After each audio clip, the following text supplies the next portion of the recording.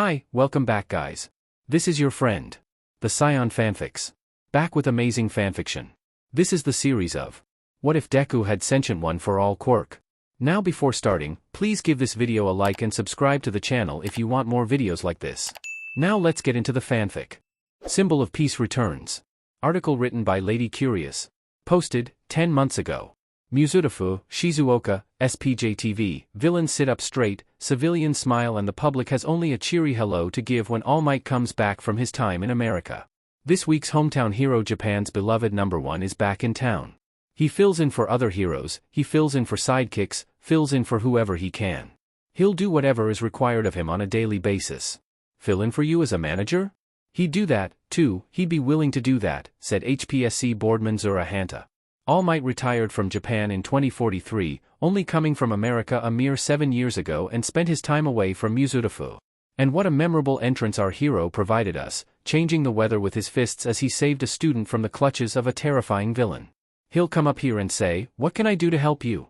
He'll answer phones, he'll file, he'll do whatever we need him to do with a smile, said a Might Tower employee.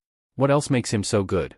One passerby from the rescue today says it's his latest advanced commitment to come back to the city after his time away and his sense of honor. All Might has earned the respect of Japan and there is nay a voice who would speak against him, civilians and villains alike. Well, I'm here to protect and serve my beautiful country, All Might told us. Not only is heroism my duty, it's my passion and I get paid for my passion, so of course I'll find a way to come out here and help out where I can. He says he planned on a 25-year hero career. That was 41 years ago and counting. Izuku dragged a hand down his face, burying himself in a nearby pillow when he realized was still smiling dopily, hours after coming back from his final training session with All Might. He's been giddy ever since All Might, the All Might, gave him his hair to eat, which was still weird to think about. But now, Izuku has another tool for becoming a hero. He has a quirk. He has a greater chance of helping even more people than had been possible before and he's never been more excited. Currently, after 10 months of intensive training, Izuku can confidently say he would have gotten his butt handed to him if he tried to become a hero the same way he had been earlier. Sure, logically he always knew heroes would need to be strong and capable, but he never seemed to understand the amount of work it would take to provide that strength. Thankfully All Might agreed to help train him and even made up a diet plan for him.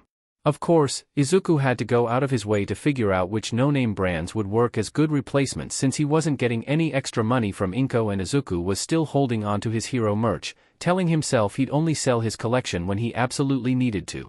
All Might even came up with this huge all-American dream plan, which is the whole reason Izuku was confident enough to try to become a real pro-hero now. You see, at the beginning of all of this, Izuku was sure that he would only ever be fighting against the world, not just villains. Too many people had told him it would be impossible for him to become a hero. All they ever noticed was the fact that he wasn't born with a superpower, since that was a rarity these days. So Izuku thought he'd constantly be defending himself against Japan, both the citizens and villains alike. But then All Might came by as a sort of saving grace. He promised he could help Izuku become the hero he's always wanted to be, and that's exactly what the man has done. He's helped prepare Izuku so well, he can already smile at the idea of future pro-hero Izuku, saving citizens and spreading hope across Japan. He can already taste that sweet victory that you only get when you've successfully saved someone. All Might had given him his quirk through his DNA, thus, why Izuku had to eat his hair. Over the past 10 months, All Might had told Izuku more about the quirk, and what it meant to him. To Japan. The quirk, One for All, was a sort of stockpiling quirk, one that accumulated the strength of the users and was given to the first user as a gift from his brother, which was how One for All was created. Such interesting stories and theories about the quirk kept Izuku up late some nights, scouring the internet, always a bit let down when he couldn't find anything to piece together the physical evidence of One for All. It really is interesting to think about though. Izuku shook his head, trying to get his thoughts back on track. He really needed to focus on getting into UA first.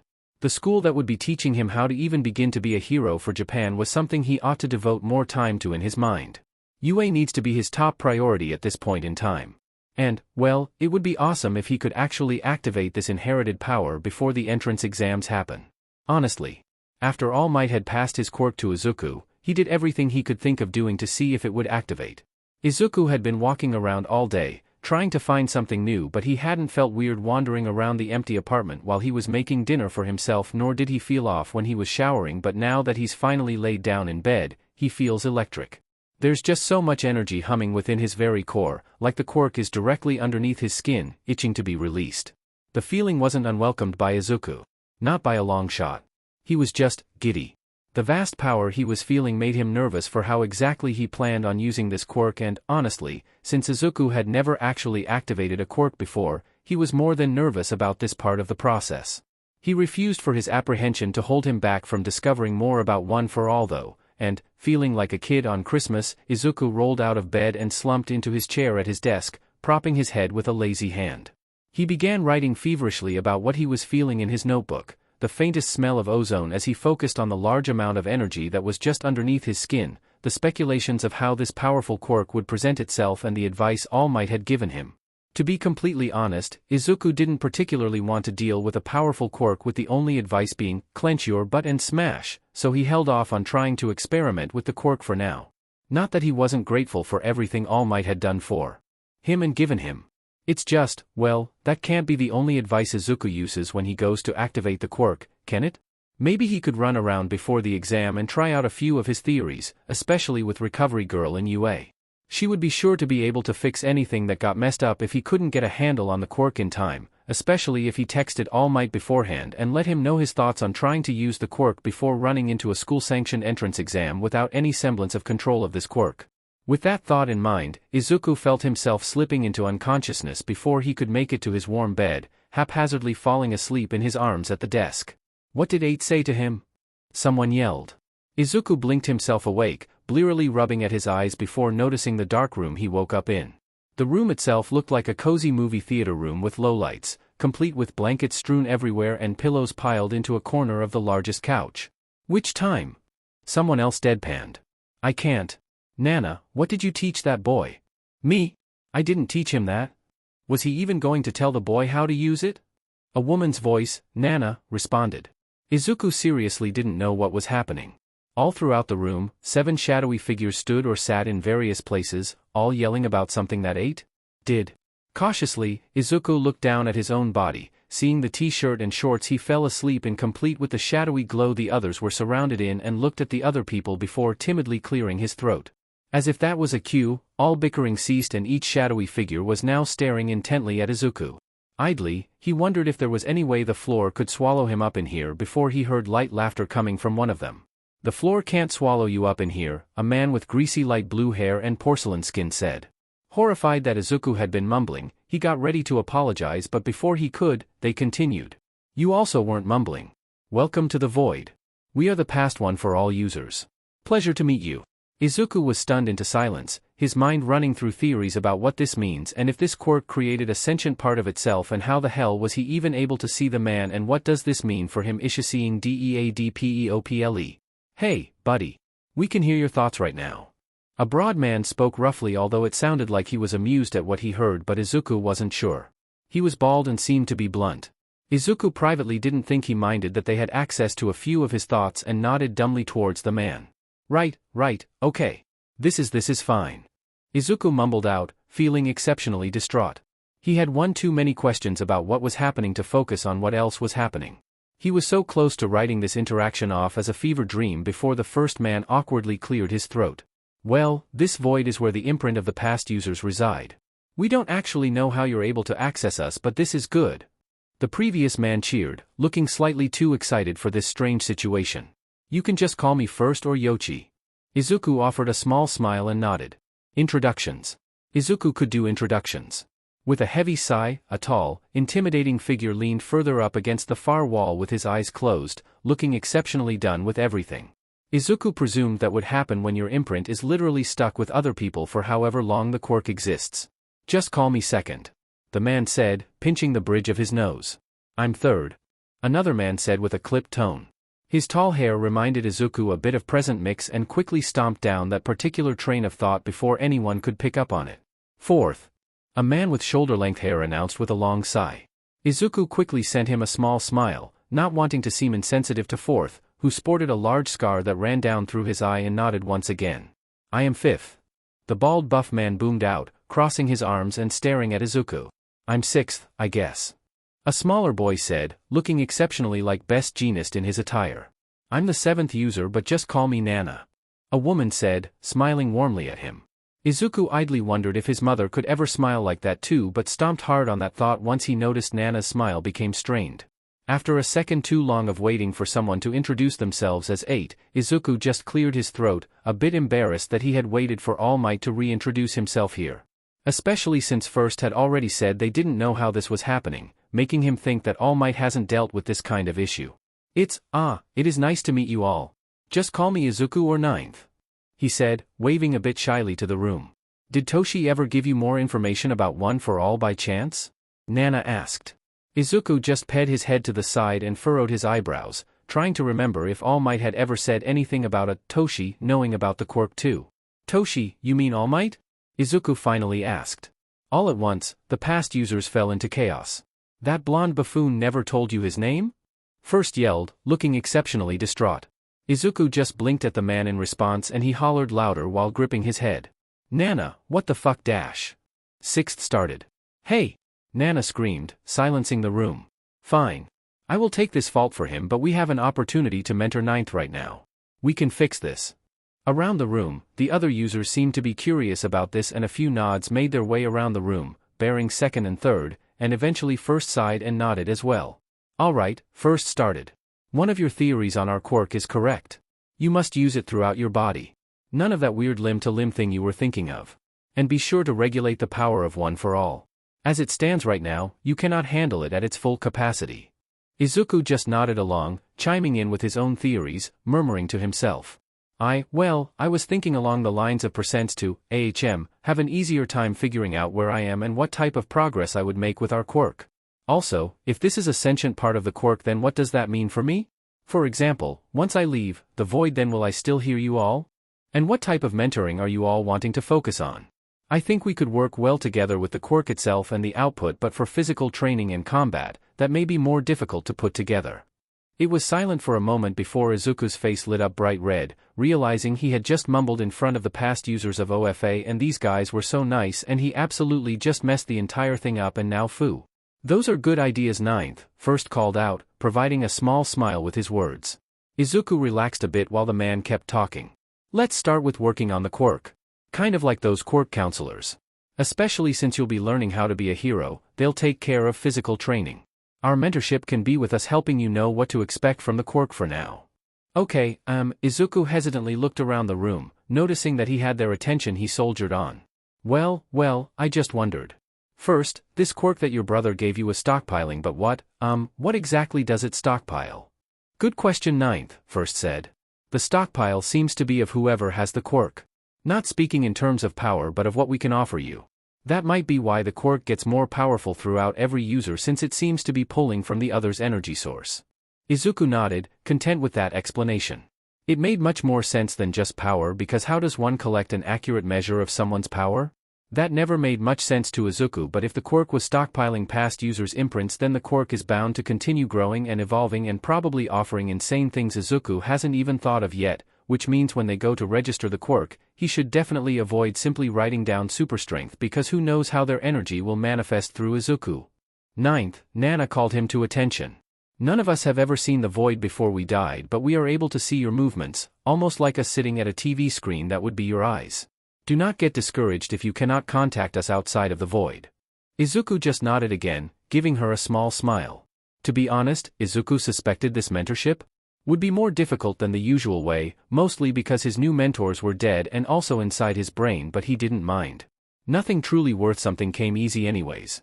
That's very true, Ninth, Fifth called to him. You will suffer from quirk exhaustion in the beginning since you've never had one before, but it focuses more on your body. You'll feel more physically tired than usual after you use it. Izuku nodded, grateful for these guys explaining the quirk. He'd been so nervous about using it, he was contemplating just doing the thing quirkless, but if he has a tool to become a hero, he wants to be able to use it. All of it. Thank you, all of you.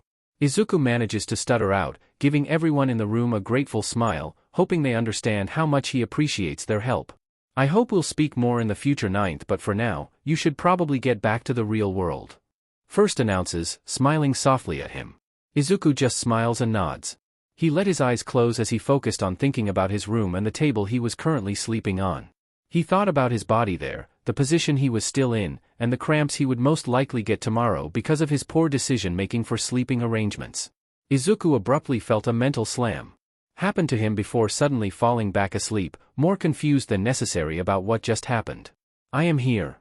I am here. I am he dash. Izuku slammed his fist down onto his alarm clock before he even opened his eyes. With a groan, Izuku peeled his forehead off the surface of his desk before stretching, enjoying how his back was cracking and joints popping before limply letting his entire weight fall back into his desk chair with a dramatic sigh. Suddenly, he was hit full force with the memories of his talk with the past one for all users. Forgetting about his momentary pain from sleeping at his desk, he dove into his notebook, ready to write about theories and test the limits of the quirk he was given, excited at the prospect of finally having a quirk in his possession to analyze for himself. Isn't Ninth gonna be late if he keeps writing? Wow, that thought sounded a lot like Fourth. Wait. Ninth, can you hear us? Holy F, that sounded like Nana. Izuku nodded frantically, words failing him before he thought out a yes, and raced around his room after finally looking at the time. He listened to the cheers of First and the booming laughter from Fifth while he brushed his teeth and threw on his middle school uniform at the same time. Izuku, having done this many times before, hopped into his pants while making his way downstairs in search of something to eat for breakfast while he listened to Nana half-heartedly scolding him for jumping down the stairs while putting pants on, all while Fourth kept encouraging his daring stunts. He had to admit, he would be comfortable if this was his new routine for a while. With First laughing so hard Izuku would have been scared if the man wasn't dead, and Third grumbling at everyone to shut up, Izuku smiled to himself as he whipped up some eggs and reheated some rice before racing back upstairs to get his notebooks and pencils around in his bag. Sonny, remember your eggs. Nana's presence and reminder might have been a lifesaver for Izuku because he raced right back down the staircase and rounded the corner before noticing how pitiful the eggs looked, sad and deflated as soon as he turned the stove off and set them atop of his rice. Oh well, Izuku thought to himself, still food. Quickly, Izuku shoveled the food into his mouth before tossing the dishes in the sink with a clang and went to grab his keys and phone before jumping into his shoes and racing out the door.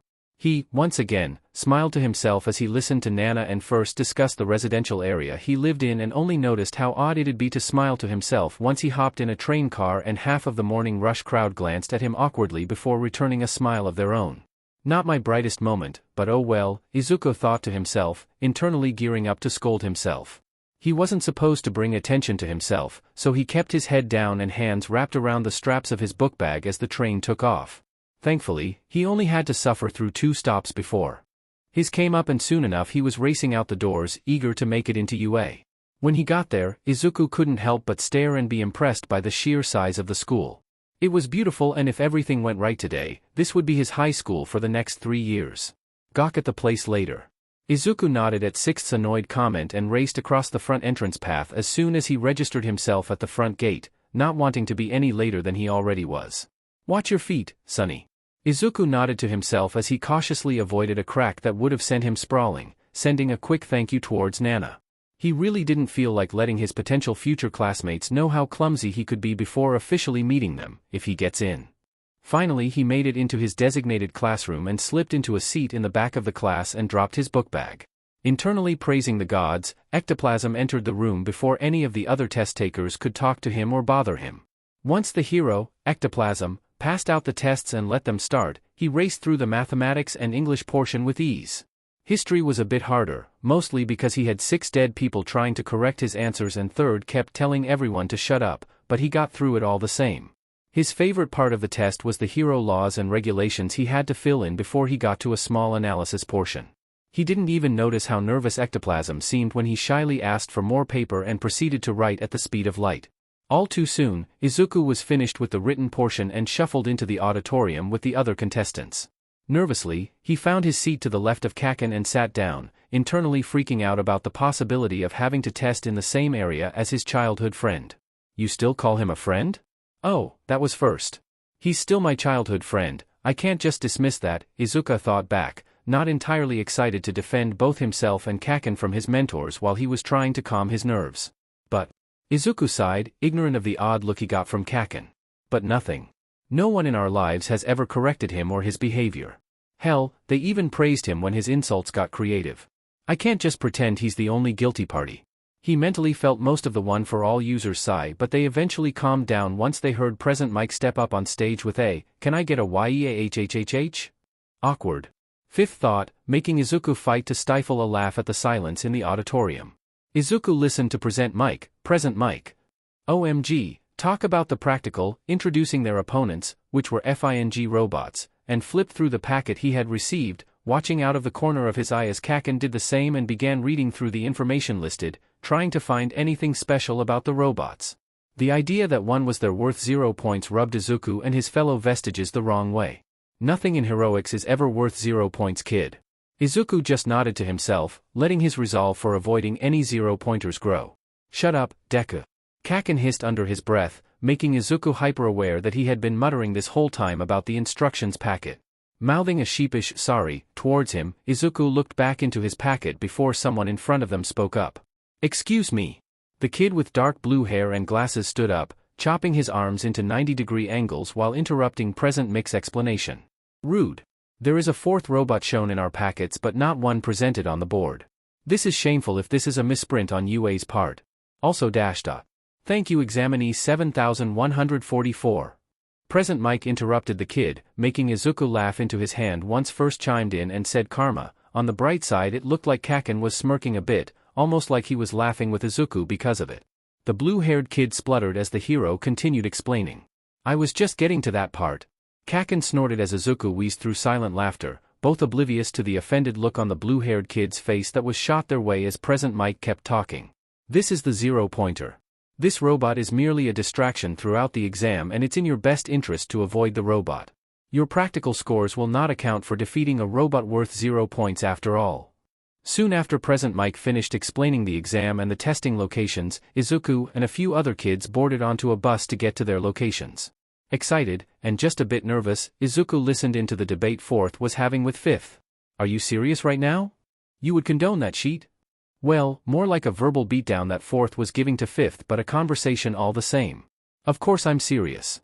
Are you telling me you've never had popcorn and manned MS together? What kind of a hero are you?" "I was a FING vigilante, dambase." "Language boys." Nana tried to intervene. "Dambase? What the hell is a dambase?" "Huh? I will shove my boot so far up your butt you'll smell the leather." "I don't want to hear your sass, you know what I meant." Izuku admittedly had to stifle a laugh at their argument. It felt nice to listen to people bicker without fearing for their safety. Izuku hadn't really grown up with much interaction, but this was surprisingly nice. All too soon, Izuku and his fellow examinees clambered off the bus and stood in front of a gate, with Present Mike to the side. Izuku decided to stretch, not wanting anything to F up when he finally decided to activate their quirk for the first time, and what would happen? Izuku has no idea. This morning Nana had said that most users took to the quirk in different ways. Izuku saw the blue-haired boy storming his way over to him and freaked out for a second before deciding to move closer to the front, not wanting to deal with whatever was making the other boy angry. "All right, listeners," Present Mike shouted, grabbing the attention from everyone while the gates to the mock city opened wider. "Start. Move 9th. Izuku ran as soon as his mentors started yelling at him to move, not aware of the light scolding Present Mike was giving to everyone else who had continued to stay frozen much like Izuku had been moments ago. "All right," Izuku thought to himself and the vestiges as he raced into a relatively small alleyway. "How the F do I turn it on? Just reach for it, right?" Nana sent the confirmation and Izuku nodded to himself, determined as he felt for that large pool of energy swirling around inside of him. Soon enough, a shadow fell over his alley and he looked up to find a 2-pointer locked onto his figure. "Now or never, 9th. 6th prodded, ever so helpfully. Izuku jumped out of the way when FING lasers shot at him from the robot's eyes. Cursing under his breath, Izuku ran towards the robot, ignoring every instinct he had and felt. He quickly yanked a small pole out from the concrete sidewalk and ran, smelling the ozone that accompanied his quirk, feeling pure energy flick around his entire form and paused calling on the quirk once his bones started feeling pressured. Jumping much higher than Izuku knew was possible without a quirk, he landed with his feet on the chest of the robot and stabbed the pole through it. "Hop off!" One of the vestiges yelled at Izuku, forcing him to jump away from the falling robot. Landing in a crouch, Izuku heard a crack and looked down, amazed to see the sidewalk had spiderweb fractures spread all around where his feet were planted. Holy shit! As soon as Izuku had landed and screamed, he began running around like the devil was chasing him. Quite honestly, he was feeling pretty energized by the force he could feel being provided to him by this quirk. He came across many 1 and 2 pointers, quickly disposing of them with as much vicious accuracy as the first robot he came across. Soon enough, he ran across a purple-haired boy about to get flattened by a 3-pointer.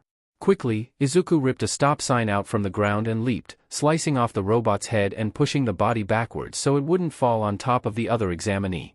"Did you just steal my robot?" the boy asked, obviously annoyed with Izuku. "You didn't move fast enough, that thing was going to rip you to shreds."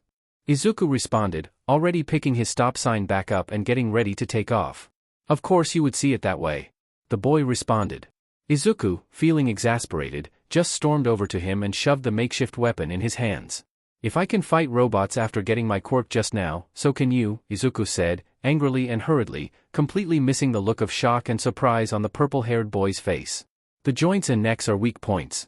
Most of the poles and stop signs can put them out of commission. I hope we'll meet again after this. Now, move." Izuku jumped to the side and watched as the other boy did the same, both narrowly missing being hit with beaming lasers coming from another 3-pointer. Izuku looked over at the boy, smiling once he saw the look of pure determination on his face. Nodding to the boy, he ran out of that alley to find new robots to crush. The last thing he saw before leaving was the boy running towards the robot with the sign positioned like a javelin. Again, he came across more people about to get crushed by the robots and did his best to move them away from the rubble falling and robots' feet before racing over and slashing wildly at the weak points with spare poles. After rolling off of a defeated 1-pointer, Izuku felt the ground rumble and shake while Present Mike yelled out something. He quickly made his way out towards the main street, seeing the examinees running towards the exit. Looking back the other way, he saw something that made him want to PSS his pants. The 0-pointer had finally come out and it was terrifying. The thing towered over the fake buildings, crushing everything it saw as it slowly walked through the streets. Just as Izuku was about to haul his butt away from that thing, he heard a cry coming from further down the street, closer to the 0-pointer. "Is that a girl stuck under the rubble? The hell kind of hero exam is this?" Izuku listened to first complain about the exam itself while running towards the girl stuck. He just couldn't ignore this, even if he knew that UA wouldn't intentionally hurt its contestants, but he still didn't want her to get hurt, didn't want her to feel alone throughout this. "Hey," Izuku said breathlessly, skidding to a stop and dropping to his knees near her head. The rubble was pinning down her leg at the ankle. The girl just gasped through the tears streaming down her face when she saw him, her eyes filled with hurt and anger. Izuku knew intimately how she was feeling, the burn of tears coming out in the frustration of not being able to do anything about a terrible situation. "What's your name?" "I'm Izuku." He tried to smile for her but quickly gave up when he turned most of his focus to the rubble. "Can I even lift that?" It's Ochako." "You are Araka Ochako." She responded, obviously annoyed at herself for how her statement came out in stutters through her tears. Izuku just took it all in stride and nodded. "You can lift it, just don't pick it up, sonny," Nana said, obviously tense. "Nice to meet you, Ochako-chan," Izuku said, blocking out the sounds of the 0-pointer coming closer, too busy letting his mind with possible rescue situations to focus on the fact that he had addressed a girl by her given name. "I'm going to lift this and I want you to push yourself out of the way. Can you do that?" She nodded determinedly. Izuku cracked a small smile at her reaction, nodding back to her. "Deal. Ready?" "Yes." Uraraka gasped, pushing her upper body up to be supported by her arms. "Go," Izuku said, grimacing at the strain of the rubble, praying to every deity that this could go quickly. Uraraka wigged herself out from being stuck but fell back before she was able to get completely out. Out of nowhere, someone ran over, purple guy his mind helpfully supplied, and grabbed Uraraka by her armpits and dragged her all the way out. Izuku let the big piece of rubble drop heavily, content to just sit there for 10 hours until his energy comes back. "Quirk overuse will do that to you, bud, but you need to move." As if coming back to life, Izuku finally registered the purple boy's panicked expression as the 0-pointer seemed to have caught up to them. Izuku scrambled to his feet and helped Uraraka onto the purple boy's back fully. Letting the energy take over his figure once again, Izuku looked at the pair and nodded at them. No words needed to be spoken as the purple boy raced off with Uraraka as quickly as he could manage, and Izuku raced back a few paces, picking up a discarded pole before twirling it around, staring up at the 0-pointer in determination to buy the two enough time to get away. Clenching his fist around the pole, Izuku poured another % of energy outward, letting the quirk get denser, feeling the creak in his bones and soared. Flying through the air, Izuku twisted around the pole, finding the best hold on it before slamming his feet into its shoulder and shoved the pole through the front of its neck. Thankfully, that seemed to have stopped the zero-pointer. Not so thankfully, the larger-than-life robot was currently toppling sideways with Izuku still on it. Hopping over the robot's head and racing across the robot's broad shoulders to the other side of it, Izuku leaped towards the building on the other side, rolling haphazardly as he made contact. Groaning, he got up with encouragement from Nana and watched as the zero-pointer finally toppled into the building across the street from him. Yes, ninth. That's how to do it. Izuku felt a particularly feral grin spread across his face as he stood straighter, listening to the vestiges praise him for his performance, and watched the zero-pointer stilled, finally taken out and buried in the side of a building. That's time. Examinees, please make your way to the entrance gates. Our very own recovery girl can see you at the medical tent if you so need it. Present Mike called, snapping Izuku out of his trance. With a giddy smile overtaking the feral grin, Izuku tiredly made his way down from the roof he was occupying. He did so much better than he ever imagined to do on the test and couldn't help but tentatively think that it had the possibility of being enough of the hero course, especially with the encouragement coming from Nana and First. Stumbling out of the gate, Recovery Girl made her way over to him looking particularly angry, though he had no idea what he did wrong nor could he care right now. Young boy. That was very reckless, but I am very happy to see you're physically fine, she said, handing him a few gummies. These will help replenish some of your energy so you can go home safely. Izuku just nodded his affirmation, too tired to speak and agree with the heroine. He was even too tired to properly freak out about meeting the recovery girl. That's how he knew he was going to crash as soon as he sat or saw his bed at home. Sluggishly moving on autopilot, Izuku went back to the lockers and grabbed his items before making his way to the train.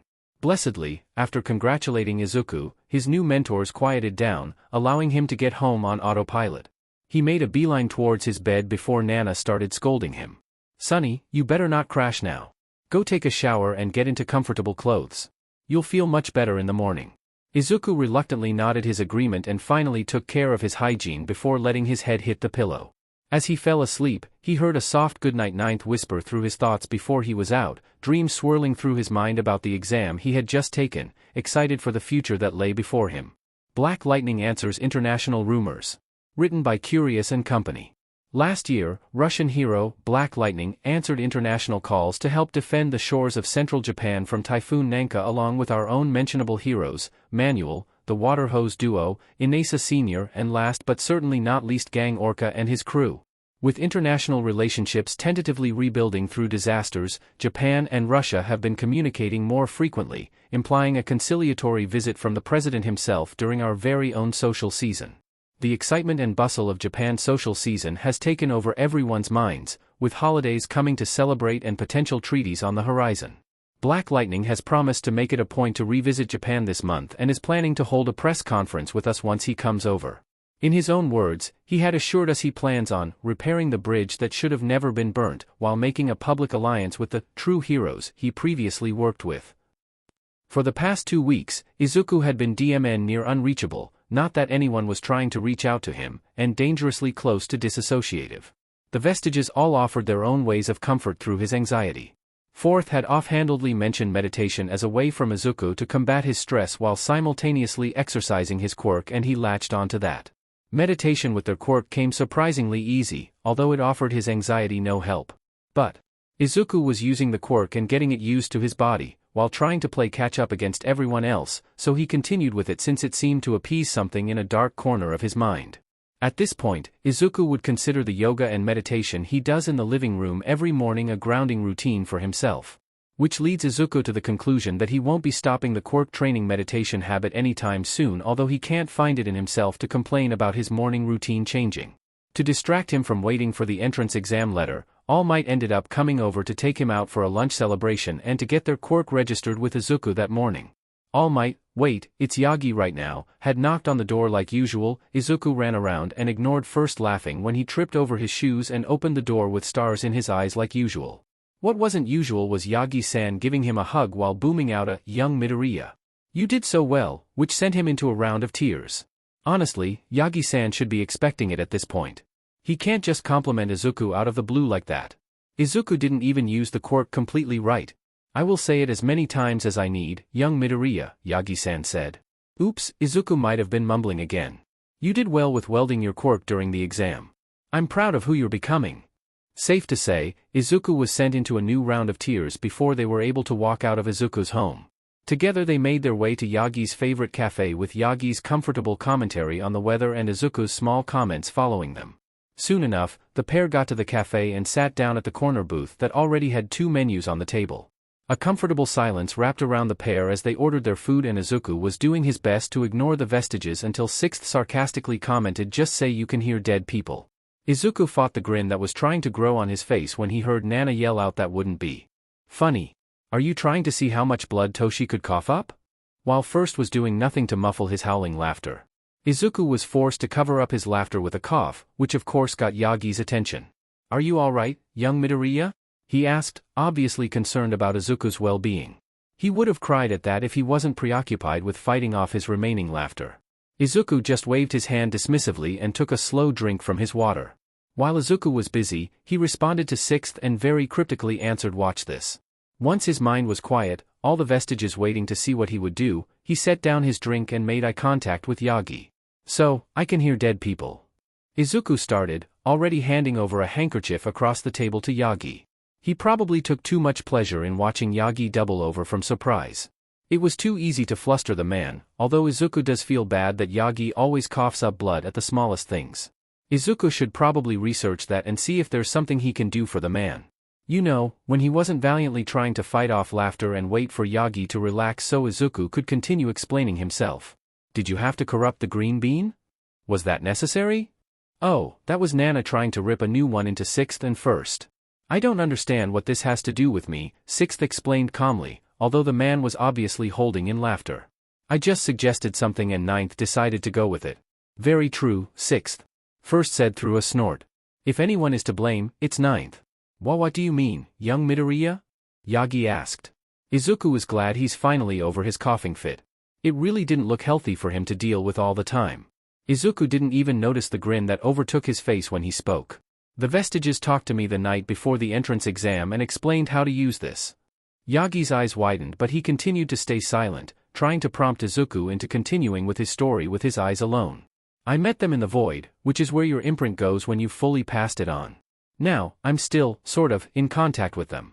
Izuku started fiddling with his chopsticks and looked down, not entirely sure he had the confidence to continue with his story. Well, I can hear them sometimes, in my head. They're the ones that suggested I tell you I can hear dead people." Izuku's grin widened when he heard Sixth and First protest while Nana was scolding him along with the other vestiges. What was nice was hearing soft, amused laughter from Fourth. Izuku didn't really get to hear the man laugh all that much. What was even more entertaining was the way Yagi's eyes widened and kept opening and closing his mouth. Izuku just waited patiently and continued to eat his food. He finally got everything he needed off his chest and was comfortable waiting for Yagi to come to terms with his successor being able to hear every one for all user, past and present. "Well, I've certainly never heard of that before," Yagi said, obviously still wrapping his mind around it all. Izuku decided to offer the man more information, knowing this entire situation was a lot of unconventional information to digest. They all agreed and said this had never happened before, although they're not sure why it happened now. "Since it did, we've decided to begin a tentative mentorship where they can help us understand the quirk better. I still can't use the full power of it, and we presume that during the exam, the highest I went was 6% when I jumped towards the 0-pointer. Yagi just nodded, looking more settled with the information. "Yes, I presumed that wasn't the full use of the quirk when I saw you during the exam, but it looks like you're wielding it with grace and strength." Yagi smiled at Izuku when his eyes became misty. Yagi was so nice towards Izuku and he still couldn't understand it all. "Young Midoriya, it is my pleasure and duty to help you and be nice, as you call it, to you." With that, the floodgates were opened and Izuku hastily grabbed a few napkins while narrowing his eyes at Yagi. The man looked too amused every time Izuku was set off by a compliment, but he couldn't help it. No one had complimented or praised him for anything he did for himself, his own future, since he had turned, so you can excuse him for this one thing. Once Izuku was just sniffling and Yagi looked less amused, the two paid for their lunch and went to the registrations office. Once again, the duo walked next to each other in comfortable companionship until Izuku thought of something. "Hey, Yagi-san?" "Yes, young Midoriya?" Yagi responded in kind, turning his head to show he was intently listening to Izuku. "We were thinking, and I don't think it's a good idea to mark it as a super strength quirk." Izuku looked up to notice Yagi's eyebrows furrowed and panicked. "It's just..." They all suggested the quirk is stockpiling their energy and things they could offer the quirk. And we have no idea how it's going to fully manifest for me, but the lightning can be explained away by excess energy coming from me, and I just wanted to cover all the loopholes just in case and dash. Izuku stopped with his mini speech but mostly rambling when Yagi's large hand came to rest on top of Izuku's shoulder. He finally looked up. When did he look down? And noticed a small and genuine smile adoring Yagi's face. That sounds like the best course of action, young Midoriya, he complimented. Have you thought of a name for your quirk yet? Izuku suddenly realized how close they were to the registration office and panicked. Not because he didn't have a name for the quirk, no, he had one written down on the top of his notebook since he had woken up after the exam day. He just had no idea if Yagi, freaking All Might, would approve or think it was stupid. Izuku had to admit, he might have put more thought into this than he should have, but he just wanted it to be perfect. He had the quirk for heroics and he couldn't downplay it because he didn't know how to name something. 9th. Nana called out to him through his spiraling thoughts. Just tell Toshi. I'm sure he'll approve. Izuku nodded at that and took in a deep breath before glancing at Yagi. Vanadium. Izuku saw the questioning look on Yagi's face and breathed slowly out, trying to hype himself up. It's one of the best metals to store energy in and seek and hold large amounts of energy indefinitely, which is almost exactly what this quirk is. It's also referred to as the beautiful metal a lot, so I thought it fit. Izuku muttered that last part a bit bashfully, but he knew Yagi had heard it because Izuku was now looking at a tearful Yagi. Ah shit, he's going to cry again, isn't he? Izuku thought to himself and laughed a bit wetly when the vestiges agreed with him.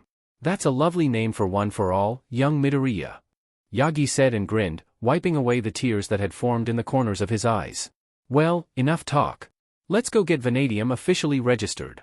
Izuku smiled and continued walking along with Yagi, content with his day so far. Izuku was no longer content with his goddamn day. There he was, having a great time with Yagi-san, and then he got home and waved him goodbye before checking the mailbox out of habit. What Izuku was not expecting was his exam letter from UA sitting inside the box, taunting his every breath. Okay, that might have been a bit dramatic, but can you blame him? It's UA. So now Izuku was trying to ignore the vestiges and they're prompting him to open the DMED thing instead of sitting at his desk and staring at it. Izuku honestly thinks that if he stares at it for long enough, he'll automatically know what happened and not have to even read the rejection letter. It could be an acceptance letter, but you won't know until you open the DMN thing. First yelled, obviously sick of waiting for Izuku to get his sheet together. Izuku didn't care though. This was his future. And it was just sitting on his desk. Pretending to be innocent. 9th, it's time. Go ahead and open it just so we can stop this nonsense. Nana called out, being very gentle. Izuku could appreciate her efforts, but right now, at this moment, Izuku was worried and terrified and just so nervous, but he knew he was making it worse but just staring at the thing. Quickly, Izuku tore the side of the envelope and turned it downwards. He will admit, he might have jumped when a disc fell out rather than a letter, and Izuku couldn't help but be hopeful as he inspected the thing. This seems like a lot of effort for a rejection letter. Finally, Izuku found a black button on the side of the disc and pressed it, dropping the device haphazardly when his mentor's buff form filled the projection. Young Midoriya. I am here to announce your scores. All Might boomed. Izuku privately thought of a few ways to get back at his mentor for not telling him this entire time what he scored, but he refrained from acting on any of those thoughts as All Might continued with his speech. You did very well on the written exam, scoring a strong 97%.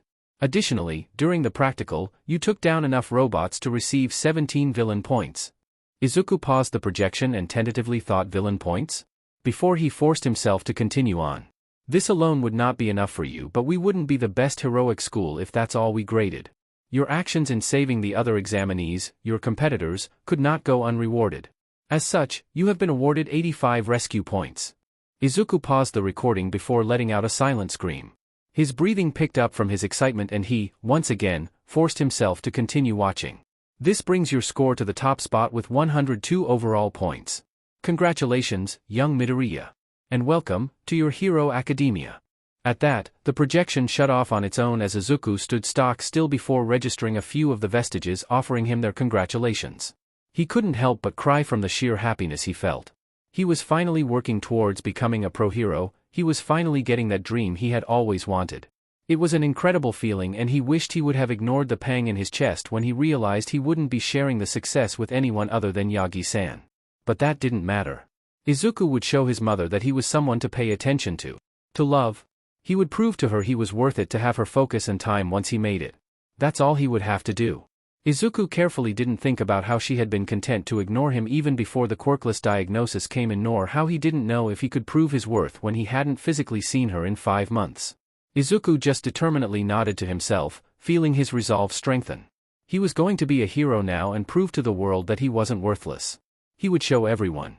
He has to show everyone. Hawk's speedy takedown. Article written by Curious. One of our fastest heroes, Hawks, successfully took down a serial robber last night, when the villain approached 2 victims and one cried out loud enough for Hawks to hear her. Hawks agreed to an interview with us, citing that he simply did what any hero would do when they heard a call for help, although he refused to comment about why he was in Musufata right now. That is still left to speculation at this point. Read more about Hawk's speedy takedown on Pag. Hey! Watch where you're walking, kid. Izuku waved his hand, taking the steamed bun out of his mouth as he slipped the magazine he had gotten under his arm, sheepishly looking back at the guy he had bumped into as he crossed the road. Sorry. He turned back around with a grin and sprinted back towards his apartment. Izuku's past week was busy, which is honestly how he wanted it. He finally moved the anxiety from his stomach to his hands and began filling out all the necessary forms for his enrollment. He knew his mother wouldn't mind him forging her signature, although he opted to only put Yagi-san's contact information down as an emergency call if needed. Hopefully his mentor wouldn't mind. Izuku refused for his mother to start thinking about her child as a glass china doll that needed protecting from the world of heroics like she had done when he was younger once she started paying attention to him again. He, admittedly, screamed again when he found out that he'd been offered a full scholarship because of how well he scored on the written exam. It was even complete with a lunch card and everything. Izuku took a while to thank God once he got his bearings after seeing that wonderful news.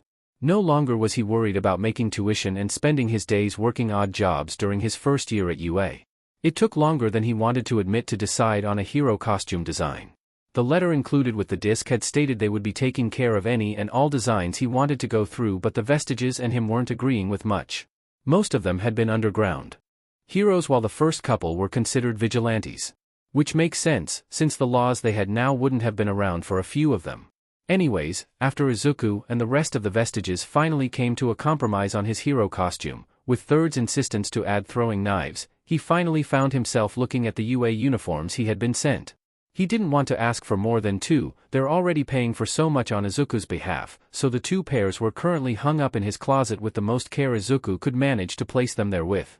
Sure, it's the morning of his first day at school, but Izuku just wanted to sit right here on his bed, eat his food, and admire it before anything else happened. 9th. Move it or lose it, buddy. Izuku let out a soft smile at 5th's insistence and carefully changed into the uniform.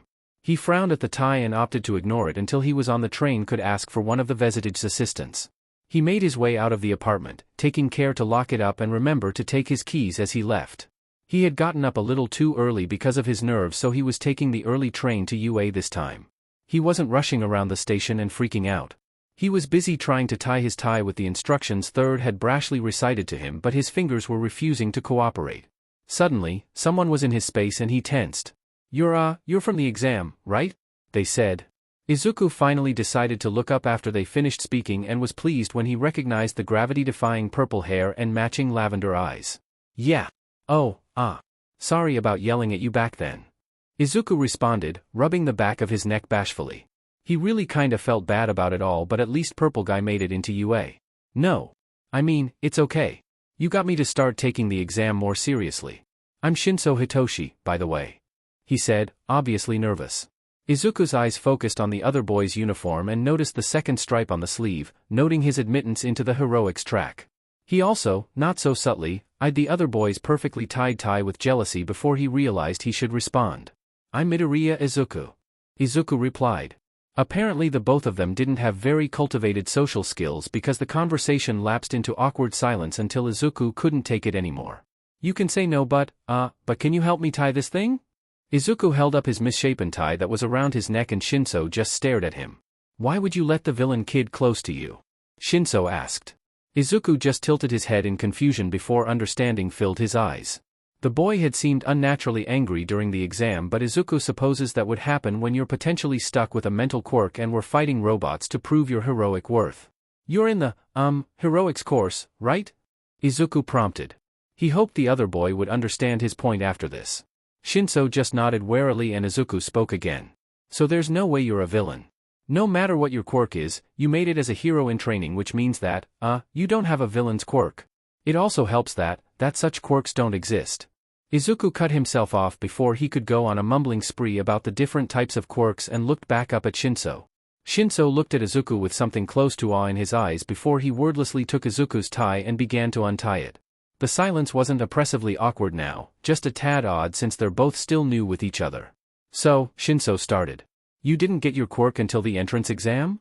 Izuku's breath caught, forgetting he had indeed yelled that out at Shinso during the exam. Izuku just closed his eyes and nodded, resigned to losing another potential friend. Shinso tapped his fingers on Izuku's forehead and he tentatively opened his eyes to see Shinso frowning towards him. I was just gonna ask what it is. Shinso said before leaning forward, and Izuku could feel his breath next to his ear. Mine's brainwashing. Shinso quickly moved out of Izuku's space and Izuku was vibrating in excitement. Oh my gods. That's like the quirk to have for heroics, Shinsukuin. You can take down villains with potentially zero collateral damage. Is it response-based? Your voice is very soothing to listen to. Almost like it draws you in and makes you want to respond to you. That's so interesting. Shinso poked Izuku's forehead again, but the boy looked like he wanted to hide in his hands. Shinso had a beautiful blush taking over his cheeks at Izuku's words, and Izuku had to hold back a grin at that thought. Oh boy. Fourth said, sounding exceptionally done. Shut up, Izuku hissed. Well, Shinso cleared his throat and retook the tie he had dropped sometime during Izuku's excitement. Yeah, it's response-based, but I have to ask a question for it to work on someone. What's yours? I saw the lightning but not much else. Izuku nodded, using this explanation as practice for anyone else that would be curious. Well, we think it's an energy-based quirk. It sorta relies on an outside source for energy, which is, apparently super dangerous, and the doctors think it would have blown my limbs off if I had, manifested it any earlier. Izuku grinned towards Shinso when he realized the other boy blanched. Blow your limbs off? Shinso repeated, a bit shrilly. He nodded and Shinso just sighed and let go of Izuku's perfectly tied tie. Holy F-. Izuku just nodded again and gathered his things once he realized their stop was coming up.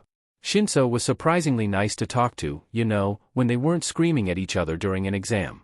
And Izuku thought giddily, he can tie a tie. Oh my Jesus. First muttered. Izuku paid the comment no mind and wandered off the train with his new friend. The two boys started discussing the intricacies of cat cafes when they passed one and fell into a comfortable conversation, hardly realizing that they had finally arrived at UA. Both boys paused their conversation to stare at their new high school. It finally felt real that he was so close to working towards his dream. With a new bounce in his step and a determined smile, Izuku started dragging Shinso with him as they walked through the front doors and throughout the halls. Izuku hesitated in front of the large 1A classroom doors, but Shinso just sighed and shoved it open. Cannot disrespect UA property with this behavior. I demand that you remove your feet at once. The robotic-looking blue-haired guy from the entrance exam was yelling at Kaken. Izuku subconsciously placed himself behind Shinso and walked in right behind him, careful to make his footsteps light and movements as graceful as Shinso's. Izuku's new friend honestly moves like a cat and it's mesmerizing. Thanks. Shinso murmured towards Izuku, a slight flush running down his neck. Izuku felt his face burn up when he realized Shinso had heard him complimenting how he walks. Oh my god, this is going to be a long year, Izuku thought, and he bit back a whine when he heard every vestige agree with him. Shinso sat down and Izuku moved to his own seat, which was right behind Kaken. Great, at least he's in front of Shinso, when the blue boy finally noticed him and marched right over with a 90-degree hand chop following him. Hello. I am Ida Tenya. I wanted to say that I was sorry for underestimating your ability to participate in the exam. I didn't realize you had figured out the hidden point system. Ida bowed slightly and popped right back up as Izuku continued to lean further away from him. Alright? Izuku responded before hurriedly trying to placate whatever worry Ida had. It's fine, but I really had no idea what was happening during the exam. Izuku finished, chuckling to himself. Like a headless chicken, first offered, obviously trying to find ways to describe what Izuku had looked like during the exam. Deku? Kaken yelled, whirling around and inserting himself in their conversation. Ida immediately jumped to reprimand Kaken again, and Izuku didn't stop himself from rolling his eyes at the action before waving shyly to his oldest friend. Izuku-kun. Shinsu-kun. A girl said next to his face, and Izuku leaned even further away, absolutely not ready to deal with this many new classmates.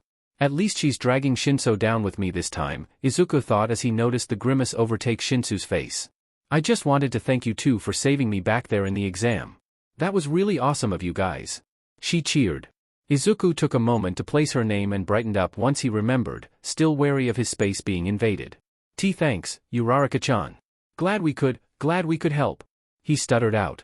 Internally cursing his social anxiety, Izuku nodded along to whatever Uraraka was saying as Ida came back over and began talking with the girl. Izuku just wanted them to get away from his seat so he could sit down and crawl in a hole for the next few days when he noticed it, a large demented-looking yellow sleeping bag inching across the floor and towards the teacher's podium. What in the F is that? First asked. Izuku made eye contact with whoever was inside and panicked, trying to convey the issue with his mind and eyes to the people who were still standing near his desk. And then suddenly, the sleeping bag stood up in front of the podium and Izuku blanched before hauling but to sit down in his chair, classmates in his space med. Izuku knew Shinso saw it too because he looked just as terrified. The dark eyes flashed a brilliant red and Izuku felt his mind clear and quirk disappear for a moment. He panicked for a second, worried that he had lost one for all somehow before he felt the pool of energy return and first yelling came back.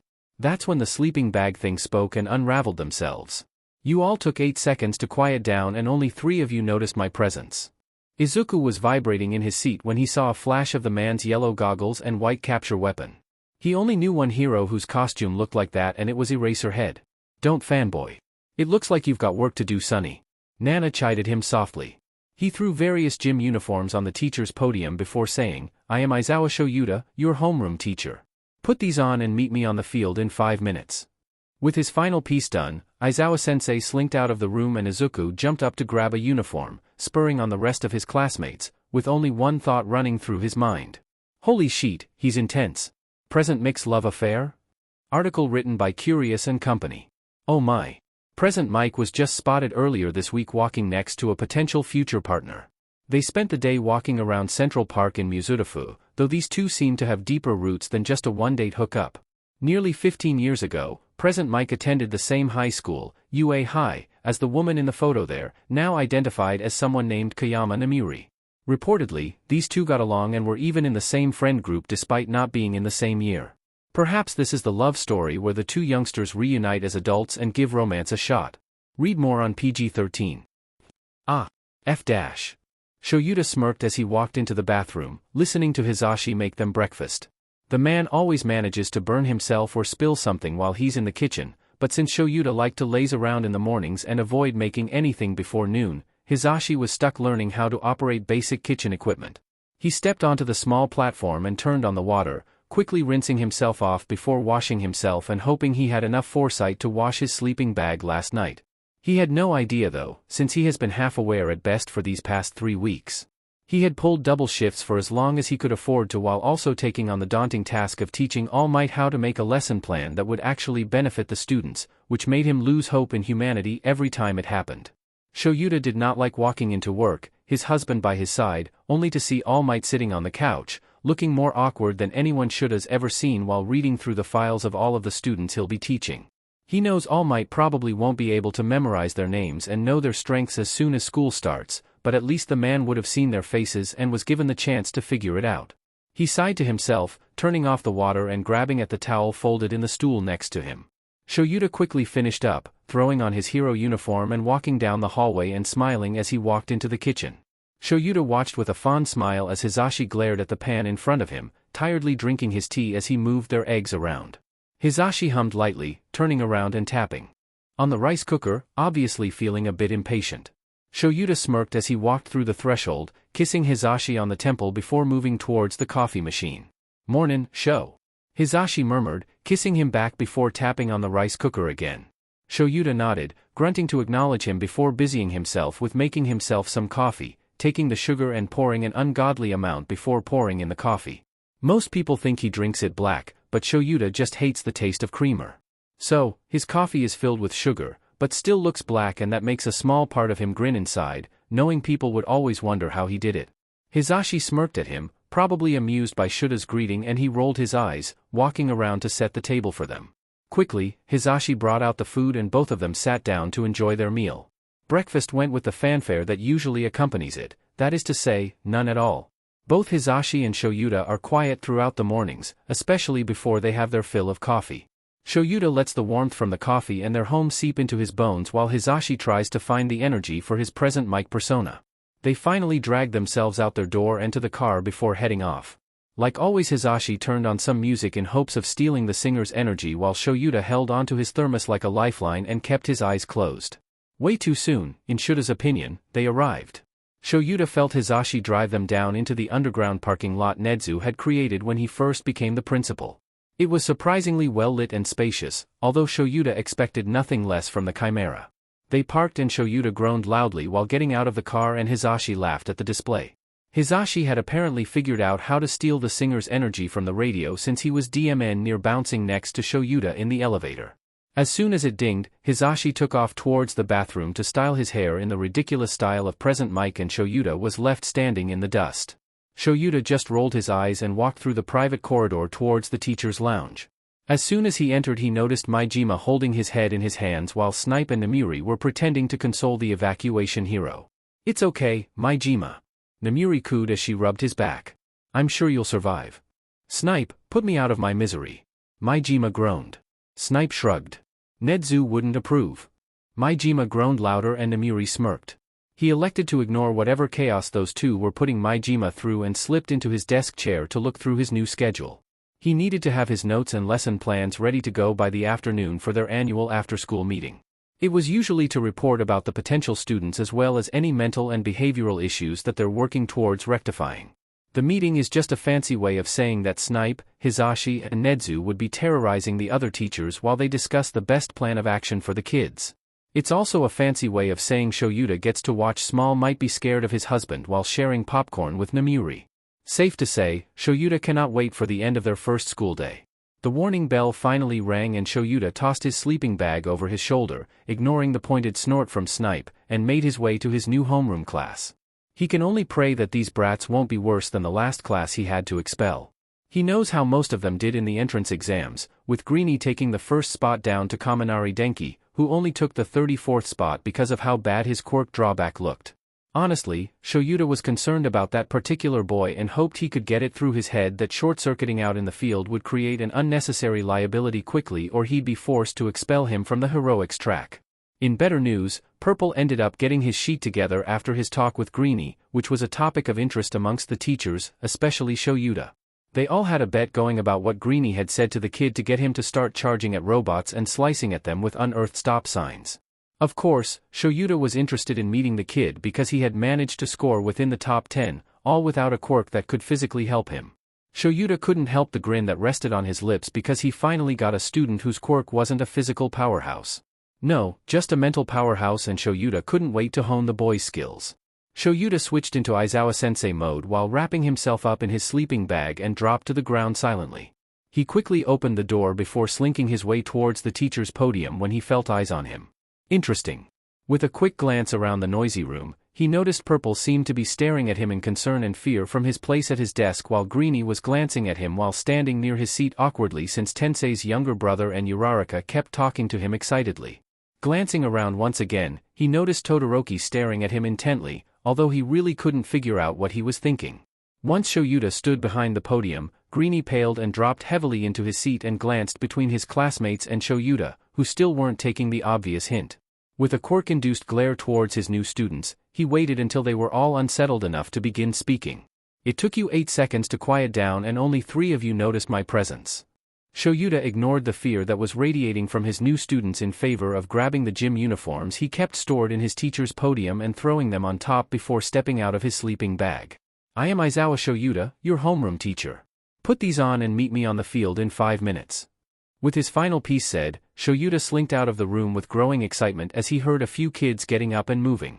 Quickly, Shoyuta turned at the end of the hall, careful to not let any of his students see him, and continued his walk out to the field.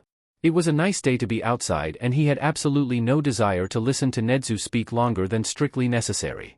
Another added benefit was to gauge his new students' personality and determination. Sure, he says he's looking at their abilities, but he wants to see the potential they can bring to the table, he wants to see how they interact with other powerhouses with large egos, and he wants to ensure that they aren't becoming heroes without knowing what career path they were getting into. Yes, Shoyuta can be a bit of a hard ass and expel happy, but he refuses to settle for less. All of his previous students who've graduated are alive, whether they be retired or not, and they've done well for themselves. Shoyuta refuses to send someone out into a battlefield if they cannot deal with the world they live in and refuse to see the state of Japan for what it truly is. Japan is filled with too many heroes who focus on being celebrities and not heroes. Too many use their platforms for their own gain while subconsciously pushing out quirkist views and beliefs for the public to grab onto and follow. Shaking himself out of his spiral, Shoyuta finally reached the edge of the field and stood in front of the testing equipment that had been set out. He crossed his arms and did his best not to look interested when he realized that Greeny and Purple were the first ones out. If this is a quirk apprehension test, then feel free to use me, Shinsu-kun. Just make sure I don't use anything over 4% and we're all good. Greeny was obviously wearing Purple down with his speech. Shoyuta didn't want to know why the kid wanted Purple to use his quirk on him so badly, nor why he seemed to be bouncing on the ball of his feet when he noticed Purple hesitantly nod his affirmation, but he did well with ignoring their antics once more and more of the students continued to filter out to the field.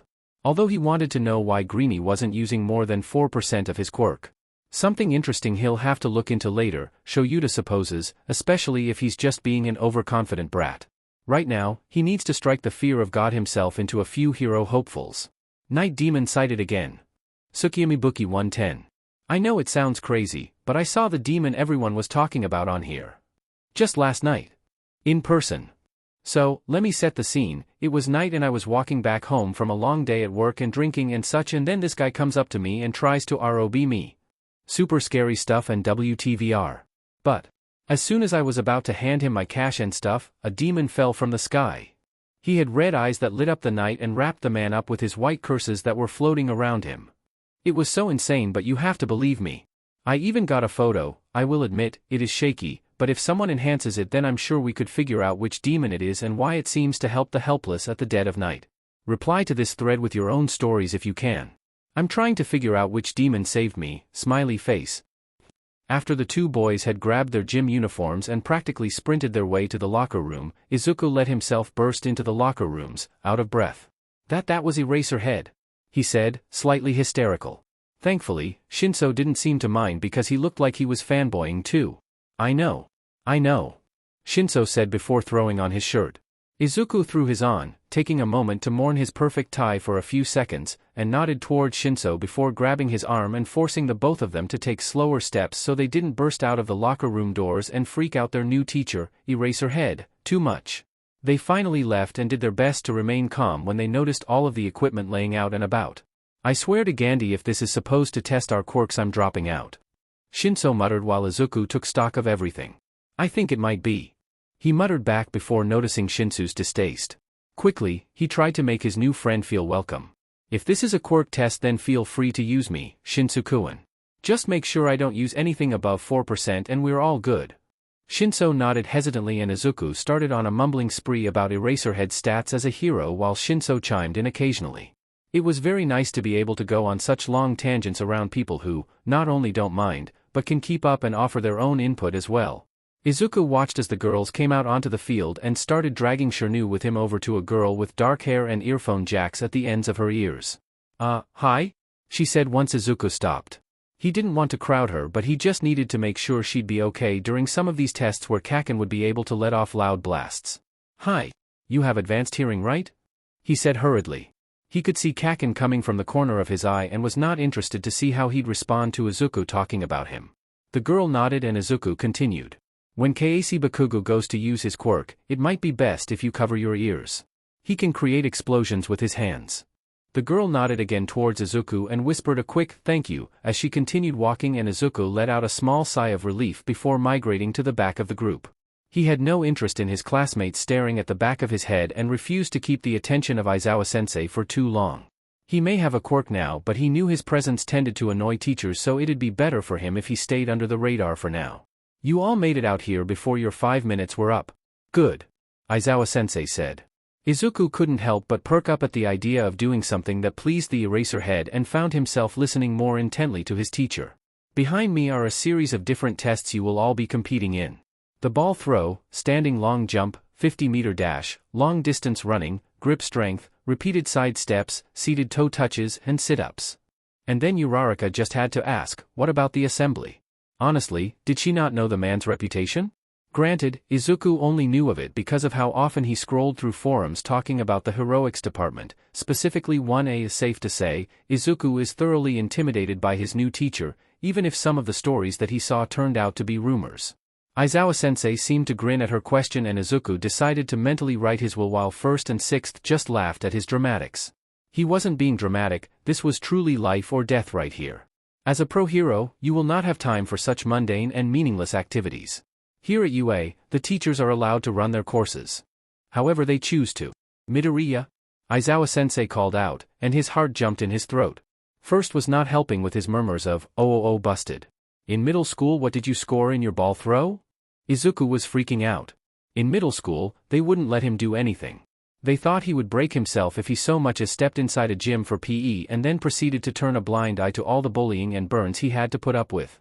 Izuku was getting off track but the point was, he had absolutely no idea how to answer this. Say 50 meters, Midoriya-kun. Shinso whispered into his ear. Izuku forcefully smoothed out the tremors running through his body and finally found his voice. Around 50 meters, Aizawa-sensei. Izuku signed a quick, thank you, behind his back and prayed that Shinso could understand sign language before fumbling with the ball Aizawa-sensei had just thrown at him. Before he could question it, Aizawa-sensei spoke up. Step into the circle and do it again. Use your quirk this time. Izuku glanced at Kaken and noticed how angry the other boy was, so he just took a deep breath in and started his trek around the entire group instead. Yes, he knew it was longer but no, he could not care. Not when Kaken was looking at Izuku like he had stolen his moment away from him, and Izuku knew how dangerous of a look that was, but at least he wasn't ratting Izuku out for lying to his teacher right now. He finally made it to the middle of the circle and tossed the ball up and down with one hand experimentally. Ninth, you know how to do this. Just reach for it and breathe. Nana coaches. Izuku couldn't help but smile as he took a deep breath in, found his stance and called upon one for all, letting it settle at a comfortable 3%. The smell of ozone and the feeling of energy enveloping him still amazed him. He breathed out and chucked the ball far into the air. He felt the dirt and dust rise around him before settling down and he let go of one for all as he turned back around to address his teacher and peers. His classmates all seemed amazed at the little box Aizawa-sensei was holding and was confused until it was tipped towards him and he saw 783.02 staring back at him. Izuku felt his jaw go slack for a second but then he tensed. Because Kaken was marching towards Izuku and he couldn't run away. Deku!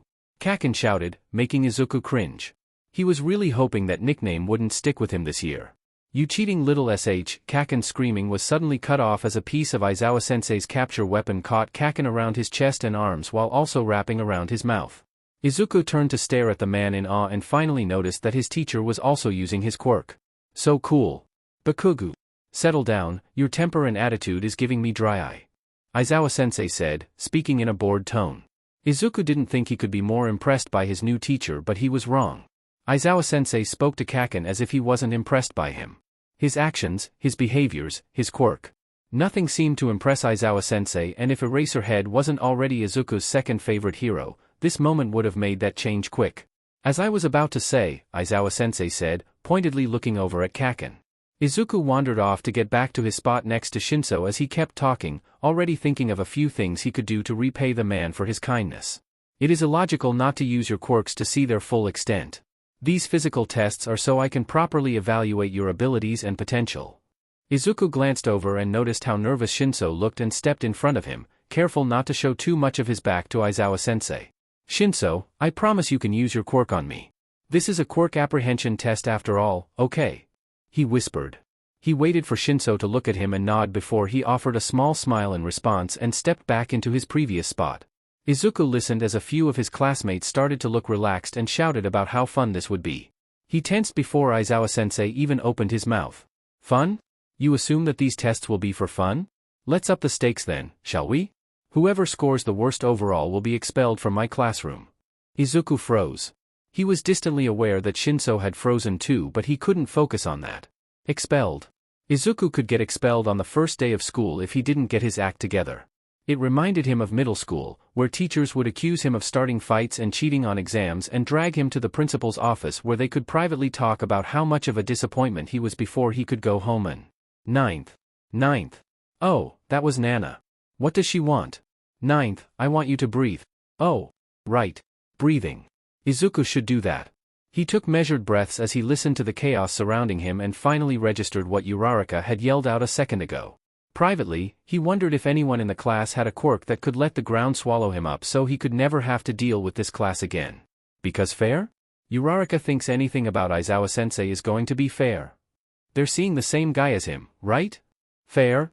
Aizawa-sensei questioned, raising a disbelieving eyebrow towards them, and only continued to rip into the class once everyone had quieted down again. You will experience no fairness during your careers in heroics. Nothing is fair about natural disasters or destructive villain attacks. You will not have fairness on your side as you fight bloody battles. I suggest everyone here begins expecting unfairness before that line of thinking injures or kills you out in the field. Aizawa-sensei paused for a moment as he looked over the class and tilted his head just so. Now, line up and we'll begin with the standing long jump. Izuku and Shinso followed the rest of their classmates towards the standing long jump and watched as each person found a way to use their quirk to make it over the sandbox. Izuku watched as Kaminari almost tanked it but ended up on the outside of the sandbox all the same. Izuku was a bit worried for Kaminari, since he obviously had an electricity-based quirk, but he didn't seem to know anything about how to control it, especially if his aversion to using his quirk was any indicator. Izuku resolved to corner Kaminari after this test. He couldn't let his new classmates fail this. Shinso, you're up. Aizawa-sensei called. Shinso looked. Like every step he was taking took all of his concentration and effort, so Izuku made sure to walk with him, bumping his shoulder a few times to make sure Shinso would know Izuku planned on being there for his friend. Izuku pretended not to notice Aizawa-sensei's questioning eyebrow and turned his body so he was on the other side of Shinso, making sure he didn't have to look at Aizawa-sensei as he used his quirk. Midoriya-kun. Are you sure this is okay? Shinso asked. Izuku found it fascinating how compelled he felt to answer the other boy. Izuku started to say before he cut himself off and felt himself go slack, awaiting any order Shinso could ask of him. It was like the entire outside world was dimmed and it was only Shinso and Izuku here in the depths of his mind. What the F is happening? Oh, and the vestiges were here too. How wonderful. Hey! We are wonderful company to have. If Izuku was in control of his own body, he would have rolled his eyes at that comment. Sure, they were wonderful and very smart, but they didn't need to sleep. At all. Jump us across the sandbox. Izuku compiled almost immediately. He bundled his friend in his arms in a bridal carry and felt as green lightning took over his form. He panicked for a second, since he could start to feel the pinpricks of him pouring too much into his quirk, but before he could get too nervous, Shinsu's voice rang out again. Only 3% Midoriya-kun. Izuku's mind and body followed his friend's orders and launched them across the sandbox, clearing it without a problem. Shinso let go of his control once Izuku touched the ground, and he hurriedly let go of Shinso and beamed towards him, shouting, "That was so cool." Shinsu's hands didn't let go of his shoulders and, instead, pulled him closer to the other so he could whisper in his ear. Thanks. Anyways, I heard Aizawa-sensei try to cover a laugh with a cough. Wanna see if we can get him to break? Izuku could feel Shinsu's grin as he spoke and felt himself grin back. Fing marry this guy. And, that was first. Or maybe just his own thoughts, who knows? Certainly not Izuku. All he knows is that he was frantically nodding at his new friend while they moved slowly towards the next physical test. Chaos. That's the only word that Shoyuta would use to describe what exactly was happening with his homeroom class right now. Granted, Shoyuta honestly expected it, and enjoyed it, as soon as he mentioned the possible expulsion for last place. Although the pure terror in Kota, Midoriya, Shinso and Shuji's eyes were almost enough to make him back out of the logical ruse. Sure, he liked it when they had a healthy fear of him and respected him, but to be terrified of the teacher that's going to be training them? That wouldn't be a healthy relationship, and he can only hope he'll be able to rectify their trust when he doesn't expel any of the brats. And that's riding on the hope that these kids will have potential in the first place. And even though those four were obviously more than terrified of Shuta's logical ruse at this point, each of them seemed to shake themselves out of their shock and discomfort and put their all into the tests that were lined up for them.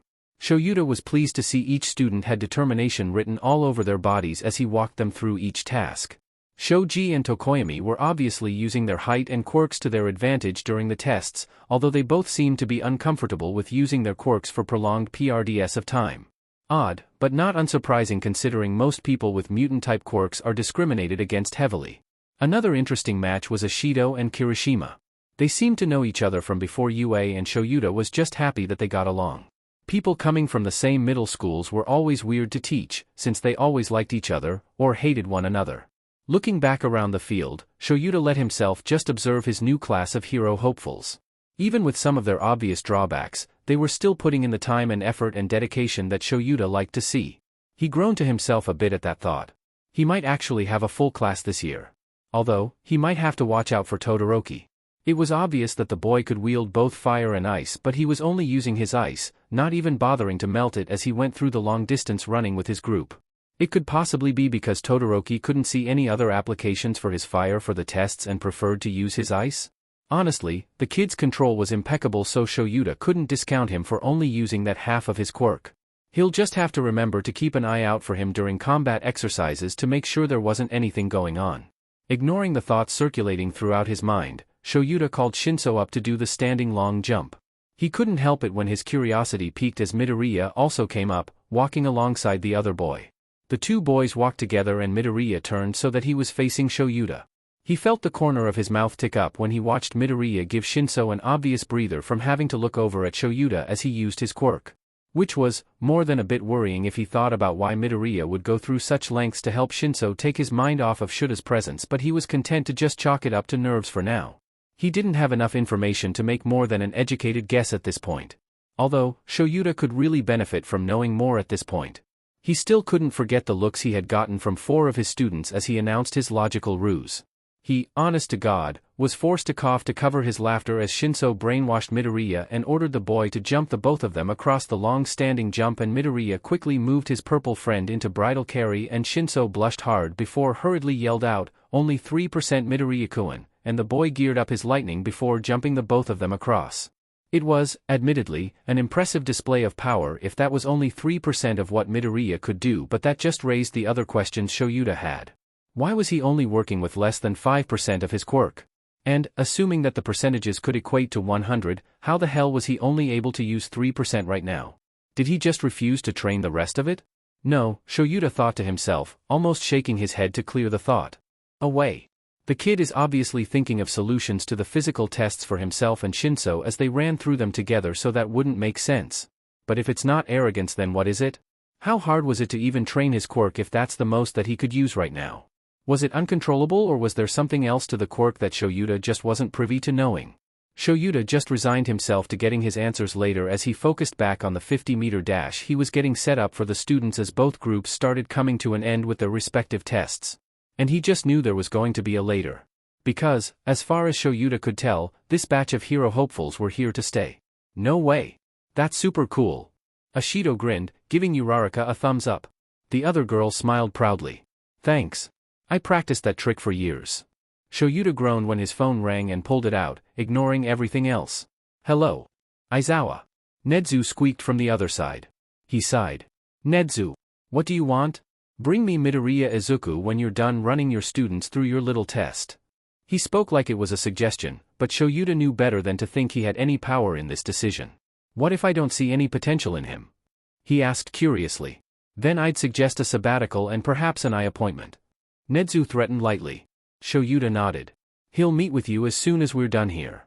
Wonderful choice, Aizawa. Nedzu cheered. See you soon.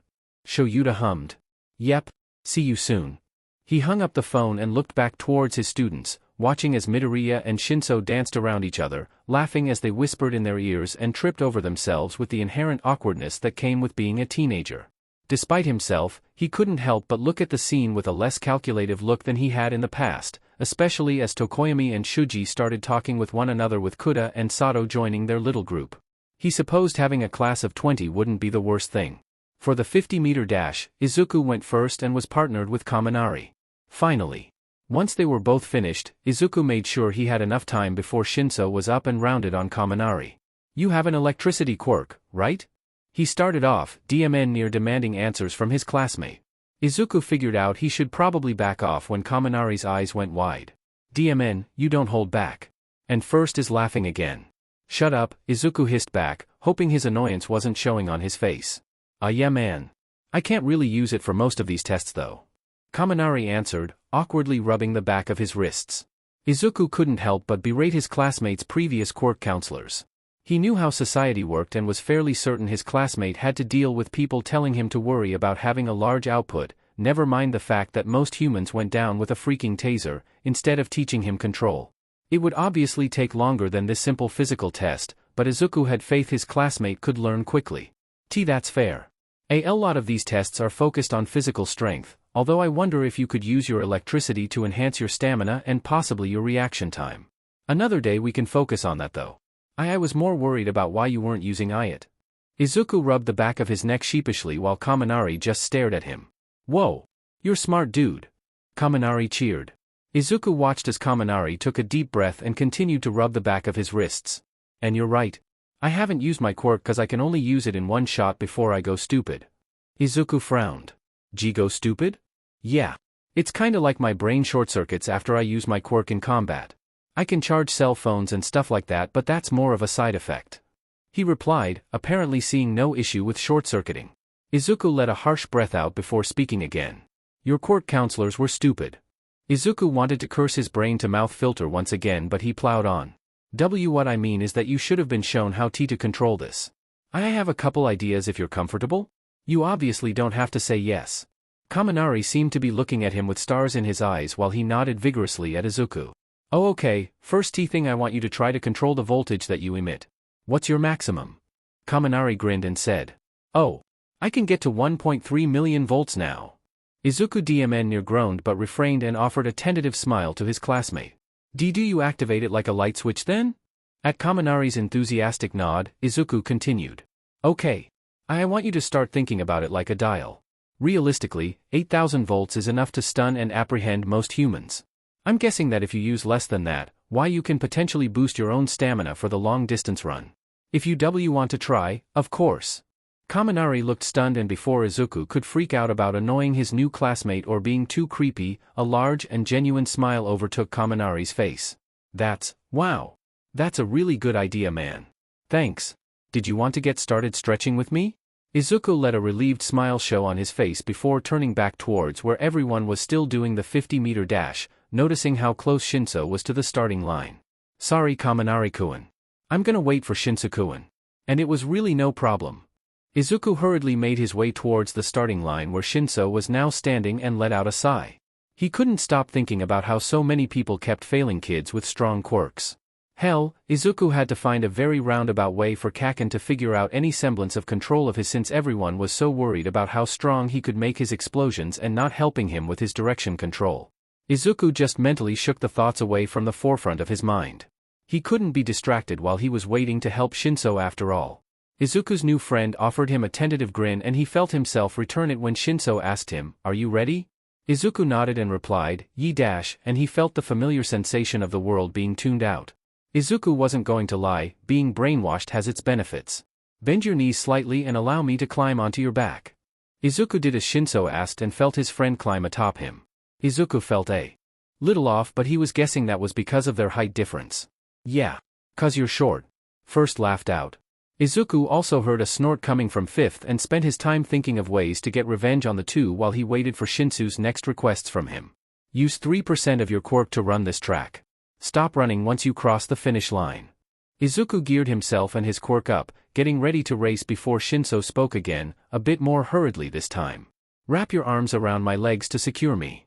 Again, Izuku did as was asked of him and took off, strkng through the test. What was terrible planning on both of their parts was requesting Izuku to go from very fast to absolutely nothing at the finish line. Izuku stopped as best he could, but the two boys ended up face-planting at the end, the mind control on Izuku snapping from the hit they took. Both boys pretended to and groan as they got up and did nothing to hide their smiles when they noticed Aizawa-sensei pointedly turn away from the two. Izuku high-fived Shinso and suddenly they were off doing the next test. Honestly, Izuku found it weird how trusting he was willing to be with Shinso, but it was like they could read each other. Maybe it came from having similar terrible experiences throughout their time in public school, or that they both seemed to have an aversion to flashy and strong quirks even though they were in the hero course. Maybe it was because Izuku knew the only people who got anywhere near the amount of horrible treatment as him were people with quirks society deemed weak or villainous. Or, mused Sixth, maybe you two just have the same gremlin brain. Izuku nodded to himself, thankfully not gaining any weird looks from his classmates. Yeah, sounds about right. Honestly, Shoyuta is 75% certain that Greenie and Purple are trying to break him out of his hard-ass reputation with the stupid stunts they keep pulling.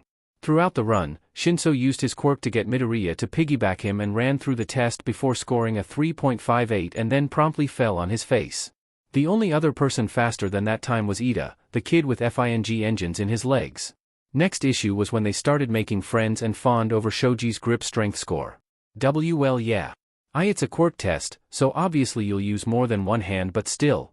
That's almost twice the amount needed to crush a human skull. Midoriya's shrill voice made its way to Shoyuta, forcing him to cover up his laugh with another cough. Shoyuta wasn't going to lie, it was certainly a score to fawn over, but the two boys were so dramatic about it and he couldn't keep watching the two freak out once Greenie pretended to faint and pulled Purple down with him unless he wanted to lose his well-earned reputation. During Shinsu's grip strength test, when Midoriya was brainwashed into doing that for him, Orgio came up to him and quietly asked if that was even allowed. Apparently it wasn't quiet enough because Midoriya was blatantly glaring at Ojiro as if he was daring him to make some quirkist remark about the whole situation. Shoyuta just sighed. Teamwork isn't allowed, he said, making sure to keep his voice loud enough for the other students to hear. But using your quirks throughout these tests creatively is. Ojiro looked confused and a bit wary but nodded at Shuta's cryptic explanation and went back to stretching for his group's long-distance run.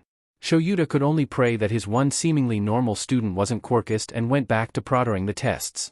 All went well throughout the rest of the tests and with little fanfare from the two dramatic gremlins, because that's what they are. Shut up Zashi, it's not dramatic, until the ball throw. Obviously Midoriya didn't need to do it all again, so there was some confusion as to why he was up there with Shinso, but Shoyuta just let them wonder since he wasn't planning on outing the boy. Shoyuta watched out of the corner of his eye as Shinso started speaking with Jairu once he was done and Midoriya bounded his way over to Yaoyorozu. Shoyuta assumed they were branching out, finding new friends, whatever kids did these days, while he watched Kirishima creatively use his quirk to distance his throw. He had to give it to the kid, there weren't a lot of ways to use a hardening quirk to distance a ball throw, but Kirishima managed to do it. Once Bakugo stepped up to the plate, Shoyuta noticed how many of the kids were bracing themselves and Jairu already had her ears covered. Shoyuta took a page from their book and lifted his shoulders so his capture weapon would cover his ears as soon as Bakugo smirked to himself. Die! The boy screamed as he released a large explosion on the ball. Shoyuta just sighed as his ears continued to ring and watched as all the students dropped their hands from their ears as soon as the angry blonde turned back around. Shoyuta dutifully showed off the score from the device to the rest of the class, which read a 705. He could almost see fumes coming from the boy when he realized he didn't have the highest score in anything other than the sit-ups challenge. And then Yaoyorozu walked up to the plate, gracefully took the ball, and proceeded to build a missile launcher from her stomach and shoot it. Shoyuta showed off her score to the class as he noticed Midoriya's excited bouncing, Shinsu's grin, Jairu's thumbs up and Yaoyorozu's bashful smile. Oh my Kami, they're all little gremlins who have potential. Shoyuta couldn't even find it in himself to be irritated by their newfound friendship. Not when Midoriya had, quite obviously, intercepted Kaminari and helped him use his quirk without short-circuiting from overuse sometime during the tests. Not when Yaoyorozu was getting her confidence built up from Midoriya while Jairu and Shinso were sarcastically commenting on Midoriya's resemblance to a bunny. Shoyuta just steeled his shoulders as he looked over his class. This time last year, he only had about 14 students and now he was going to deal with this, Shoyuta thinks to himself, is what karma feels like. Here are the final results. Shoyuta spoke up, keeping his voice carefully monotone. All at once, the students' heads whipped towards the projection and watched as their scores came in. Yaoyorozu Momo. Todoroki Shuto. Midoriya Izuku. Bakugo Katsuki. Uraraka Ochako. Tokoyami Fumikage. Shoji Mizo. Shinso Hitoshi. Ida Tenya. Sato Rikido. Azui Tsuyu. Kirishima Ijiro. Ashido Mina. Kota Kuji. Kaminari Denki. Shiro Hanta. Jairu Kyuka. Hagakure Turu. Ojiro. Mashireo. Aoyama Yuga. Shoyuta almost expelled Aoyama for the boy's dramatic gasp, but he refrained when he noticed the terrified glint in Shinso and Midoriya's eyes came back. It wasn't the same, basic, scared glint the other kids were wearing, but it was something that looked like it came from experience. And, well, Shoyuta had no desire to be a teacher that they expected cruel treatment from or couldn't trust in, so he scked it up and let his logical ruse grin break out over his face. It was satisfying to see the students back up half a step when they noticed it. I will not be expelling anyone. That was just a logical ruse to ensure you'd be giving these tests your all. Shoyuta said, ignoring the cries of relief and protest ringing out from the students. If Izuku had to describe the long-distance running with one word, it would come out to be torturous. Seriously. If a villain chases him for this long and Izuku isn't in the middle of saving someone, he has no qualms with dropping to the ground. Izuku glanced over at where Shinso was laying and the taller boy seemed to share the same sentiment. Gremlin brains think alike, first piped up, interjecting himself, again, within Izuku's thoughts. Honestly, he might start getting gray hairs if this keeps up. Shut up, you love us. Izuku just rolled his eyes fondly, not willing to deny that statement but absolutely unwilling to confirm what they already know. Soon enough, they moved on to the grip strength test and Izuku was pleasantly surprised with his score. That trash beach did many favors for Izuku. Shinso grabbed Izuku's arm and dragged him back to where their other classmates were doing their tests and parked himself right next to their massive classmate who had 6 arms that all seemed to be made out of muscle. Izuku sent a questioning look towards Shinso and the boy just pointed at the screen that was glowing 540 kilos and Izuku's jaw dropped. That's almost twice the amount needed to crush a human skull. Oh, what lovely and helpful information Nana decided to bestow upon him. That certainly doesn't make him nervous or anything. Once Shoji was done, he looked questioningly at Izuku and Izuku pointed at the screen and dropped his mouth open, hoping to exaggerate the awe he was feeling. Next to him, Shinso was nodding vigorously and pointed between the screen and Izuku every few seconds. Shoji seemed flustered and tried to play it off, stating it was only that way because he used 3 of his arms and Izuku was quick to stop him. Well yeah. It's a quirk test, so obviously you'll use more than one hand but still. That's almost twice the amount needed to crush a human skull. Izuku will admit, he did get nervous and semi-shrilly at the end of his speech but he continued to show his awe by shaking Shinsu's arm while the other boy continued to nod, much like a bobblehead. Thank you, both of you, but I assure you this is nothing to gawk at. Izuku spluttered at that and then came to a decision when he noticed Aizawa-sensei was staring at the 3 of them. He's got a powerful kid's quirk now. Time to make this sheet count. You're not safe from detentions just because you have a quirk now 9th. Nana berated him. This is how I feel about how well you did. Izuku said, internally praising himself for not stuttering once during the sentence and promptly dropped to the floor, pretending to faint. He did not take into account the fact that he still had Shinsu's arm locked in a death grip and he let out a soft grunt once Shinso elbowed him in the gut. Although, Izuku decided he would take several more hits just like that when he noticed how amused and happy Shoji seemed. Izuku's classmates deserved some pride of their own and Izuku was all too willing to help foster that. He had caught Kaminari's eyes after their long-distance run and, from what he could see, the boy had figured out to rework that way he thought about his quirk. Which was super impressive, by the way. It takes a lot of dedication to refigure out how your quirk can work for you in such a short amount of time and Izuku needs to give his congratulations to Kaminari next time he can talk to him. 2 of Shoji's arms appeared in Izuku's face and he blinked in surprise before smiling sheepishly, realizing he was still on the ground. Taking one of the offered hands to haul himself up and watching as Shinso did the same, Izuku spoke. I am Midoriya Izuku by the way. This is Shinso Hitoshi. He didn't have to hazard too many guesses about why Shinso hadn't spoken to any of his classmates yet, but Izuku had no problem speaking so he could and would be the spokesman for their friendship. If what Izuku was guessing about his new friend's childhood, he was honestly surprised his friend had spoken to him so quickly, let alone brainwashed him on the first day. Shoji nodded to them both and Izuku watched in fascination as a mouth grew on the forearm of his middle arm. Nice to meet you. I'm Shoji Mizo. Izuku nodded towards him and waved him goodbye when Aizawa-sensei called out Shinsu's name. Shinso brainwashed him again and had him do the grip strength test for him. Once the score had been written down, Shinsu's hold dropped from him and Izuku finally caught onto the tail end of someone's sentence. Even aloud? A blonde boy with a large tail, Ojiro, you saw it on the board Izuku, had asked Aizawa-sensei, not so subtly glancing in their direction. Izuku didn't even notice he was glaring at the boy until Shinso elbowed him in the ribs gently. Izuku didn't bother listening to what Aizawa-sensei had said to his classmate. He knew Shinso was playing by the rules and that was enough for Izuku. Shinso and Izuku ran through the sit-ups and toe touches before the class began migrating back over to the ball throw. Shinso brainwashed Izuku for that, since the boys still wanted to maintain a good place in the rankings, neither of them felt like getting expelled just yet. That thought continued to loom over their heads as they went through each test, and when he came out of it, Izuku noticed how odd everyone was looking at them.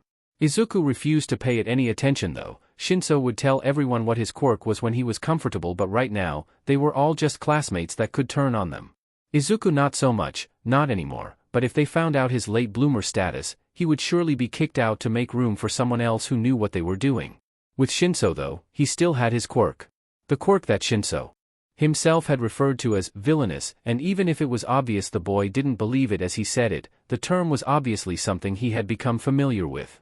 So Izuku ignored all the odd glances and questioning looks from everyone as he made his way towards the back of the pack once again. Midoriya Izuku, right? A girl with a black, high ponytail asked him. It took a moment to remember which name was correlated to her since he only briefly glanced at the seating chart and where his classmates sat. Izuku doesn't care that he has a quirk now, he was still going to memorize everything he could, and finally placed her name. That's me. Yaoyorozu Momo, see correct? She smiled towards him and nodded. Yes. I noticed that you helped Kaminari with choosing which tests he should use his quirk in. Do you mind if I ask you a question about this test? I'm just not sure what I should make. Izuku could almost guarantee he had stars in his eyes as he nodded excitedly towards her, faintly aware of Shinso wandering off, presumably to find someone else to talk to. Wonderful. I was thinking about making a cannon, but after making so many items today, I'm not sure if it would be feasible. Izuku nodded along, half aware that his finger was tapping against his chin and wishing that he had brought his notebook out here. What does your quirk use to make things? Why, you can make anything, alright? Yaoyorozu shook her head softly.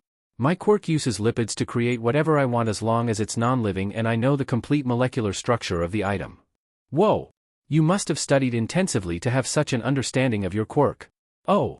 And a regular cannon might take too much out of you, and this is just a quirk test, not something to throw yourself into quirk overuse for, Izuku hummed as he thought of a few items, trying to figure out what would feasibly get her to achieve the same amount of firepower as a cannon before lighting up, completely missing the blush that had developed on Yaoyorozu's face. Oh, do you know how to make missile launchers? That would definitely get you close to the score you could achieve with a cannon. Yaoyorozu smiled and nodded, looking mildly pleased at his response. Yes, I do understand the makeup of a missile launcher, although it won't have as much firepower as something military-based. Izuku just waved his hand dismissively. That shouldn't be a problem. It'll still give you a relatively good score while limiting the amount of lipids you use. Thank you, Midoriya-kun. You've helped me greatly. She praised. Izuku just blushed from head to toe and did his best to stammer out excuses before Aizawa-sensei called Kaken up to perform his test. Izuku still couldn't get over it, anyone can do the things that he does. It was only a matter of time before someone else could come along and help his classmates much better than he was. There was no real reason to thank him, or, kami forbid, compliment him. But there was no time to dwell on his inner turmoil as he turned to his classmate. Yaoyorozu-chan, you may want to cover your ears for this. He's a bit loud. Izuku explained with his hands already halfway up to cover his ears. He noticed how Yaoyorozu didn't even question it and followed suit.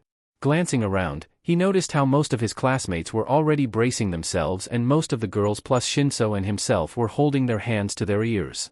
Even muffled, Izuku could still hear his trademark scream and ground-shaking explosion. Quickly, he dropped his hands, making sure Kaken wouldn't notice what he was doing and didn't see how quickly his other classmates followed suit. They were glad they followed Midoriya's actions once they noticed the angry snarl adoring Bakugo's face. No one wanted to be in the blast zone of that. Suddenly it was Yaoyorozu's turn and Izuku was bouncing in his place, excited to see how his classmate would do. He felt Shinso come back and glanced at him, noticing his small smirk. You bounce around like a bunny. Izuku felt his face flush and pouted. It was painfully obvious Shinso was trying to hold in a laugh while mirth filled his eyes. That's so true. A voice said from his left side. He jumped in surprise and held a hand over his heart before noticing Jairu had wandered over to stand next to him. Call him dramatic, but he almost died, okay? Sorry, I didn't mean to scare you. That's okay. I didn't see you there. Izuku responded, a forced laugh coming from him as he tried to calm himself down from his heart attack. Jesus, calm down 9th. Shut it, 6th. Izuku responded. Jairu just twirled one of her earjacks and used the other to point at Yaoyorozu.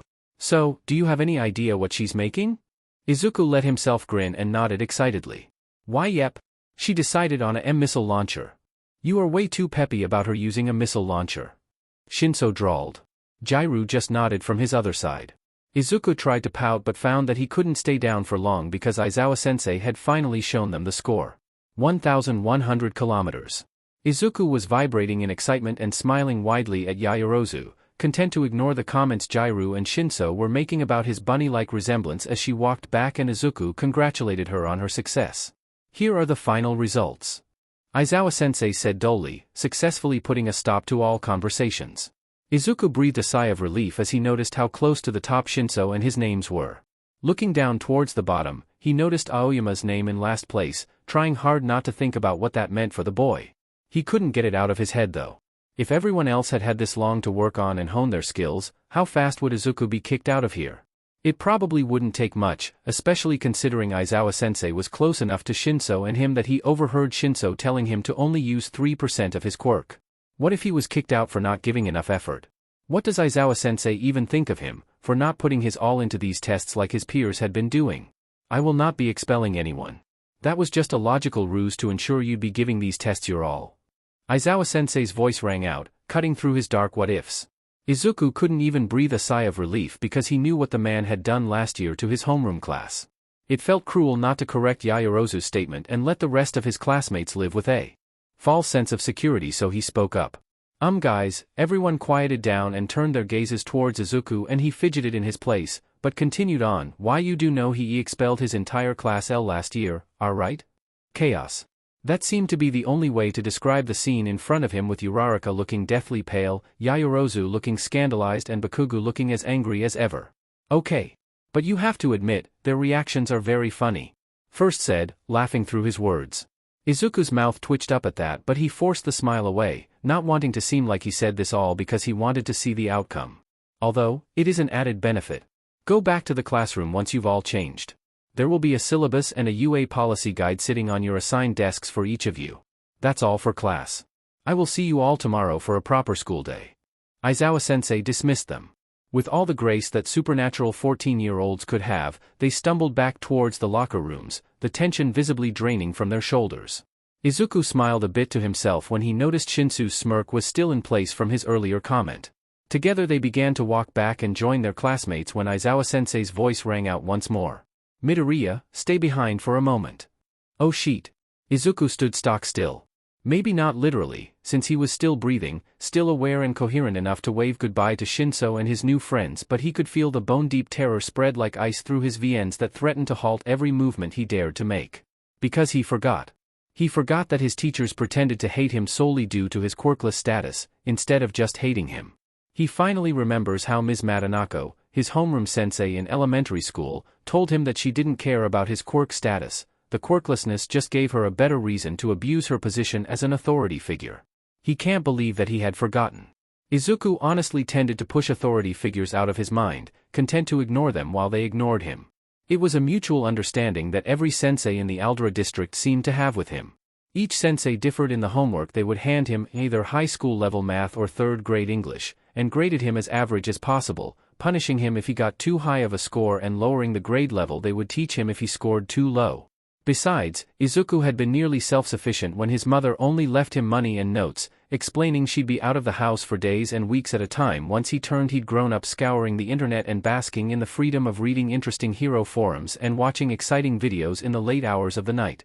He grew up teaching himself with the well-researched journal articles he found online or with the textbooks that he found in the backs of libraries. He taught himself how to ration certain amounts of money at a young age, making sure he'd have enough for groceries that week. He found HeroTube videos on how to use a stove and oven as he began learning how to cook, no longer content with surviving off of instant meals. He, quite honestly, didn't give a thought about what an authority figure actually looked like until he met Yagi. Yes, All Might is and will always be a hero and strong authority figure, but with Yagi the authority is more mutual, like it isn't looming over Izuku's head, taunting him with every breath he takes, all because he wasn't the spitting image of the perfect child. For his mother, he was too tan and had untamable curls, just like his father. For his teachers, he was underdeveloped and not worth teaching. To his friend, he'd always be the kid who got in his way. He never knew his father's reasoning for hating him, but he could guess all the same. The point is, authority and Izuku don't mix well. It's not as if he's ignoring their commands and needs out of malice or teenage rebellion, it's just that authority has failed Izuku for so long and he can't see how it would be any different, so he chooses to ignore them in hope of them ignoring him back. So, with trembling hands and deep resignation beginning to flow through him, Izuku turned back around to look at Aizawa-sensei. It felt as though his foot weighed down with the force of 1,000 bricks. He didn't want to move. Could hardly stand to get closer to the one sensei who hadn't outright hurt Izuku yet. But he willed himself to fall forward, foot set out to catch his attempt at walking. Distantly, he could hear the vestiges and their murmuring voices. Nana's soft words echoing around in his head until he couldn't remember what she had said, couldn't hold on to the empty comfort she was trying to provide. He tried reaching out, figuring out what they were saying, but still, it all fell dull once the words were spoken. Nothing but whispers and general feelings of comfort and warmth and safety flowed around him. But Izuku didn't want to feel that just yet. He didn't want to accidentally associate Aizawa-sensei with those feelings. He didn't want the possibility of getting attached to the one teacher who had seen him messing around with Shinso, who had stood up for him against Kaken and his cruel words and hadn't reprimanded him yet. Izuku knew, distantly, that Aizawa-sensei had spoken to him. His sensei had said that he wasn't in any trouble, but then what was happening? Izuku felt too out of his depth. He had a cruel mathematics sensei once, one who entertained Izuku by saying he wouldn't be in trouble for raising his hand in class or using the restroom during lunch, promising Izuku safety in his classroom before violently ripping it away. He didn't want to feel like that again, not with a sensei so obviously dedicated to his students like Aizawa-sensei. And it hurts. It hurts so much when he imagines Aizawa-sensei supporting the rest of his classmates and leaving Izuku to teach himself. Just like how it always is. It hurts so much when he thinks of all the things Aizawa-sensei would be willing to explain to the other students when he knows how much trouble he'll get in if he utters a word. He doesn't want to feel this way towards his heroes, but he can't help it. Because they're teachers too, academic authority figures. And Izuku may have studied extensively about heroes and quirks and fighting styles and personalities in the battlefield. But he knows what teachers do to him alone. He survived and endured. Too much to ignore how he feels towards his teachers by favoring their hero personas. Izuku forced himself to lick his lips, grimacing when the taste of iron sat on his taste buds. He forcefully unclicked his jaw and spoke when his tongue no longer felt like it was made of lead. Where are we going? Izuku finally said, cursing his stutter once again. Teachers never liked it when he stuttered. Always saying how he should stop looking for extra attention, always explaining that he shouldn't speak or mumble in class if he was going to stutter through his sentences. He should have just kept his mouth shut and let Aizawa-sensei continue to lead them to whatever hellhole he wanted. Principal Nedzu wanted to speak with you. Aizawa-sensei's words rang through his ears and made their way towards the dark thoughts that lingered within Izuku's mind. There were, admittedly, many things Izuku could be going to Principal Nedzu for. Aizawa-sensei might want to speak with the stoat about how poorly he did during the quirk assessment test today and explain his ground for expulsion while gesturing to Izuku's meek form. It might be that the principal had asked for Izuku himself and Aizawa-sensei was just the transit to his office. Izuku was painfully aware of the fact that he had forged his mother's signature on at least 4 different forms he had turned in. He knew how close to expulsion he was with every step he took. Each step he took thundered within his eardrums, threatening to deafen him, so he forced himself to step lighter, feeling a minuscule amount of tension seep from out of his shoulders, down his arms and make its way into his fingertips, where he fidgeted with the hem of his gym uniform. Izuku decided he should stay quiet. In elementary school, he had found out that apologizing for his actions, no matter if he did them or not, weren't enough and always led to him being suspended or put in detentions. He learned early on that an apology was as good as admitting that he had done something wrong and they had caught him in the act. Izuku didn't want to be suspended or expelled from UA. Especially not on his first day. Yes, he had done something wrong, although no one else has ever called him out for it before, but as long as they didn't ask, he wouldn't tell. And there should be no reason for them to ask. Yes, he did a terrible job of laying low today, but tomorrow, during official class hours, he can make up for it.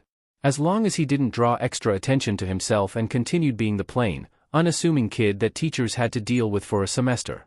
Abruptly, Aizawa-sensei stopped and went to knock on a plain wooden door, one that looked like it belonged to an abandoned classroom. Before his fist could make contact though, the door slid open. Aizawa-sensei just walked inside, lowering his hand in resignation like this had happened more often than not, and Izuku followed. He noticed the large wall of widows staring at him from across the room, took in the plush couches that sat towards the end of the room Izuku was on. He saw the coffee table sitting between 2 plush, baby blue couches that held a chessboard, set up for a new game. Scanning the rest of the room, he noticed the wall behind the principal's desk was lined with bookshelves, all textbooks and human ethics books down to psychological and behavioral analysis of teenagers. Shifting his gaze back over to the principal, he noticed how the stoat's eyes seemed to sharpen when they made eye contact. He noticed how the principal seemed a bit too eager at being able to talk to Izuku.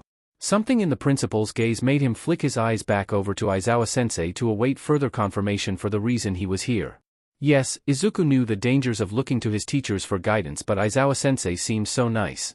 And sure, that could all be an act and Aizawa-sensei could give it all up within the week or two, but he hasn't given it up yet. So Izuku plans to use it.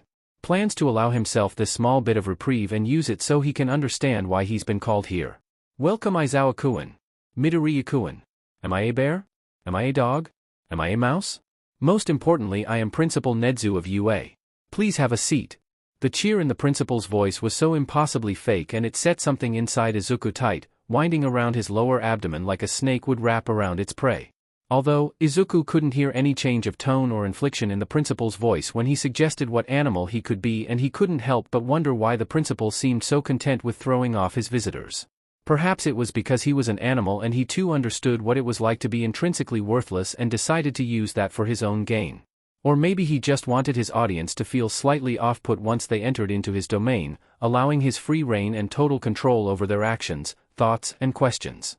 Either way, Izuku could help the confused and curious expression that overtook his face. Maybe if Izuku played his cards right, he could prevent these two from prying into his life, content to look at what he's shown on the surface. He turned his body to be, forcefully, more open towards Aizawa-sensei, and the man just looked over at him, a silent question prodding at Izuku through his eyes. Izuku made sure to whisper, a bit louder than normal, but if he was right then Principal Nedzu wouldn't have any issue hearing his question. Isn't he a stoat though? Izuku startled a bit when the principal began cackling, nearly spilling his cup of tea over his suit as he laughed. Izuku couldn't help but wonder if the principal had to practice how to emit human behavior, since the laughter seemed just to the left of genuine. Like the stoat's real laughter wasn't shining through, but he was enjoying himself all the same. Izuku was, again, startled out of his thoughts when he heard an exasperated groan coming from Aizawa-sensei. He was surprised to notice how the exasperation seemed to be born out of the situation rather than the question Izuku had just asked. Aizawa-sensei didn't answer Izuku though, just continued to walk towards the chairs set up in front of the principal's desk, slightly lower than the chair the principal was sitting in. Against his will, Izuku found it fascinating that Principal Nedzu would use such subtle manipulation tactics for making himself the biggest threat in the room, figuratively and literally. Izuku found his steps coming easier than they were earlier. Almost as if Izuku's body noticed how his question had the desired effect on his audience, though he was sure the deflection was far from over. Izuku sat down on the far right chair offered, leaving an empty chair between him and his homeroom teacher. He knew the principal took note of the placement he chose and how he sat down. He was acutely aware of the dark eyes of the principal watching his every fidget and minuscule facial expression. He wasn't keen on figuring out why the principal seemed so content to observe him, but he supposes he'll be figuring it out sooner or later. You would be correct. Would you care for some tea, Midoriya-kun? Nedzu asked, as cheery as ever. Izuku just nodded, not trusting himself to speak up quite yet. He still needed to see where they would take this, needed to know what exactly they needed to know from him. Although, he allowed some small part of him to become distracted with the warm feeling of being right and feeling something akin to pride with his observations. So he just sat back as much as he could allow himself and watched as the principal grabbed an extra teacup, filling it with warm and freshly made tea before offering it over to Izuku. With a soft, "Tea thank you," Izuku took the cup that had been set down in front of him and let the harsh warmth burn through his skin and seep into his bones. He didn't particularly mind the rough grounding the heat provided for him, forcing himself further into his body so he wouldn't have to worry about the possibility of drifting off in their presence. He then realized how quiet it was. This was new territory for him. Everyone in Aldera had no issues ripping into him, pinning him down with their own mistakes, ravaging his self-worth to make sure he wouldn't be left with any. The teachers and principals there were never ones to sit quietly and wait. Izuku didn't know which one he hated worse. At least he was used to the terrible insults they would throw around and the jabs they speared him with. He didn't know what to do with himself in the silence, surrounded by heavy gazes, one curious, one merely there, but both were threatening enough. The silence ate at him. It dug into his warm soul and made room for its dark and cold presence. He just forced himself to study the tea in his hands, making sure his shoulders weren't hunching in. Teachers never liked to watch him become meek, they just wanted him to be meek. He carefully watched as the dark drink swirled around calmly, unaffected by the tension building in this office, and felt that familiar swirl of jealousy right before he forced that down. Now really wasn't the time to be getting jealous over a cup of tea. It was Nedzu who finally broke the stifling atmosphere a few moments later and snapped Izuku out of his spiraling thoughts. Midoriya-kun, I wanted to speak with you about your score on the written exam. Izuku stiffened as his mind raced once again. You showed promising intelligence throughout the tests. I believe it's in your best interest to nurture that talent. Izuku's mind was officially blown. Nedzu wanted to do something about his test scores? He didn't assume that Izuku cheated his way through the test? Izuku didn't, but still. Nezu believed he showed promising intelligence. They plan to do something about it? That's insane. Izuku had somewhere that wouldn't mind helping him over the other quirked kids? Well, it's official. He has never been in this position before. Forget this being new territory, Izuku got shipped off to a completely different country. What would it mean to nurture this? Izuku asked, cursing his fear of authority once again. The stutter is always worse when he's in a new environment, with new people, let alone new adults, and presented with new situations. He's entirely unprepared for what it looks like to have such a present role within the school. His intelligence has always been something to downplay and refuse attention towards. And now they're asking him to present it in the open for the rest of his teachers and peers to see. He's going to stand out. That's the very situation he wanted to ignore and make impossible. He has absolutely no idea how to stand out and call attention to himself. Well, Midoriya-kun, I have a few placement exams, so we'll know which level of understanding you have on certain subjects and adjust your classes accordingly. We'd prefer if you could finish the placement exams today so you have more time to become familiar with the odd schedule, as long as that's preferable for you as well. Nezu explained. In all honesty, the plan didn't sound half bad, but he still didn't want unneeded attention on him once he started wandering into different classes than his classmates. I am okay with taking the placement exams today, but, Izuku trailed off and lifted his head so he could see the two adults in front of him. Nezu looked curious and contemplative while Aizawa-sensei looked inquisitive. Both were giving him their full attention though, so he continued on. Will I continue to have the same homeroom? Nezu's smile seemed to soften as he answered. Of course, Midoriya-kun. Your homeroom class and your heroics courses will remain the same, no matter how you score on these placement exams. Izuku nods along to Nezu's explanation and reassurances. Izuku almost feels content with the ways Nezu is setting this all up, making sure he knows which classes will be the same and which ones have the possibility of changing. In fact, since the only classes that may or may not be moved around are the general courses, Izuku feels 10 times better. The general courses are something he can do, something he knows how to do and how to research, so even if he gets forced to be an outcast in those classes, he knows what he's doing. You have the option to set yourself up here at the desk or on the couches. I'll go ahead and gather the placement exams. The only time you have is the end of the day. Go ahead, Midoriya-kun.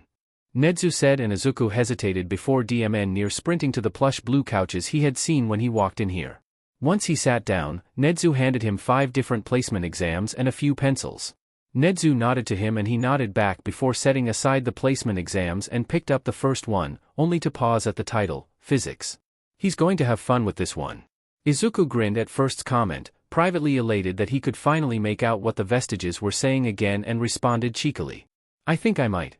Shoyuta admittedly did feel bad for the silent panic that seemed to be radiating off of his student as they made their way to Nezu's office. Logically, Shoyuta knows anyone would be nervous and fearful of garnering the attention of their principal within their first day at the school. But just like during the quirk assessment test, this seemed amplified. Midoriya truly had no reason to be muttering things about expulsion on their walk here. Shoyuta is certain that if he even tried to expel the kid, Nezu would force him to fight for his job. For God's sake, the two only formally met today and Shuta's boss already looks at him like he looks at Hisashi and Snipe. Once Midoriya sat down at the couches and began taking his placement exams, Shoyuta sat with Nezu as they quietly observed him. Midoriya seemed much more relaxed and confident while he was filling out the papers. Shoyuta had to do a double take when he noticed the smirk adorning his student's face as Midoriya proceeded to fill in a certain question with ease. Shoyuta wanted to shudder when he noticed Nezu's broad grin.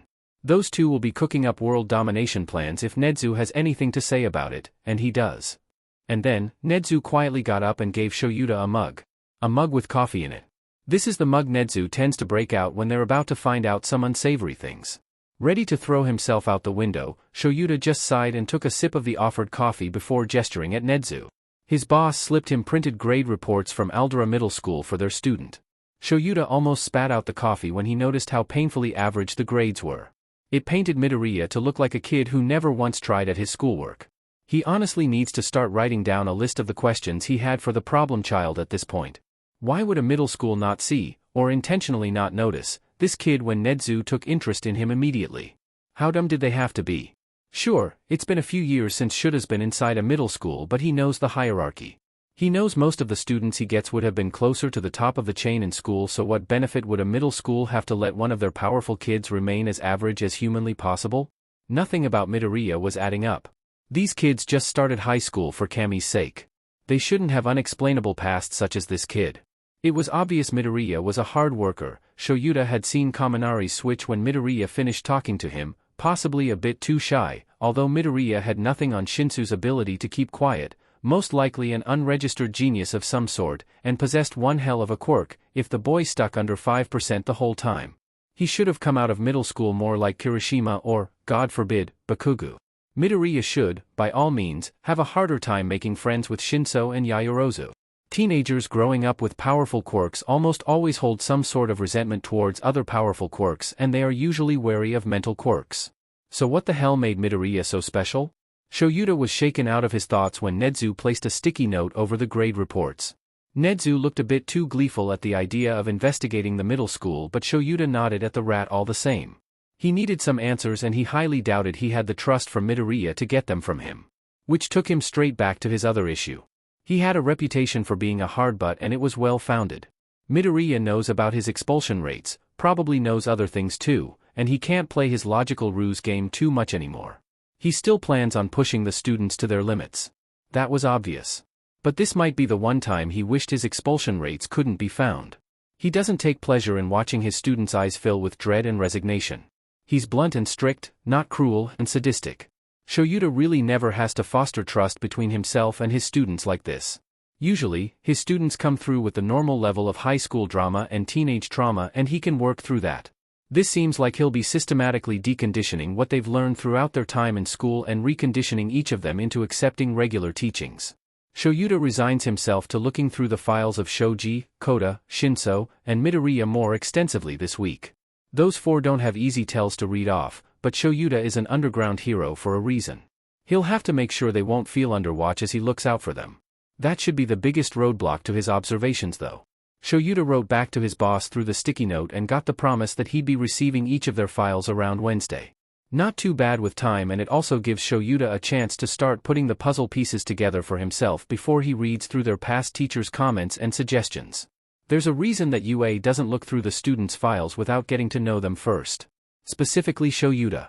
He wants to get an unbiased view of the students first before he looks any deeper. Usually, the only student files he reads through are the teenagers he kicks from the hero course or the school altogether.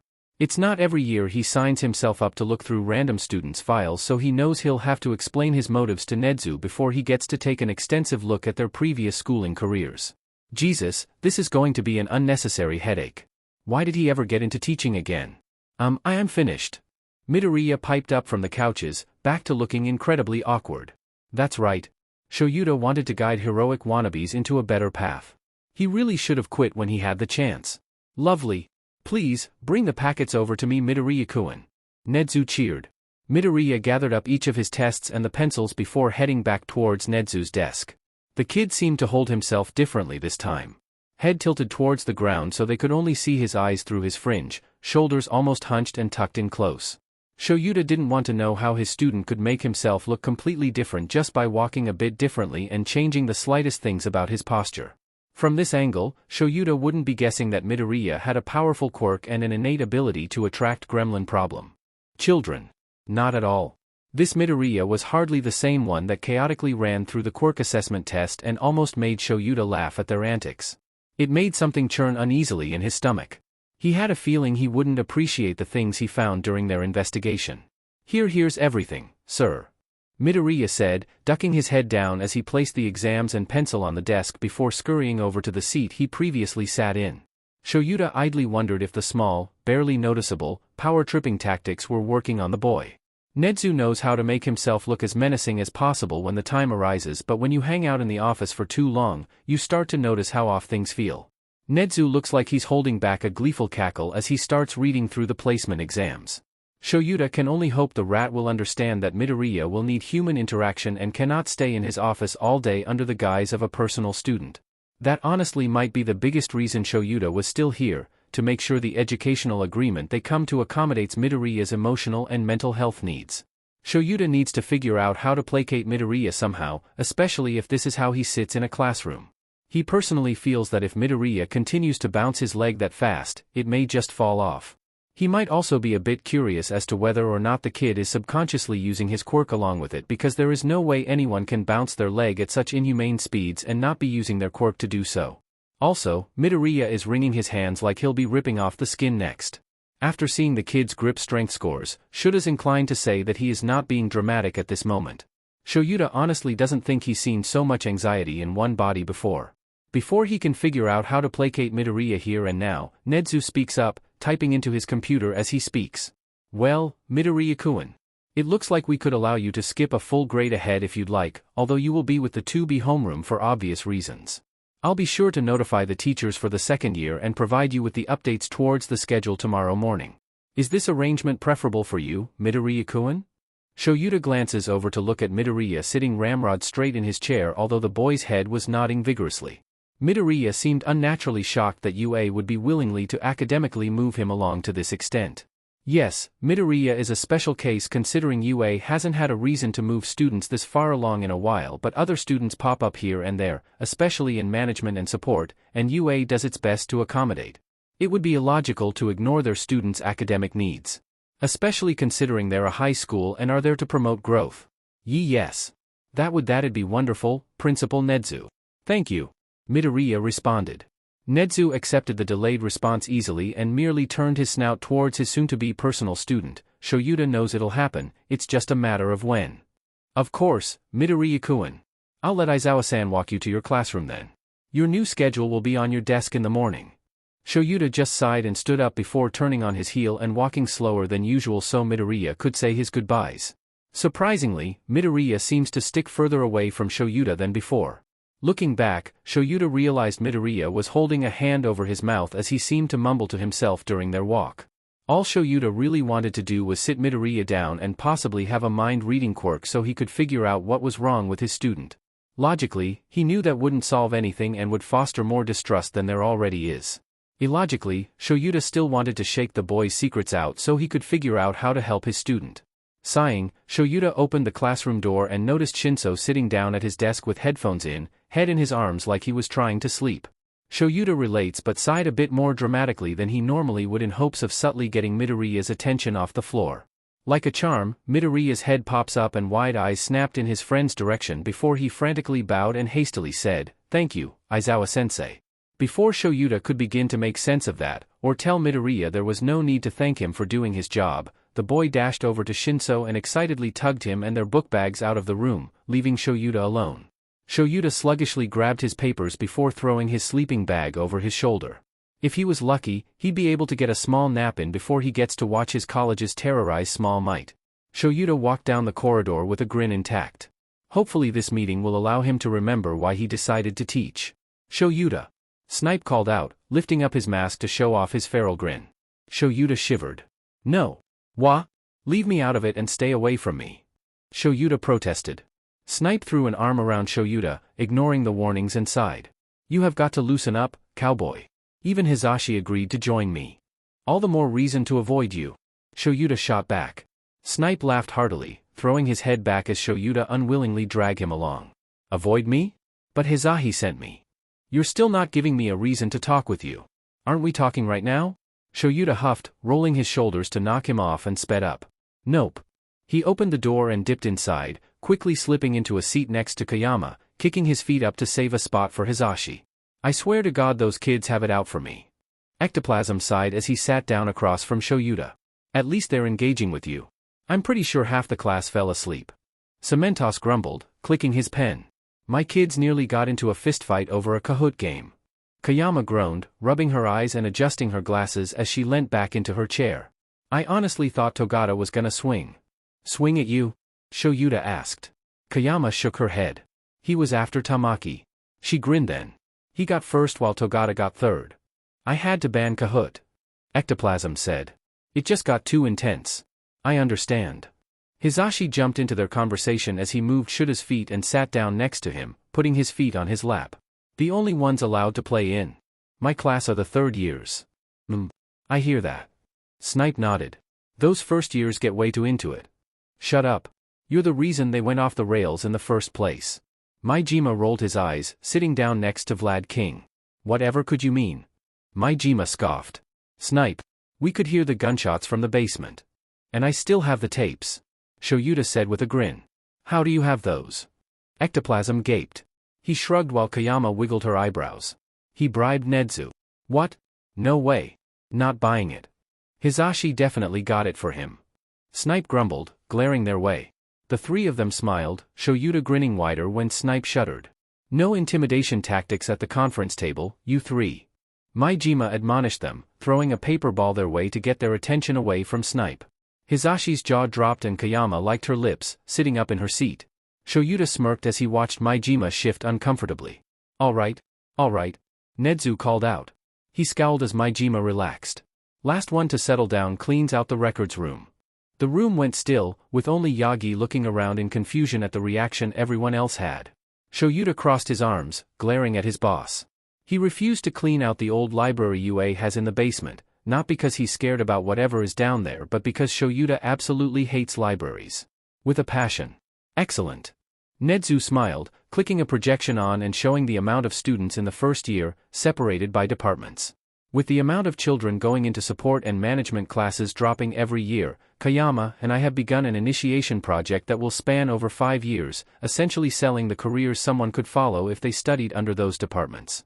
On top of that, Maijima, your request for materials is still being reviewed by the school board and Snipe, your request for new weaponry is also at a standstill. I understand. He nodded. I'll do my best to expedite the process, but don't rely on using those items before the month is over. Thanks Nedzu. Now, Snipe. Any eyes on anyone? Nedzu asked, flipping the projection again. Snipe opened his notebook and slid it across the table to him. Those are the list of first years I want checked out. I think the system we had last year where we called them for a physical and had Recovery Girl and her assistant report their conditions to us, but I'm open to other suggestions. The top 10 are underlined because I'd like to have them checked out this week and the rest looked at before the sports festival. Nedzu nodded, flipping the notebook pages as he scanned the list. Give a copy to Recovery Girl and I'll send out an email to the parents to inform them of the standardized physical. Consider it done. Wonderful. Nedzu moved his attention away from him, sliding his eyes to connect with Hisashi's. Yamada, anything to report? Nothing definitive so far. Hisashi spoke up, tapping a pen to his papers. I have a few questions, but this early into the school year is too quick. I've already faxed over who I'll be observing and what for. In the next week I'll send you a list of students to use a number of tactics on. Any in particular? Intimidation tactics might be used. Hisashi casually said, nearly making All Might spit his tea out of his nose. Of course, those will vary, but we may need them depending on my findings. Excellent. Let me know the chosen location and purpose approximately 3 business days beforehand. Yes sir. Wonderful. Anything else that you feel I should address before the sports festival? Nedzu asked, waiting patiently for everyone to shake their heads. He nodded. All right then, our next meeting is the first Monday after the sports festival. Remember this week I need your assessments and lesson goals for the semester. Make sure to turn those in before Friday or else there will be consequences. The room seemed to get a few degrees colder and Hisashi squeezed Shuta's knee. In comfort or fear, he wasn't sure, but he knew for fact that he would be turning in his paperwork before Friday and prayed Hisashi was planning on doing the same. Was there anything else we needed to discuss, sir? All Might asked, half of his attention glued to his phone screen. Shoyuta raised an eyebrow at the silent conversation they seemed to share before Nedzu nodded. Ah, yes, of course. Everyone can consider this meeting adjourned. Nedzu said with a smile, his beady eyes lighting up as they all grumbled and broke off into their own conversations and Hisashi started talking animatedly with Snipe and Nedzu. How's Yoshio and them doing?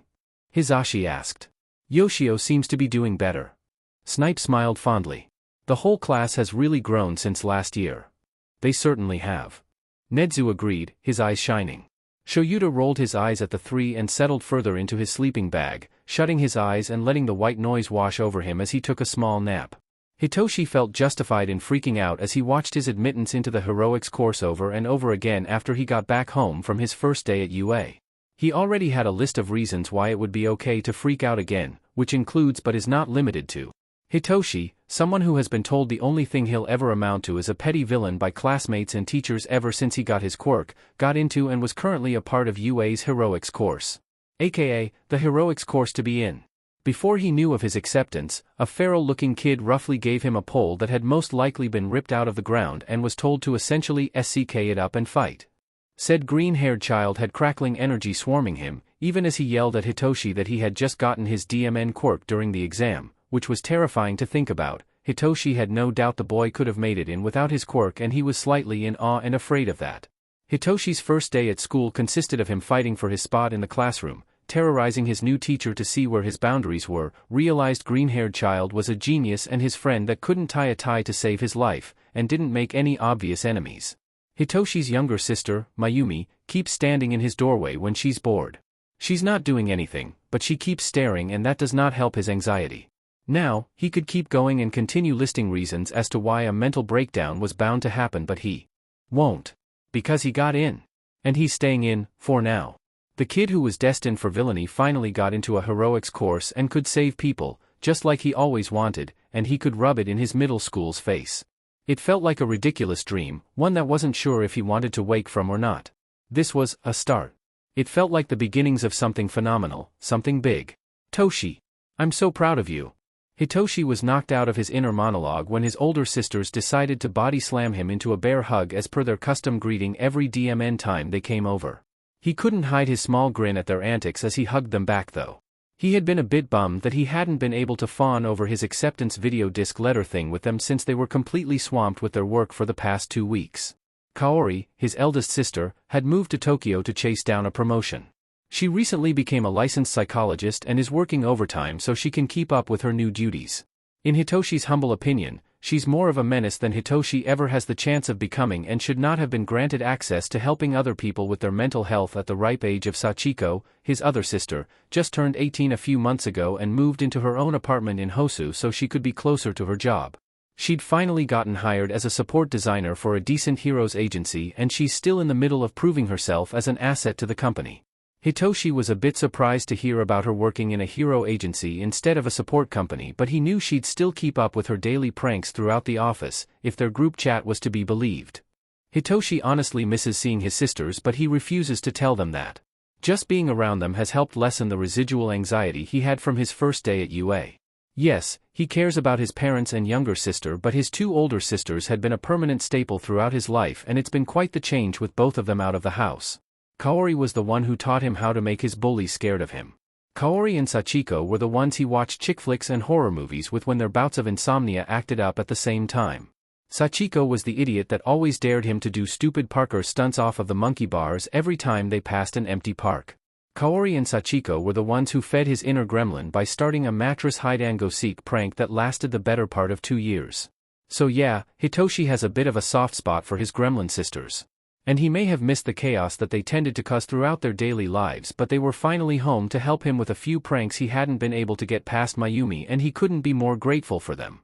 Sachiko grinned brightly towards Hitoshi after she let him out of her death grip and kissed his cheek at the same time Kaori ruffled his hair up from behind. Hitoshi takes it all back. He didn't miss these gremlins and he cannot wait until they get kicked out by mom and dad in a few days. We knew you could do it, buddy, Kaori cheers as she continues to F up his hair. She doesn't understand his struggle since only he and Sachiko share the same gravity-defying hair. Honestly, he doesn't even know where the gravity-defying part came from. As far as he knew, everyone else in their family could keep their hair flat besides them, and no, they aren't jealous. Come on, Sachiko whines, pulling the both of them towards the living room. Kaori just laughs and goes easily, pushing Hitoshi along. You have to tell us everything. Hitoshi made sure to dramatically groan as he flopped onto the couch. He was quickly flanked on either side by his 2 sisters, and he smiled to himself a bit before he launched into the most dramatic retelling he could manage. They both acted accordingly, laughing when he talked about tying Midoriya-kun's tie, gasping loudly at the quirk assessment test announcement, and grinning a bit too widely when he told them about the antics he and his new friend, Midoriya-kun, had done throughout the day. So, Sachiko started, still grinning like a madman. Hitoshi really didn't want to be the one receiving that look from her. People thought Kaori was an incarnation of chaos, but they would be wrong. Sachiko is the one you truly have to watch out for. When do we get to meet Midoriya-kun? Kaori finished Sachiko's thought. Hitoshi privately wondered if it was the gremlin part of their brains that could match up to whatever the other one was planning on doing or saying. The amount of times his sisters had stopped talking mid-sentence and nodded at each other were terrifyingly astronomical. What do you mean, when do you get to meet Midoriya-kun? Why do you want to meet him? Hitoshi leaned back into the couch and crossed his arms, glaring at his grinning sisters. Sure, he might have been a bit defensive over his first friend, but you can sue him for all he cares. Midoriya was his friend. He would not let Midoriya deal with his sisters if he can help it. Hitoshi honestly thinks the world would come to an end if he introduced Midoriya to the family. Well, Kaori drawled, wiggling her eyebrows. Hitoshi just groaned and shoved his face into his hands, not wanting them to know how heavy his blush was. No. Oh, come on Toshi, Sachiko said, her grin evident in her voice. We just want to meet your new, what was the word you used, friend? Hitoshi shook his head, which was still in his hands. Honestly, why did he have to be so pale? He couldn't ever hide it when he blushed like this, and groaned again. This was his first friend, for crying out loud. He didn't want to complicate this. They had only had 3 conversations so far. No. I'm trying to save Japan from you 3. He deadpanned, causing the girls to laugh brightly. We just want to make sure he's good for you, Toshi. Kaori said through her laughter as Sachiko nodded along enthusiastically. Make sure who's good to Toshi? Mayumi called out as she raced around the corner. Sachiko grinned at her and opened her arms as Mayumi flew into them. Just his new boyfriend, Yumi. Sachiko responded as she brushed her hands through Mayumi's hair. You have a boyfriend? Hitoshi glared at his youngest sister, who was not put off from the look. Kami, he needs better glares. No, I don't. Mayumi just tilted her head and hummed, her dark purple eyes faintly glowing as she used her quirk and turned back towards Sachiko. Toshi is right, but he also thinks his new friend is hot. Kaori burst out laughing while Sachiko just shot him a sheet-eating grin as he groaned once again. Kami, he's actually going to have to deal with this. He doesn't know how to deal with this. These emotions are not logical or easy, and he has no clue how to react to them. He planned on stuffing them into a box and refusing to let them see the light of day, but that plan just went out the goddamn window. It's not his fault he's a gay disaster. He refuses to take the blame for these emotions. Dinner's ready. Tomoko, Hitoshi's mother and a godsend, turned the corner as she called them all back to the kitchen. She rolled her eyes at their antics, grinned fondly as she spoke. Kaori, Sachiko, lay off your brother. Mayumi, let's go wash our hands. Hitoshi cackled at their dismay from being found out and sprinted up the stairs towards his bedroom so he could finally get out of his UA uniform and into some more comfortable clothes for their dinner and movie night. Quickly, Hitoshi threw on sweatpants and a long-sleeve shirt before racing back downstairs. Growing up in a large family and being the only boy, Hitoshi had to race against time so he'd get the best portions of the food. As soon as he was back into the dining room, he ran around to snatch the plate from Kaori's hands and began making his food while fending off her grabby hands. It had been too long since he just got to terrorize and be with his older sisters. Their dinner had been a more lively affair than usual. Hitoshi knew his parents were going through some kind of empty nest syndrome and were happy to have their kids in the same place again. Honestly, the girls came back at the right time because he didn't know how much more clinginess from his father he could take. Hitoshi's mother was known for relaxing in the presence with loved ones, which meant Hitoshi and Mayumi had taken to spending most of their free time in the living room so their mother could be near them without making it weird. But Hitoshi's father had no qualms about invading their space and striking up a conversation with them until he could feel their annoyance. Hitoshi felt himself relaxing even more as he listened to his sisters catch everyone up on what had been happening throughout their lives, using wild and dramatic gestures to engage everyone in their stories.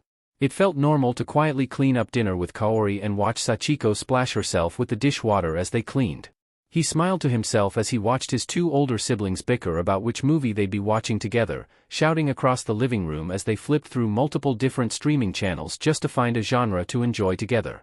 And then the girls snickered throughout the movie, braided both Hitoshi and Mayumi's hair, and indulged their parents with cuddles. Hitoshi honestly felt all of his anxiety about his new school come back after the movie ended, and they all went to bed with the 2 girls reclaiming their old rooms that they had turned into guest bedrooms. Hitoshi just stared at his ceiling, wide awake, counting sheep as he heard his door creak open and his 2 older sisters giggling as they made their way into his room. Hitoshi let himself sigh as Kaori took the left side of his bed and Sachiko draped herself on his right side. So, lil bro, how does it feel? Kaori asked. Hitoshi turned his head towards her and furrowed his eyebrows. What do you mean by that, KK? She seemed to smile as turned on her side and propped her head up with her arm. I mean, how do you feel at this new school? You're training to be a hero, sure, but are they nice and all? Hitoshi just sighed and ran his hands down his face. I don't know. They don't all seem to hate me, which is a step up, but they don't even know my quirk. They're just making guesses about it since they saw me use it during the apprehension test, but I never said anything. Hitoshi huffed and let his arms drop back down before staring back at the ceiling. The only one I know doesn't hate me is Midoriya-kun, and he won't even be in my normal classes. Sachiko just ran her hands through his hair and quickly undid the braids that were still there. You don't have to tell them about your quirk, but it might make it easier to anticipate if you did. Is your sensei good this time? Kaori seemed to growl at the reminder of Hitoshi's previous teachers as he softly smiled. Yeah, he is. You'll never believe it, but Aizawa-sensei is actually, like, the underground hero. Kaori and Sachiko gasped dramatically, pulling a snort from Hitoshi. And you didn't think to tell us? Kaori whispered dramatically. We've been betrayed. Sachiko bemoaned, falling back onto the bed with her hand across her forehead. Hitoshi just huffed out a laugh as they continued to fawn over the things they missed with him. Eventually, he got out of his bed and pulled out the acceptance disc so they could fawn over it with him properly. Quickly afterwards, they all fell back down onto Hitoshi's bed and stared at the ceiling together. You know, we really are proud of you, Toshi. Kaori murmured, getting a hum of agreement from Sachiko. Yeah buddy. We can't wait to see you out there kicking some villain butt. Sachiko said, laughing a bit to herself. Hitoshi fell asleep quickly after that with a small, fond smile on his face after that, soaking in the comfort of being surrounded by his sisters. This was what he needed to feel right about going to UA. Toshi! Wake up! Kaori sang from outside his door. Hitoshi groaned loudly in response before he looked at the time and groaned again. KK! I've got like 5 minutes left before my alarm. Hitoshi yelled back, not caring that his sister had already opened the door. She had a grin that promised chaos and Hitoshi didn't appreciate it one bit. Not when that sheet was being pointed at him at 6 in the goddamn morning. He appreciates chaos, he really does, but there is a time and a place for gremlin beings. Right now, they are not welcome and Kaori didn't get the message. Out of the corner of his eye, Hitoshi saw Sachiko sneak into the room right behind Kaori and quickly bolted out of bed. I'm up, Kami. He said, trying to placate whatever plan the two girls had in mind. It seemed to work since Sachiko looked a bit bummed and Kaori had narrowed her eyes at him. He grinned tiredly, knowing that he only put a pause to their chaos and didn't actually prevent it, before walking into his bathroom and closing the door. After getting ready for the morning and throwing on his school uniform, Hitoshi finally walked out of his room and down towards the kitchen in desperate need of some coffee. He almost groaned when he heard Kaori and Sachiko giggling in the dining room and whispering about how Sachiko's office could use new decorations when she gets the chance.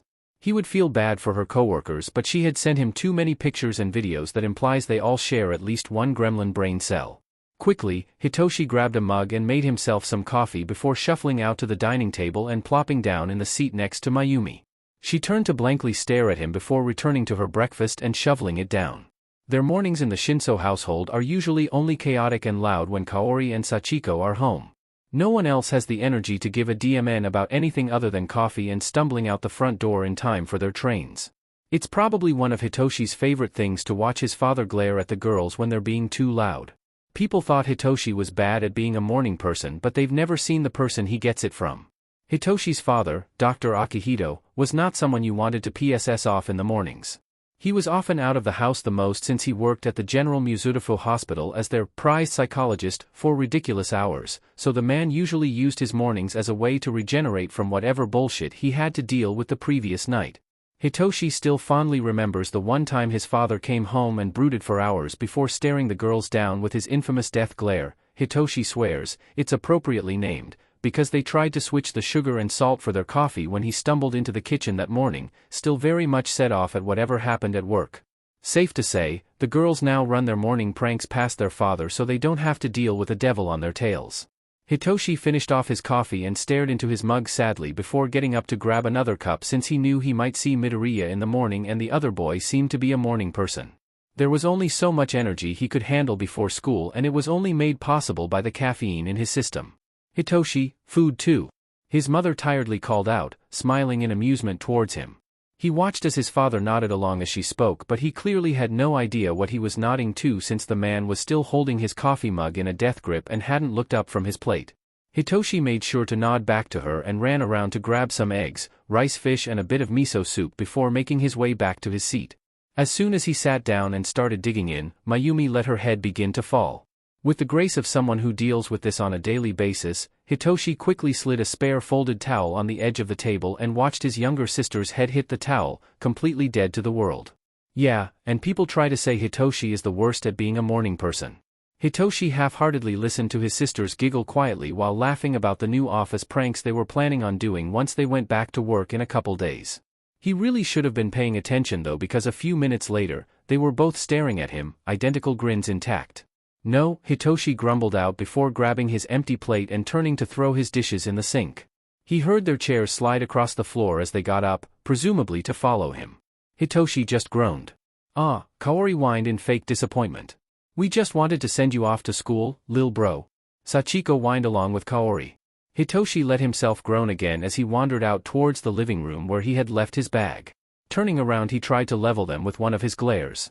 Hitoshi had to stifle a suffering sigh when he noticed the glare did absolutely nothing to quell the chaos still swimming in their eyes. He hoped it was just because he was tired. He remembers the days where his sisters used to be worried about his glares. Hitoshi just pinched his nose and closed his eyes, praying to any deity out there that he wouldn't be dealing with too many of their antics on the train. "Fine," he grumbled, wincing when they started to squeal like they were pre-teenagers again.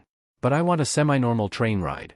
This means no bothering other people, no mother henning, no fake mother henning, and no pranks on the train."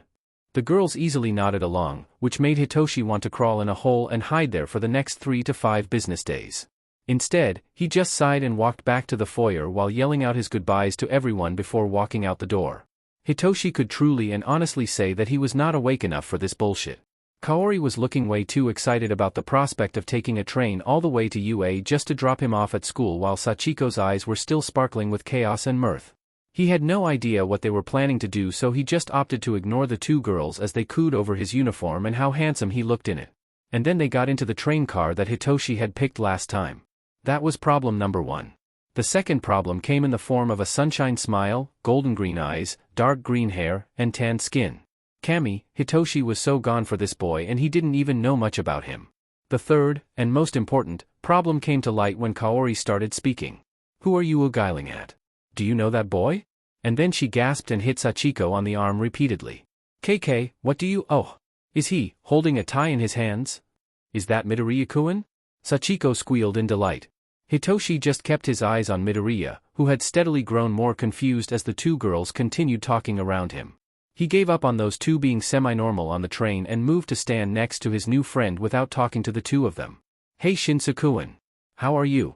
Midoriya asked cheerfully, still flicking his attention around from Hitoshi to his sisters in obvious confusion. Hitoshi coughed lightly in his hand, feeling incredibly awkward since he knew his sisters were watching their interaction like hawks. I'm good.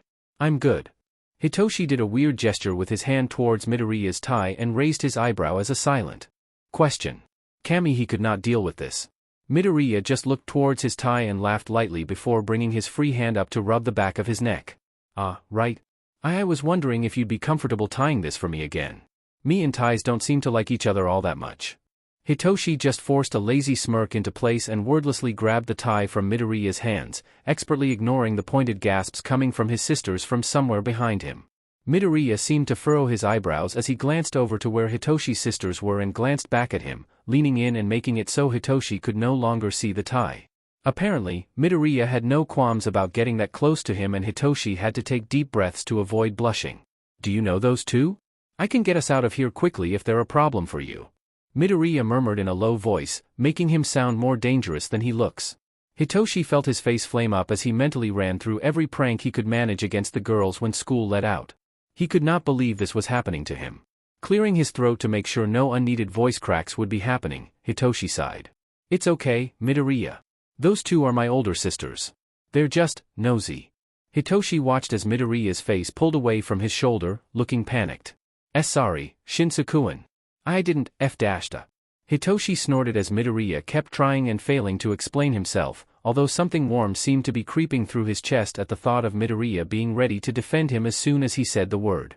He decided to take pity on the other boy when Midoriya started to look like he could cry. The one with dark purple hair and light eyes is Kaori, she's the oldest, and the one next to her with the high ponytail is Sachiko. Hitoshi watched as Midoriya glanced between Hitoshi and his sisters before nodding slowly. Hitoshi grinned to himself. "I have one other sister, but she's 9 and her name's Mayumi. They're all gremlins, I swear." Hitoshi watched as Midoriya seemed to light up at the extra information about Hitoshi's family and heard Midoriya mutter, probably to himself, "They do look like each other." Maybe pretending to be stalkers is something older siblings do, and perked up towards Hitoshi. Midoriya flicked his gaze away from Hitoshi's but came back and leaned in. You said they're menaces, right? Hitoshi nodded warily, already worried about the connection of Midoriya's gremlin brain and if it had come in contact with his sisters. One look at Midoriya's grin confirmed his worst nightmare. They could help us with the Aizawa-sensei project, why if you wanted to keep doing that. He said, looking at Hitoshi with a mixture of hope and mirth. Hitoshi cursed Kami out as he tried to keep a straight face towards his friend because no one person is supposed to look that excited about being a gremlin monster. Resigned to his fate, and the fate of Japan, Hitoshi just sighed with a small grin intact and gestured to his sisters and they came running over, making Midoriya back up a step and Hitoshi mental sigh at their enthusiasm. Hi, Midoriya-kun. I'm Shinso Kaori. Just call me Kaori though. Kaori said with a smirk, taking her place to stand right behind Hitoshi. Midoriya looked startled at her addressing him by his name but nodded towards her with a sunshine smile before looking over at Sachiko, who was standing on the other side of Hitoshi and seemed to be physically holding herself back from vibrating in excitement. I'm Sachiko and don't worry about calling me anything else, she said with a grin. Sachiko glanced over at Hitoshi and winked towards him before pointedly looking at the tie that was half done around Midoriya's neck. Hitoshi flushed but stepped forward and began to finish the job as Sachiko started speaking again. So, we heard you were having some fun with your new teacher. Planning anything specific for today? Midoriya sent an amused glance towards Hitoshi, making him duck his head down in embarrassment as he listened to Midoriya respond. We were wondering if you guys had any ideas for today. We'll be in the C classroom all D-Day so I don't have many ideas that would work. Hitoshi glanced at Kaori, who seemed to be grinning wider and wider each time she looked at Midoriya, obviously satisfied with Hitoshi's new friend, and kinda crush. That made Hitoshi feel somewhat better about this. He didn't know what he would do if his siblings didn't like Midoriya. Well, Sachiko said, letting her smirk grow wider, making Hitoshi mentally curse when he saw how excited she looked. I'm sure we can think of something together. We've got 20 minutes left, after all. We'll come up with the perfect plan with you guys. Kaori added on. Hitoshi let himself groan when he noticed Midoriya was wearing a small grin and had the same promising look of chaos swirling through his eyes as his sisters did. Kami help us all, Hitoshi thought as he listened to the three cook-up terrifying plans only a gremlin would be capable of thinking about. Hitoshi spent the rest of the train ride looking around their group to see if anyone was listening in on their plans and glaring at anyone who stared at them for too long. Sure, you could call him paranoid and weird but these gremlins weren't giving any context when they randomly said things like, kidnapping? No, that would take too much time and quickly moved on. So, yes, he was playing lookout to make sure they wouldn't get the police or a hero called on them for stupid plans being thought up right in front of random civilians. Hitoshi probably wasn't helping matters by acting weird and jumpy whenever he locked eyes with someone. So, once it was their stop, Hitoshi rushed the three out of the train before someone ended up tattling on them for being idiots or something insane. And also since the three of them were too engrossed in their conversation to care about the stops. He was also thoroughly intimidated by his new friend, and maybe crush, and terrified of how happy his sisters were. Those three meeting was a terrible idea and Hitoshi could only let himself watch the fallout while they all reached new levels of insanity together. Although, it was amusing to watch Midoriya slowly get more and more comfortable with his sisters, hands animatedly moving, almost as fast as the words streaming from his lips, and explaining just how amazing it would be to use the vents to scare Aizawa-sensei. To his older sisters, who were eating up the attention as if they didn't get enough at home. Hitoshi let himself grin slightly as he listened to the three gremlins bake terrifying but unharmful plans filled with chaos. And the psychologically damaging, they're just mind games, Shinsukuin, pranks were a bit more entertaining to listen to, even if they were the more nerve-wracking ideas the three came up with. He really did almost feel bad for Aizawa-sensei, freaking eraser head, but Hitoshi just told himself that he was saving the rest of Japan now that the gremlins had a target. The worst thing Hitoshi has come to learn is that he cannot, under any circumstance, let them get bored. Boredom means the death of sanity for anyone in immediate proximity and quite possibly the world if they aren't satisfied enough. In other words, bad things happen. So, like he said before, he almost feels bad about Aizawa-sensei being subjected to these three. But, he is trying to be a hero for the rest of the country right now. If he has to make a sacrifice play towards someone he has no doubt could handle it, then that's what Hitoshi will do. This is a lose-lose situation for anyone that doesn't associate with the three chaos incarnates. In an odd moment of feeling like it was too soon and not soon enough, they reached the front gates of UA. Hitoshi just watched as both of his sisters sandwiched Midoriya between them, pulling the boy in a tight hug that he was floundering in. Hitoshi allowed himself to smile at that a bit before Kaori turned to grin at him and opened her arms before making grabby hands. Sachiko mirrored her older sister's grin and Hitoshi blanched as they came speeding towards him. Hitoshi thought he heard Midoriya snicker to himself as he braced for impact, but he wasn't super focused on that. His attempts of bracing himself seemed to be futile though, because all three of them ended up sprawled and dramatically groaning on the sidewalk as his two sisters latched on tight to him and blubbered out the stupidest and sappiest goodbyes Hitoshi has ever heard. He rolled his eyes fondly and patted them on the back, even though he remembers telling them not to fake mother hen him during this trip. Although, he knew why they were doing it. Midoriya had been concerningly awkward around them at the beginning and watched their hands like a cat would watch a laser. And he was awkward whenever the girls would touch him and brush past him, like he just didn't know what to do. And, now that Hitoshi was looking up and his eyesight wasn't blocked by an insane amount of purple hair, he noticed Midoriya looking much more relaxed and at ease as he seemed to be fondly watching Hitoshi's sisters fawn over him as they said their goodbyes. Finally, Hitoshi was let go and pulled himself to his feet, brushing off dirt from his pants and blazer so he could look semi-ready to walk into UA. He squeezed out of the additional hug Kaori trapped him in only to see Midoriya trapped in another tight hug from Sachiko, back to looking incredibly confused and awkward as Sachiko pretended to blubber goodbyes at him. Hitoshi grumbled prank threats under his breath as he pulled on Midoriya's arm and saved him from his family of idiots before they could get trapped in death hugs again. Midoriya Sunshine smiled towards his sisters and yelled out a bright, "Thank you. Have a good day," before linking his arm more comfortably around Hitoshi's own and DMN near skipping towards their homeroom. Hitoshi had to remind himself how to breathe as they walked towards the main building when Midoriya jostled his arm or moved both of his hands too quickly and pointedly ignored his sister's twin Cheshire grins from behind them. Hitoshi was honestly sweating buckets right now. Sure, he wanted to see what Aizawa-sensei's reaction to them scaring the shit out of their new classmates would be, but never did he think Midoriya would successfully rope him into crawling through the, surprisingly spacious, air vents just to drop on their desks from above. This was one of Midoriya's long-con pranks that relied on a certain number of things to fall into play.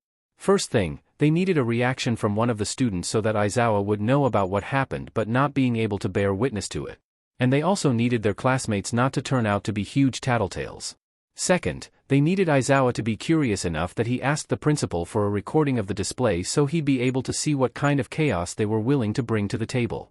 Midoriya also explained that if Aizawa did get interested enough to look for the video they would be able to tell from the man's eyes. Midoriya said Aizawa-sensei wasn't very good at keeping his eyes as unimpressionable as his face, and this would lay the foundation for pranks to come. For Hitoshi, this also meant he could figure out what exactly he was allowed to do in UA before he got expelled for his villain potential conveniently outweighing his heroic potential. However, Hitoshi wasn't too scared of that possibility anymore. Not with the knowledge that Midoriya was DMN near half family at this point and would stick with him no matter what happened. It might have only been a few days, but Hitoshi genuinely believes in Midoriya's loyalty, especially since Kaori and Sachiko didn't pick up any ill intentions from him as they interacted. That made Hitoshi feel so much better about the ridiculous things those three were planning on doing to their new homeroom teacher. Mostly. The man's reaction to their stupid stunts yesterday also helped Hitoshi convince himself that he wouldn't be expelled on the spot. Soon enough, Hitoshi stifled a groan at the volume of his new classmates. It's not that he hates talking to people, but he just can't stand loud people. His frequent migraines and dull pain behind his eyes can attest to that fact. Maybe that's why Midoriya is a perfect friend for him. He's bright and energetic but quiet and reserved enough not to give Hitoshi headaches. Oh, and Hitoshi is absolutely using his sunshine demeanor to have the loud classmates go to Midoriya and serve as a buffer for him. That's also a major plus. Hitoshi stopped crawling when he realized he was 2 paces away from ramming into Midoriya's feet. He listened as Midoriya quickly unlatched one side of the vent cover and caught the thing before twisting it and lay flat on the outside of the vent. Hitoshi's heart beat faster when Midoriya turned to look back at him and grinned a particularly chaotic grin.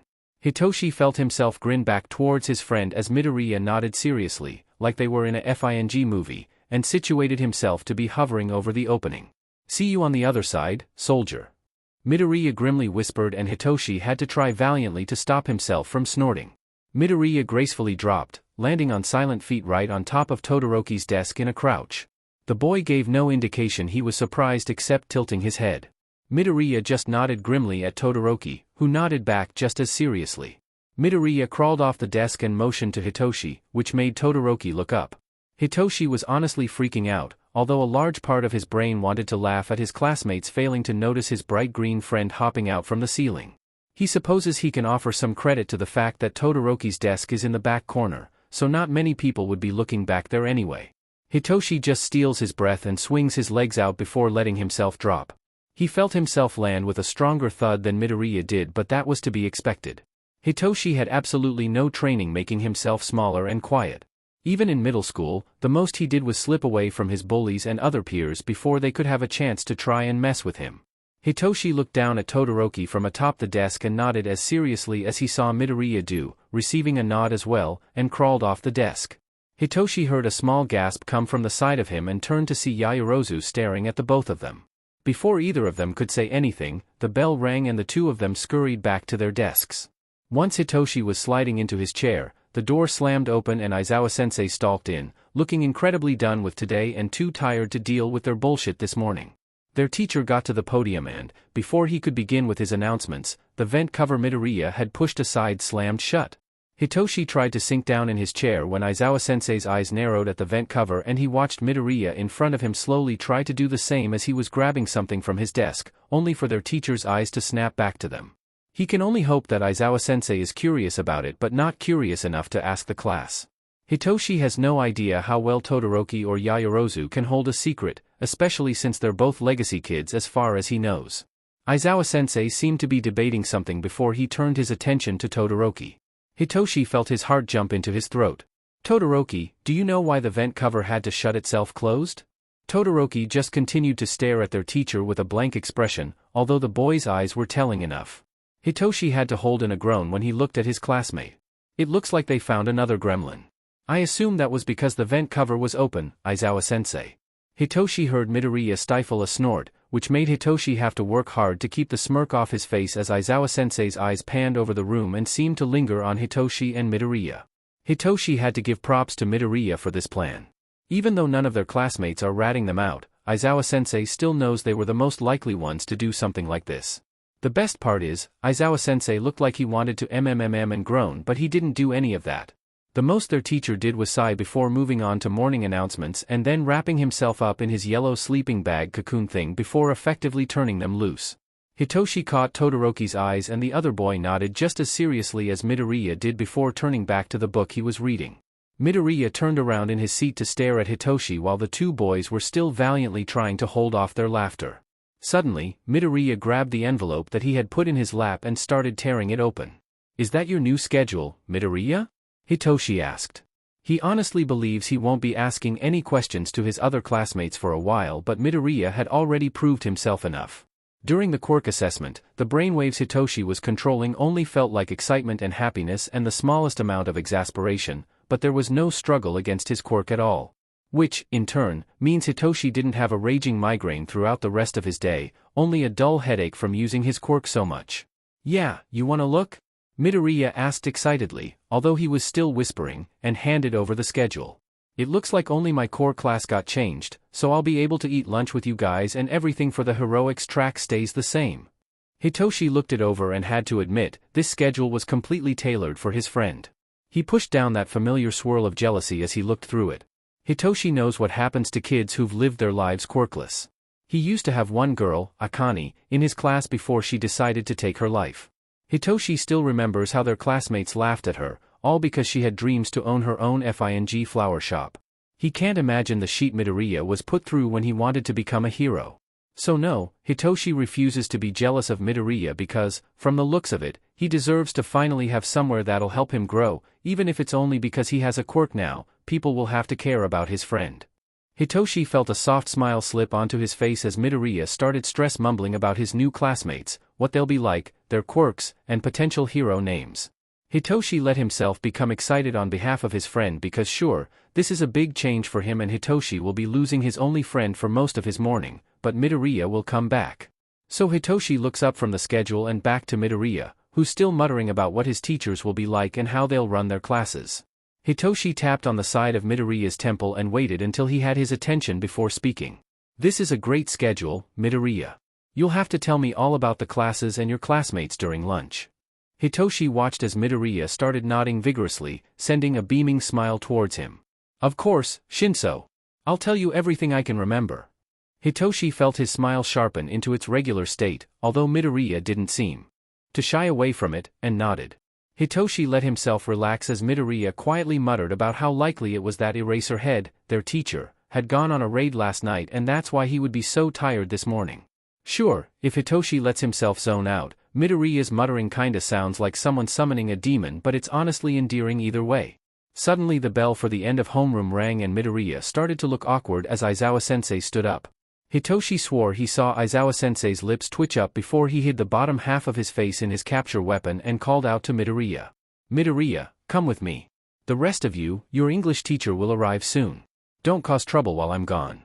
Midoriya stood swiftly, grabbing his atrocious yellow bag and whispering to Hitoshi, he looks curious enough. Wish me luck. I'll see you at lunch, with a smirk before bounding over to their teacher and out of the classroom door. As soon as the heavy door shut, the rest of Hitoshi's classmates all started whispering about what happened and if their new peer was in trouble or something. Hitoshi felt eyes on him and turned back to look at Todoroki and startled when he glanced over at Yaoyorozu, who seemed to be staring at him as well. Hitoshi can't deny that the both of them are kinda weird, but if Hitoshi is being honest with himself, Todoroki looks almost as socially adept as Midoriya and Hitoshi are, and Yaoyorozu looks more curious than anything. Hitoshi sent him another nod and nodded once to Yaoyorozu before turning his gaze back to his desk, trying to ignore the weird nodding language that seemed to have been created, even if Hitoshi has no idea what is being conveyed through said nodding language. Hitoshi lifted his gaze when someone slammed the door open with a loud, "Hey listeners. Who's ready for English?" Hitoshi wanted to groan when he realized Present Mike, a fantastic hero, one that he looks up to, but he is just so loud, would probably be the source of his morning headaches for the next couple days as he got used to the man's volume. He hoped Midoriya was having a better time than Hitoshi was. Izuku was freaking out. Obviously, he had known that getting a different schedule than his peers would result in different classes. But he really forgot about the whole navigating the maze of UA in the process. Izuku doesn't think he's exaggerating when he calls his high school a jungle. Thankfully, Aizawa-sensei seemed to understand his awkwardness, so he helped get Izuku out of the classroom.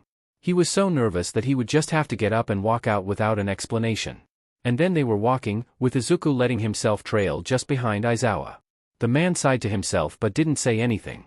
And for that, Izuku was grateful. He did not want to have to figure out how to navigate a conversation with his homeroom teacher as he was walking towards 1,000,001 unknowns. Although, it was kind of interesting how Aizawa-sensei seemed to hold himself. He always acted like he'd rather be anywhere other than here, but his eyes told a different story. He had watched them interact this morning with intelligence swirling around his eyes, as if he was dissecting the relationships they had already formed. But he also watched them with a sort of softness too. It was weird. Not unwelcome but definitely weird. All too soon, they arrived at a door that had a red tubey on the side of it. Aizawa-sensei glanced over at Izuku and he opened the door. There were groups already formed within the class. Izuku forced himself to acknowledge that fact with a fresh pang of worry coursing through him. Two girls were hovering over a boy's desk, looking intently at a few strewn papers covering his desk. In the far right corner, a girl sat, arms crossed and eyes closed. She seemed to be glaring, even when she couldn't see the target of her ire. Towards the middle of the room, a group of 5 or 6 people seemed to be congregating. They were all paused in their movements, resembling more of a child caught with their hand in the cookie jar rather than hero students. It was refreshing to see a side to them that he could relate to. Walking in, Izuku had fully expected to be meeting people who reminded him of his rigid classmate Ida, or perhaps the slightly aloof, very silent Todoroki. It was amazing to watch the whole class settle down as soon as they collectively broke out of their stupor, warily glancing back and forth between Aizawa-sensei and Izuku himself. Most of them blanched and hauled but to find their proper seats as he walked further into the room. "Aizawa-sensei!" A boy cheered, breaking Izuku out of his observations. Izuku shot a soft smile his way when the boy glanced over at him. He grinned, although his grin seemed a bit forced, possibly due to the looming teacher figure standing in between them. The bright boy was interesting. He had thick pale green hair that seemed to be freckled with dark greens. It was amazing to see such hair, even in a world filled with unique people. Izuku found himself fascinated by his hair. Or maybe it was the fact that his skin seemed to follow the same pattern as his hair, littering his face and arms with light greens and dark brown spots. The boy blinked as Aizawa-sensei rubbed the bridge of his nose and glanced back over at Izuku with his striking hazel eyes, as if to say, "How is he this exasperated this early?" Izuku almost smirked in response, but forced himself to hold back. He didn't want to overstep any boundaries. He didn't know if this boy was just being nice and possessed a friendly demeanor or if he was actually attempting to befriend Izuku at this moment. The boy held himself confidently, although he was leaning away a bit from Aizawa-sensei, like he was expecting to get in trouble. Aizawa-sensei just sighed, snapping Izuku out of his mini-analysis, and pinched the bridge of his nose. "I don't know what you did, Yoshio, but don't make it my problem." The boy, Yoshio, let his grin become a bit sharper, spine straightening a bit as he mock-saluted Aizawa-sensei and said, "You got it, boss." Aizawa-sensei sighed again and gestured to Izuku. All eyes turned to him fully and he wanted to sink into the ground to escape from their interest once he noticed. "This is Midoriya Izuku. He'll be joining you for your classes in the mornings. Take care of him." Izuku tried to weakly smile at them and a few grinned back, which eased a little bit of his nerves. Aizawa-sensei just gestured to an empty desk next to the window in the middle of the row and spun on his heel, walking out of the classroom. Once the door shut, Izuku felt his eyes widen and he scurried over to the desk and plopped down, mortified that he had just stood up in front of them like that. He heard a few of the vestiges sigh exasperatedly at his thoughts, which helped calm him down further as he tried to ignore the eyes on him. "Just relax, Ninth. You're here to learn, the same as these children," Nana reassured him softly. Izuku smiled at that thought and sunk further into his chair, feeling a bit more comfortable now. Suddenly, the person in front of him turned around and smiled softly. They had black, thick hair that flowed around their head, though it wasn't long. It seemed to be cut at their shoulders with small curls forming at the ends. Their black eyes were piercing, interestingly enough. As if they could see something he was not privy to. They cleared their throat. "I'm Umamoto Kazuki, Class 2, BS Class President, and Yoshio over there is our Vice President. It's nice to meet you, Midoriya-kun." Izuku nodded and gave a tentative smile back as Umamoto seemed to remember something and spoke again. "Oh. And they them pronouns for me, please." Izuku nodded vigorously and decided to officially introduce himself since Umamoto was taking their time to do the same. "Oh. Of course. I'm Midoriya Izuku from Class 1A, and he him pronouns, please." Umamoto's smile seemed to become more genuine once Izuku said his pronouns. Maybe they had to deal with rude people before? Either way, Izuku felt happy that he could reassure Umamoto silently that he wasn't an a-hole. Umamoto nodded, tilted their head and looked him up and down and furrowed their eyebrows. Before Izuku could ask about his tie or something, they spoke. "How do you have so much anger and spite in your body? Haha. They just called you out, Ninth." Fifth yelled out in between his bouts of laughter. His laughter mingled in with the rest of the vestiges' laughter and, to Izuku's despair, he even heard a small chuckle from Second. Izuku felt a furious blush rising to his face but his mind was running a mile a minute. How did they know what he felt like sometimes? I mean, he already knew he had some repressed feelings of frustration and annoyance. He wouldn't call it anger, he would admit to the spite though. Maybe it's their quirk? That would be interesting and super helpful in heroics. He wondered if they could tell when a person was lying or not. Most people feel a sense of unease when they lie, so it's totally possible. Although they shouldn't rely on that method. They could totally help victims out too, especially since they'll know if they need calmed down or hell. "Whoa, slow down there little Kohai," Yoshio said. He was suddenly right next to Izuku, out of his desk from across the room and grinning a bit like a shark. Izuku leaned back a bit, chuckling nervously. "Umamoto here can't answer your questions if you speak too fast." Izuku felt his jaw drop. "They didn't mind?" "Of course we don't mind, Midoriya-kun," Umamoto said, looking a bit hurt. Probably since Izuku could only feel awe and confusion right now. He wondered if their quirk was passive or not. He wondered how they differentiated the emotions they cowl. "Just slow down and I'll tell you everything I can." Izuku nodded dumbly, still slightly in awe of his new classmates who didn't seem to seriously hate him for some unknown reason, and whipped out his notebook, startling both Yoshio and Umamoto. Once he had grabbed his pencil and looked up, they both gulped at the gleam in Izuku's eye. Oh yes, he was going to have fun here. In all honesty, Hitoshi's core classes aren't that bad. The most they did was reintroduce themselves to their new teachers and go through their syllabus for the semester, which calmed Hitoshi. He liked knowing what would be expected throughout his classes and what kind of workload he could expect for the year helped tremendously. It also helped that they were encouraged to introduce themselves with their names and a hobby or something about their family, nothing about a quirk at all. Hitoshi chose to say his name and explain his family, gaining a few happy smiles from the girls and an inquisitive look from Azui. She explained her large family instead of a hobby as well, which seemed to prompt Zero to explain his. It was interesting to learn about his classmates like this, especially since his middle school experience was saying your name, quirk and its activation requirements before you were allowed to get your seat number. Yeah, this was a lot better. The bell finally rang for lunch, just in time as it looked like Semita-sensei was planning on going on another tangent with Tokoyami about Gothic literature. Hitoshi started packing up his notebooks and sliding his newest syllabus into his bag as Azui made her way to him. "Shinso, right?" Hitoshi nodded and Azui tapped her finger to her chin. "I'm usually pretty blunt when I say things, ribbit, and I just wondered how young your family is." Hitoshi nodded his consent and started zipping up his bag. "Two of my sisters are older, one is 24 while the other is 18 and I have one younger than me. She's 9. Azui nodded again. "What was with the nodding today?" "That's interesting, Karo. My siblings are all younger than me." "They're younger than you?" Hitoshi said questioningly, although he made sure it didn't come off as a question. "Yep. My brother and sister are twins and they're 10, Karo. And my youngest brother is 6. Azui said. She seemed happy to talk to someone else with a large family since most people in Japan never really have too many siblings. Hitoshi was honestly happy about it too, since it looked like he could potentially have someone to fondly complain to about his sisters. "Your brother is still in his demon stage?" Hitoshi asked. He continued with his question when it seemed like Azui didn't understand. "That's what we called it when Mayumi was younger. She's mellowed out since then, but 5 and 6 were her demon years." Azui seemed to laugh a bit into her hand as the pair walked out of the classroom and towards the cafeteria. "He's nearly out of those stages, although each of them seemed to have an attachment to fire, Karo. My mother was worried Samidare and Satsuki, the twins, would turn into arsonists." Hitoshi let himself crack a smile as they walked through the open doors and they were hit with a large wall of noise once they entered. Kami, he could feel the migraine already. They quickly walked over to a more secluded area and sat down. Hitoshi pulled out the bento his sisters had made with him last night and looked up as Azui grabbed her own. "Shinsukuin!"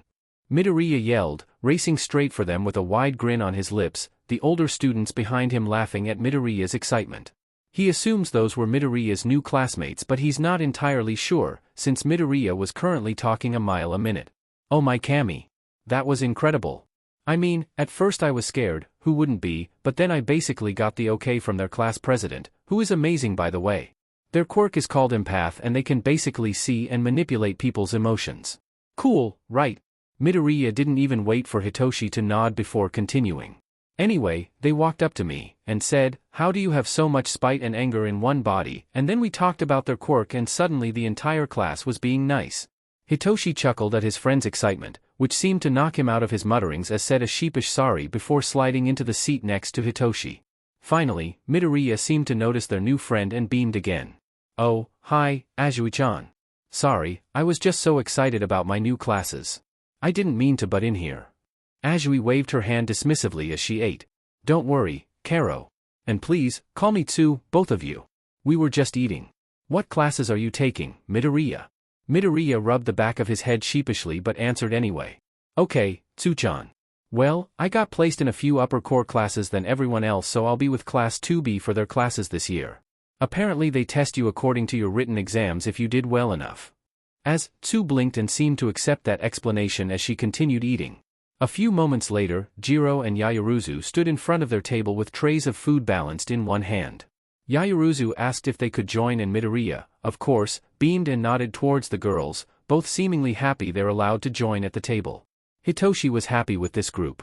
They seemed to like to listen to Midoriya and his new stories while asking questions and throwing him into more tangents and deeper rabbit holes. It was relaxing since everyone here was content to include him in their discussions but not expect to talk as much as Midoriya was. Granted, he's pretty sure no one would expect him to talk as much as Midoriya does, but still, it was a nice, unspoken gesture. Midoriya-kun?" Yaoyorozu spoke up then, looking incredibly nervous for talking to a boy who literally personified happiness and excitement. "Yes, Yaoyorozu-chan?" Midoriya prompted. The girl just waved her hand dismissively as she looked at the both of them. "Oh. Just refer to me as Yumomo please. I know my family name is a mouthful." At both of their nods, Yumomo continued. "I was wondering about the little entrance you guys made this morning?" Midoriya glanced over at Hitoshi and smiled sheepishly towards the girls. "Alright. Well, the vents are pretty spacious and the hallways were really loud." Jiro snorted and waved her chopsticks around, as if to say they were preaching to the choir. Hitoshi cracked a smirk at that. Oh, I see. Well, that was very inventive of the two of you then," she said, shocking both Hitoshi and Midoriya into a few rounds of laughter. Yes. Inventive was one way to describe their gremlin nature. Soon enough, their lunch PRD ended and they all walked back to their classroom together, with Midoriya bouncing around at Hitoshi's side. His friend seriously looks like a bunny every time he is too excited about something. It was amusing and endearing in the best way. Looking around, he could tell the other girls felt the same. Hitoshi let himself sigh contentedly before they reached the classroom. He thought he might actually enjoy his time here at UA for a change. Once the group finally found their seats, with Midoriya expertly ignoring the foot Bakugo intended to trip his friend with, and sat down, Hitoshi did his absolute best to avoid looking nervous about this class. It helped to fixate on the mystery mess that was Bakugo and Midoriya though. Hitoshi honestly wanted to know what their deal was with each other. Midoriya seemed to be too nervous and scared around the other boy and Hitoshi didn't trust it at all. Midoriya looked at Bakugo the same way Hitoshi looked at his bullies. That didn't make him feel okay in the slightest. Before he could dwell on it for too long though, a loud and excited voice accompanied their new heroics teacher as the door slammed open. "I am coming through the door like a normal person." The class flipped out as they realized their teacher for foundational heroics would be All Might, the #1 hero in Japan. Sure, Hitoshi didn't like many limelight heroes but Midoriya's palpable enthusiasm for the man was enough to make Hitoshi okay with this. Yes, he wanted, selfishly, to be taught by Eraserhead for this class but it would make sense that UA would teach their students more about Limelight than anything else, especially since All Might has been the face for Limelight and Rescue Heroics since he began. Suddenly, Hitoshi realized he zoned out because there was a whoosh coming from the wall to his left and All Might was gesturing to the area with a remote in his hand. A hero needs their costume first, though. Change and meet me at ground beta. All Might, Aizawa-sensei said as he stepped through the door, making every student freeze. The man sounded sad, livid even, and no one wanted to get in the way of that. Aizawa-sensei turned towards them and sighed. "Grab the costume cases according to your seat number and change. We'll be meeting in Gym C in 15 minutes. Don't be late." Once he said his piece, Aizawa-sensei stalked out of the door, gesturing for All Might to follow him. Hitoshi is glad Aizawa-sensei changed the place because he had absolutely no idea where ground beta was. The gyms were obvious and easy to find but the mock cities that were strewn across UA grounds? Yeah, Hitoshi had no idea where to go for those. Once it seemed like most of the crowd had died down, Hitoshi and Midoriya got up to grab their costume cases before leaving the room quickly, speed-walking towards the locker room closest to their gym. On their walk, Todoroki seemed content to walk next to them. He didn't acknowledge them or anything, just walked next to Midoriya as he rambled about his costume and wondered if he would have all the support items he requested. Another anomaly was Zero, who seemed to be throwing glances at their little group when they walked into the locker room. Hitoshi could tell they weren't bad glances, just curious and maybe a bit interested? Not romantically, not at all, but Zero definitely looked like he wanted to talk to them about something. Whatever. Hitoshi wasn't going to dwell on it for too long. He quickly made his way into the bathroom area of the locker room and found a stall next to Midoriya. He knew why he didn't like changing out in the open. Too many sneers and taunts from middle school kept him from comfortably changing around his peers, and he could, sadly, hazard a few guesses as to why Midoriya wouldn't be changing outside either. Hitoshi opened the silver case and took a second to marvel at the black fabric that was sitting underneath a letter. Ignoring the letter for now, Hitoshi pulled the black long sleeve on, happy that it was almost form-fitting but still baggy enough to hide most of his upper body. Quickly, he also pulled on the dark gray combat pants, complete with all the pockets he had asked for. He's not particularly fond of the utility belts that hang around people's waists so he made sure to ask for loads of pockets to place any weapons or first aid supplies he'll want on hand. The next thing he grabbed were the black combat boots, hopefully reinforced, and threw them on over the bottom of his pant legs. Peering inside the case, he decided to open up the smaller box that was lying in there, shocked and excited to see his voice modulator and distorter sitting inside and placed it around his neck. Sure, he was good with replicating voices but it always sounded the tiniest bit off when he did it. Hopefully, the device will work out any KNKS he has. It would not be good if a villain found out they weren't speaking to the person they thought they were before he could grab a hold of their mind. Another small box sat in the case and he opened it to reveal basic first aid supplies and a few bombs. He decided to leave the bombs and first aid supplies in the case, knowing he wouldn't be needing them on his first day. Quickly, he grabbed the letter and began reading through it. It was a surprisingly thorough analysis of his equipment and costume. Apparently the pockets on his pants were reinforced so his supplies wouldn't be knocked around or break during a fight. His top was also reinforced to protect his vitals and was woven with a strong quirk-resistant fabric, just like his pants were. The combat boots were, indeed, reinforced with a steel toe which made him happy to see. There were a few things about his voice modulator, but he assumed he could deal with all that during class today or tomorrow. He quickly packed his school clothes into the case and stepped out of the stall, making his way to an empty locker that he could use for the time being. Shinso! Wow, you look so cool! Turning around, Hitoshi once again blessed whatever deity up there that he had time to build his apathetic mask so he wouldn't be caught gaping at his friend. Midoriya was dressed in a dark green jumpsuit with a hood attached at the neck and a matte black mask hanging loosely around him. He could tell there was some sort of turtleneck undershirt under Midoriya's jumpsuit and was fiddling with the black gloves that went up to the middle of his forearms. Looking down, Hitoshi felt his mouth dry when he realized his friend's pants were the same dark green but more form-fitting than his own, which means he was noticing just how strong Midoriya really was.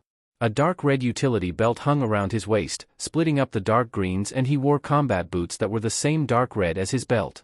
Hitoshi shook himself out of his shock once he heard the locker next to his slam shut and realized Midoriya had been excitedly talking about what they could be doing today during class, not noticing that Hitoshi had checked out for most of the conversation. Small mercies. You look good, Midoriya. I like it. Hitoshi managed to say once Midoriya had paused from his mutterings about the various support gear. Hitoshi was met with a beaming smile and crinkled eyes as Midoriya grabbed his bicep. Thanks, Shinso. We gotta go though. I don't want to be late, especially if Aizawa-sensei is going to be there.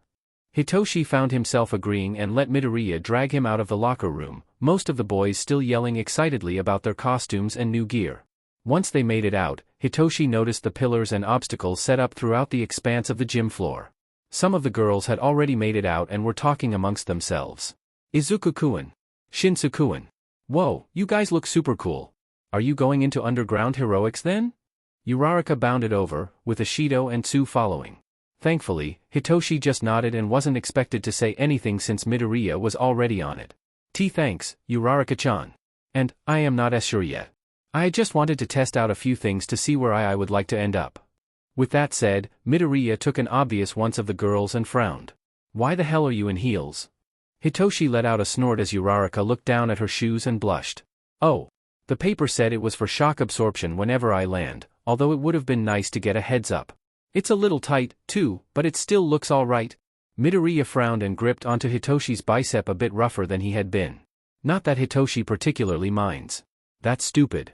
You could roll an ankle much quicker with those, not to mention the fact that you didn't ask for them, so there's no real reason to give you them. Lots of people have shock absorption equipment and they don't have heels. They also do nothing for marketability points either, so that's out of the question. I don't know why they made yours tighter than you wanted. That also seems stupid. Hitoshi flexed his bicep as Midoriya started to get too lost in his analysis of the girls and their costumes. Midoriya seemed to take the hint and snapped his eyes over to Hitoshi before smiling sheepishly at the girls. Sorry about that. Your costumes do suit you, though. You all look amazing. The girls gracefully took the compliments, although the three looked a little stunned at Midoriya's concerns about Uraraka's outfit and were currently looking over their own. Hitoshi was a little disappointed in the girls and their costumes as they continued to walk out. Most of them were dressed in tight spandex that looked so uncomfortable, and honestly, Hitoshi wasn't seeing much protection built for them either. Hell, Hitoshi is almost certain that Hagakure was only wearing boots and gloves. The only costumes he semi-approved of were Tsu and Yamomo's. Tsu looked to be going for a family-friendly vibe and it definitely suited her.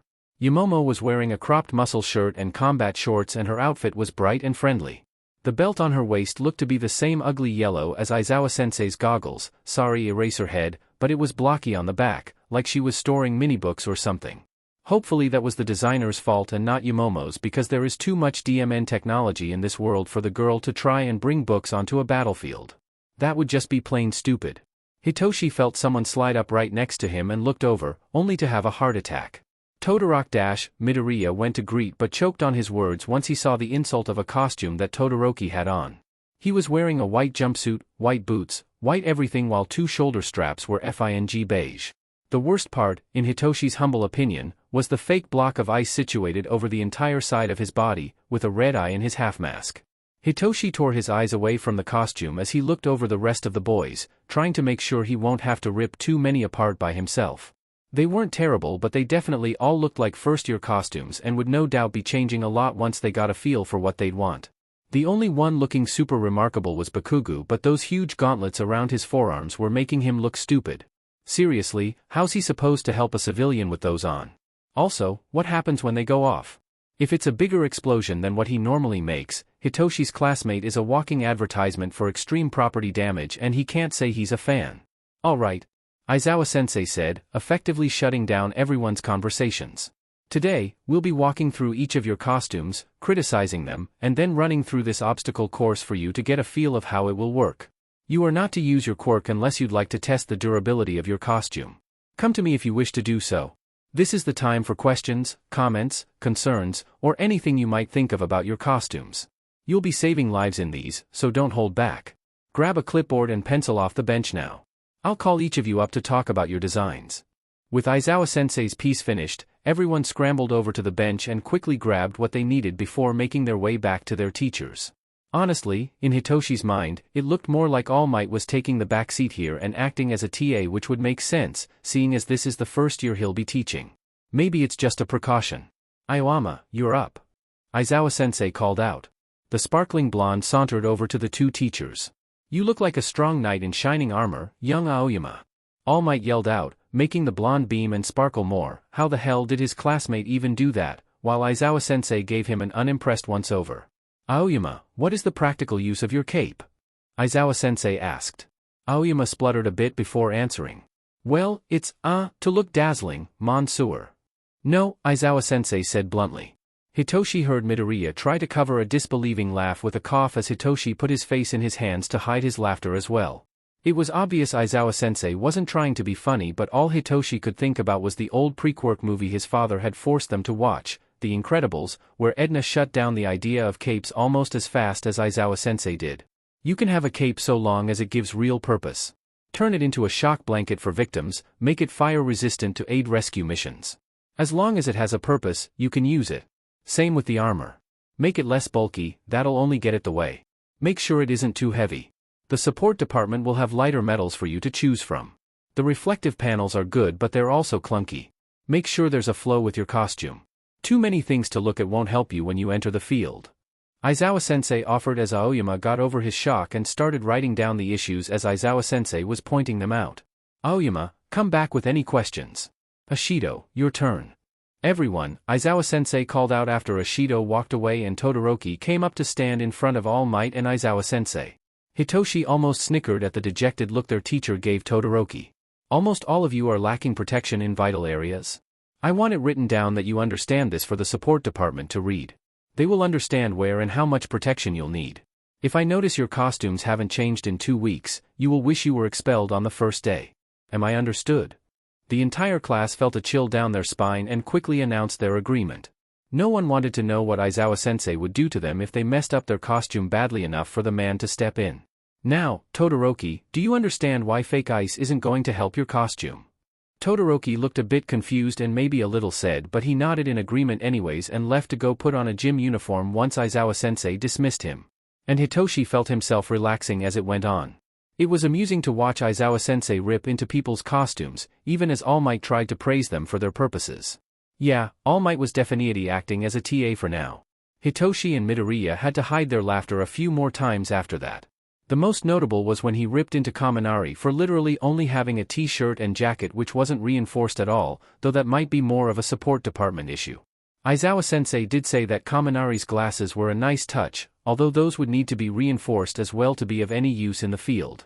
And then Aizawa-sensei did the same thing to Jairu when he realized her costume was even less enforced than Kaminari's, although he emphasized mobility over brawn more than once during his speech.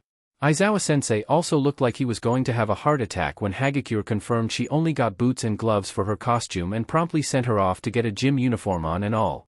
But promised murder for whoever designed her costume. He also looked like he was having an aneurysm when he noticed Yayorozu had a literal bookcase on the back of her utility belt and no protection built in, which was very entertaining to watch. Kirishima, it's your turn.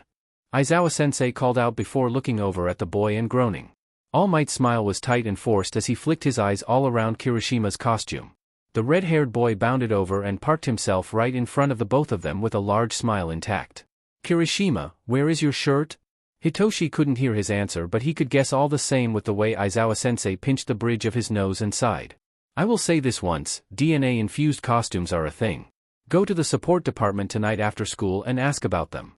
They are a longer process than most costumes, but I believe the benefits will outweigh the time delay in your case. Run the obstacle course and come back with any questions. Shinso, you're up. Aizawa-sensei called out, looking oddly excited about this. Maybe the man is sadistic and they started playing pranks on the wrong person. One look at Aizawa's grin and Shinso concluded that, yes, Aizawa-sensei could possibly be the worst person to decide and prank at this moment. He might actually die today. Midoriya looked over and gave Hitoshi an encouraging smile, which eased more nerves than Hitoshi cares to admit, while Hitoshi made his way towards the area Aizawa-sensei and All Might were standing in. All Might gave Hitoshi a questioning look before understanding struck through his blue eyes and he smiled, a bit more genuinely towards Hitoshi. Young Shinso, you've done well picking out a theme. Your costume suits you. All Might said, giving Hitoshi a cheesy thumbs up. Hitoshi's going to have to change his stance on All Might soon because if he respects and is willing to train Hitoshi for a path in underground heroics, he'll have Hitoshi's respect. Hitoshi just nodded to him and nervously glanced over at Aizawa-sensei, who was looking just as bored as he did with everyone else. And sure, Midoriya might be right that Aizawa-sensei can't hide much with his eyes, but Hitoshi is refusing to make eye contact with the man just to make sure. You'll want something warmer for the winter months, but it is acceptable to have two different costumes. Look into getting sound-resistant boots, assuming you plan to go the underground route. Start thinking of long-distance and mid-range weapons as well that you can add to your costume at the beginning of your second year. You'll want a good baseline for whatever you decide to go with. Hitoshi nodded along as Aizawa-sensei clinically gave him new ideas for his costume. Honestly, he thought he was going to be torn apart rather than just getting pointers, but this conversation seemed to just be about adding or subtracting things to further the costume. He's a bit proud of himself for making a good baseline for him to start with. Run the obstacle course or write any questions you might have and come back. Midoriya, your turn.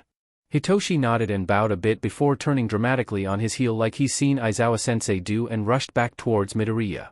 Hitoshi was not going to do the obstacle course alone. Safety in numbers and all that. Midoriya bounded right past Hitoshi with a beaming smile and parked himself right in front of their two teachers. Hitoshi tuned most of it out, though he thought he saw a few tears coming from All Might as the man complimented his hood and color scheme. It was surprisingly wholesome, although Hitoshi does have to wonder why the man looked so interested in Midoriya's outfit specifically. Whatever. He'll put that on the back burner for now. Soon enough, Midoriya was bounding back over, muttering about new costume changes and what he needed to change.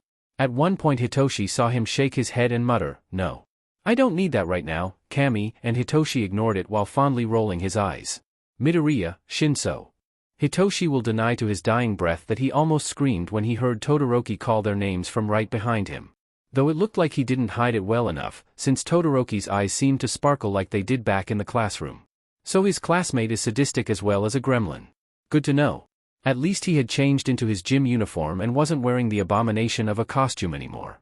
Todoroki-kun. Hi. Can we help you with something? Midoriya said, tripping over a few of his words. Hitoshi noticed he does that with any newcomer, but as soon as Midoriya seems comfortable, he'll be fine. I'm running the obstacle course with you, Todoroki said. Hitoshi honestly wonders what had to happen to this guy for him to be so deadpan all the time. It was mildly concerning when he thought about it. Midoriya didn't give him much more time to think about it though, since he had already grabbed Hitoshi's bicep and started pulling him towards the starting area while Todoroki calmly walked next to them and listened as Midoriya excitedly talked about what kind of obstacles would be in there. Did you want to race? Midoriya asked excitedly. That seemed to spark competitiveness in Todoroki's eyes as the boy nodded. From what Hitoshi has seen, he stands no chance going up against these two powerhouses, even if they were going through it without their quirks, but he nodded nonetheless. All right. I'll count down, we'll go on one, Midoriya said, determination taking over every muscle in his body. Hitoshi stopped his ogling as they all settled down into running stances. Hitoshi eyed the rock wall they had to get over first, internally thanking his sisters for getting him off his butt and making him go through the basics of weight training and forcing him on runs with them. 3. The temperature seemed to dip, although one glance to his left and he noticed Todoroki wasn't using his quirk. 2. He listened to Midoriya settle himself further down. 1. Midoriya took off like a shot, Hitoshi right behind him. It was exhilarating. Hitoshi reached the rock wall and climbed quickly, noting that Todoroki had passed him but seemed to pause at the top. Hitoshi looked over the wall as he came to a stop, noting the pool that was below them and shrugged before jumping down, letting out a hysterical cackle. His feet hit the water hard, although Hitoshi felt almost zero impact.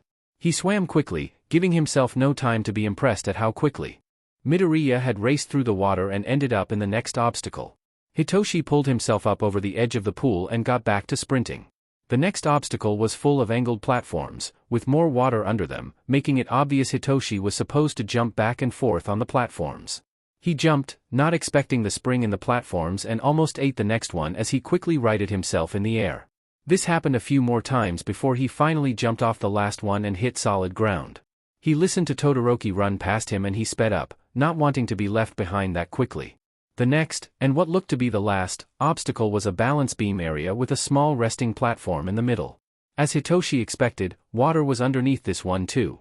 Hitoshi quickly made his way down the balance beam, forever annoyed that Todoroki looked smug as he ran through this part of the course, and sprinted towards the finish line. "You expect me to believe that, Deku? Huh? There's no way you could possibly be first." Hitoshi sprinted faster, noticing how Todoroki sped up as well. He was on Todoroki's heels when he heard the blast of an explosion. As quickly as the explosion came, Todoroki stamped his foot into the ground and a large wall of ice separated the explosion from Midoriya, although it looked like he had already gone through the ringer. Midoriya's hair and the left side of his face looked singed from the explosion and he was holding the right side of his gut, like he'd been punched or something.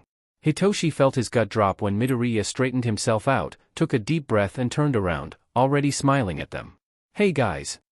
Thanks for the wall, Todoroki," Midoriya said, happy as ever. Hitoshi wanted to curse himself for not realizing it sooner. Of course Midoriya's mask would be interwoven with how he truly felt sometimes. That's why the smile didn't look fake. Midoriya, Todoroki said, slightly frowning. "You're burnt." Midoriya just waved him off and walked towards them, no limp or hesitancy in his steps.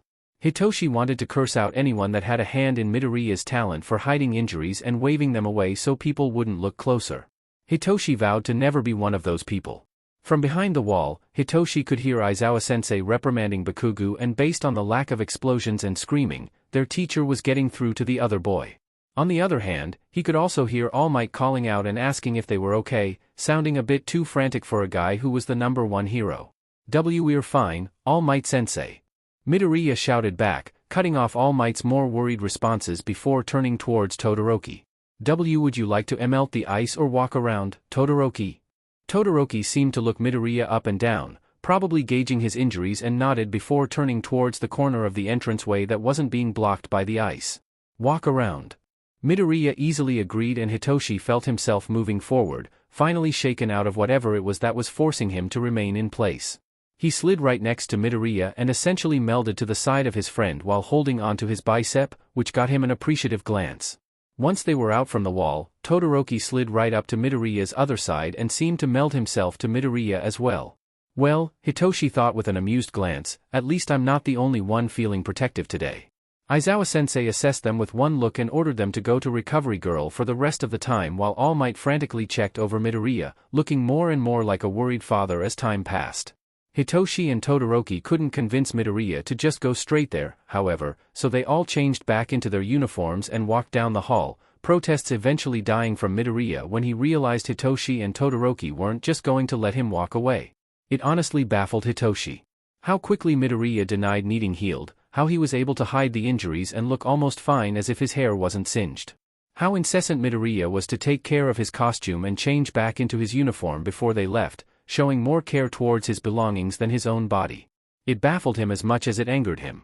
Hitoshi's always been privy to the worst of what people have to offer for him, especially once they learned of his quirk. But Midoriya didn't even have that to cushion others' discrimination towards him. Or, at least, he didn't used to. Now that Midoriya has a quirk, one that others would call powerful and heroic, he's going to go through so much whiplash from the change. That obviously won't leave him with no side effects. There's just no way that could happen. Even with Hitoshi at UA, he's waiting for his classmates to corner him after school and demand to know what his quirk is before getting bumped to the lowest social standing the school has. There's no way Midoriya, the kid with a force-manifested quirk, wouldn't be waiting for the other shoe to drop either. So Hitoshi made his choice and went back to the locker room to grab his costume case and Midoriya's, Todoroki silent by his side as he did the same. They walked back to their classroom and placed the cases in the correct position before Hitoshi grabbed Midoriya's and his school bags and turned towards the door. "Where are you going?" Todoroki asked, looking as inquisitive as he could get without showing too much behind his normal aloof face. It almost impressed Hitoshi. "I'm going to wait at the nurse's office for Midoriya," Hitoshi said blandly, letting one of his eyebrows rise when the other boy started walking towards him, bag in hand. "I'm joining," Todoroki said, earning a curt nod from Hitoshi as the two boys set out to Recovery Girl's office. Muzutafu adopts new policy. Written by Curious and Company. The Muzutafu School Board unanimously approved a new system for evaluating campuses that district leaders vowed will make the city a national thinker in rethinking how to size up school quality. The new policy, named Continuous Improvement and Data Transparency, formally replaced the district's controversial school rating system, which had long come under fire for overemphasizing standardized test scores and unfairly labeling prestigious trade campuses. The new approach does away with the rating schools on a 5-point scale from 1+ to a separate policy the board approved will adopt 3 new labels that largely correspond to the state's designations for schools, as required by law. Under this new accountability policy, the district will compile a wide array of metrics and present them to parents and the public rather than using a complex calculation to produce a ranking as the old system did. A new dashboard with that data will go live sometime during the coming semester next school year. And, while the policy aims to hold the district accountable for providing money, guidance, and other resources schools need to improve, it does not spell out any consequences for campuses that are refusing to make headway. At the Monday board meeting where the policy was approved, District CEO Masaki Mineta said the new system reflects Muzutafu's commitment to equity and marks a break with a punitive approach to evaluating schools. He said national leaders, including Principal Nedzu, are watching Muzutafu's overhaul closely, though Mineta called it a current work in progress. The district will flesh out how to capture some metrics and create the public dashboard over the school year, officials promised. Ken Nishishiji, a professor and instructor at UA who was part of an advisory group that crafted the new policy, called the approach soft accountability. "We are using a flashlight, not a hammer." He applauded the inclusion of more metrics that will attempt to capture how schools are supporting students on campus and calls this a step in the right direction. Izuku wanted a 5-hour nap, 4 cups of coffee and possibly some medicine for the migraine he was bound to have later. He wasn't confused as to why Kaken decided to seek him out. He also wasn't at all confused as to why Kaken had blown up, really. He had been avoiding the other boy since they got into UA because he really didn't know how to explain this. The fact that he got first place in the entrance exam when he wasn't supposed to. And the fact that he had a quirk. Because OFA was a secret. A national secret. And for good reason. The vestiges told him that there used to be a man who could give and take quirks who sought out every past user only for their altercation to end in tragedy, and everyone that knew about the quirk had also been hunted down or stalked by that villain. It was an incredibly dangerous thing to know about. So he knew that he couldn't just tell Kaken what was going on, especially since he's always been a terrible liar. Omitting certain details and warping the events? That was something he could do with no problem. But outright lying to someone was not Izuku's specialty. With that in mind, obviously Izuku was going to avoid the one person who would be able to tell if Izuku wasn't giving up the whole truth. And Kaken had always hated liars. Which means he currently, most likely, hates Izuku right now.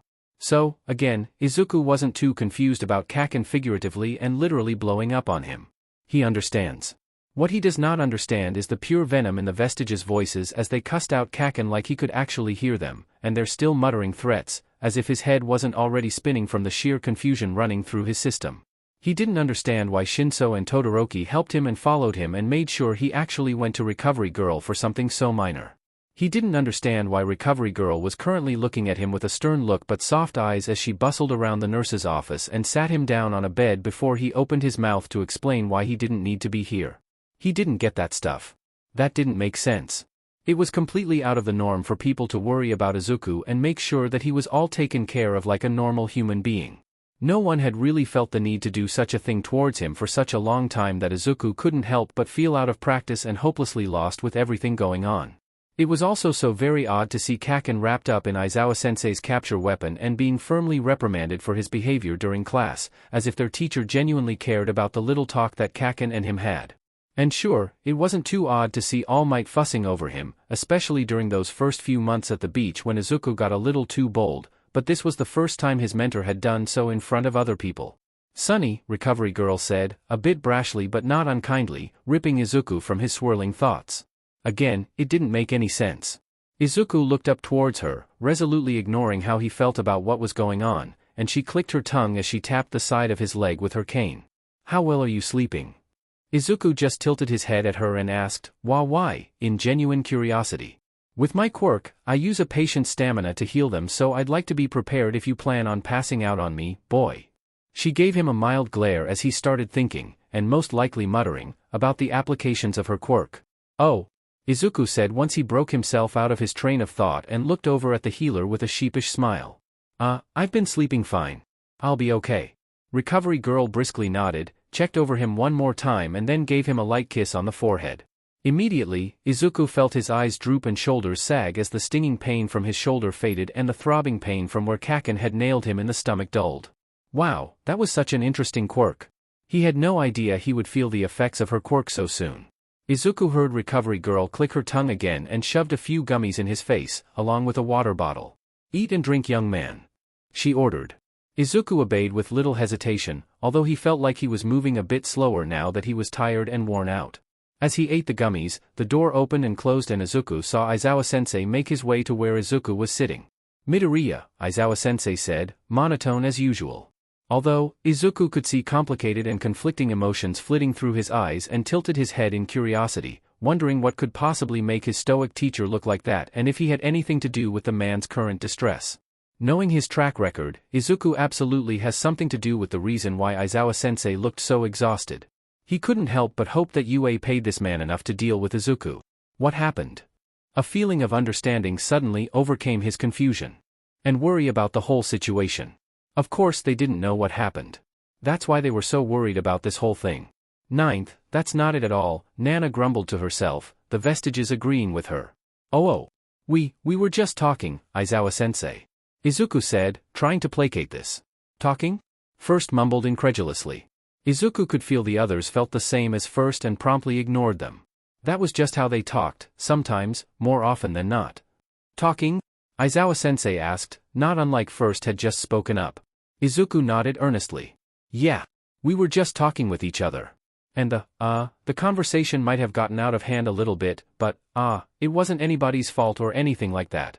Aizawa held a hand up, pausing Izuku's explanation that was rapidly turning into a muttering spree, and he winced. Sorry about that, sensei. Aizawa sighed. Don't apologize. Izuku cleared his throat, feeling more awkward than ever. Right. Sorry, sensei. Aizawa sighed again and Izuku made a face, unsure of what to say now that he wasn't supposed to apologize anymore. Is there anything else you'd like to tell me? Aizawa prompted him, looking deep into his eyes. Izuku shook his head, glancing away from the man that he was frightened might be able to read his mind if he looked that deep into his eyes ever again. That was all that really happened, sensei. Right? Aizawa-sensei finally said, although he looked like he didn't believe a word that came out of Izuku's mouth and seemed like he wanted to press for better answers. Weird, usually teachers were actively looking for ways to punish Izuku for bothering Kaken, or they did their best to actively ignore him. They didn't ever look like this. Aizawa-sensei was a very, very weird teacher. Well, would you like us to call your emergency contact in, or are you well enough to get home? They've already been informed of the event. Izuku stared at his teacher, confused, until the pieces clicked in his brain and almost laughed. He still can't believe they thought he was hurt after that tiny explosion. It's not like Kaken was aiming to hurt him. He just wanted answers. Izuku understands why it happened, so there was no real reason to worry. And, besides, why would he need All Might to take him home after something so small and minor? There was absolutely no reason for Izuku to waste more of his mentor's time. I am fine, sensei. I can go home on my own. Nana sighed in Izuku's mind as Aizawa-sensei did a weird grunt thing before nodding and turning on his heel to leave, muttering something about punishments, therapy and Kaken under his breath. Izuku would have thought about that more, but then Recovery Girl came back to bustle around him, getting ready to send him off, and he just had so many questions for her about her quirk that Aizawa-sensei's weird behavior slipped his mind. Hopefully he'll remember to think about that later on. Hitoshi had no idea if he had dozed off while waiting for Midoriya to be healed or not, but he snapped back to awareness as soon as the nurse's door slid closed. Quickly, he turned towards Todoroki, who just said, Aizawa-sensei walked in and went back to indulging himself with the book he was reading. Hitoshi slowly nodded as he came to, thinking about how Midoriya looked and if he was actually so much worse off than what they originally thought he was.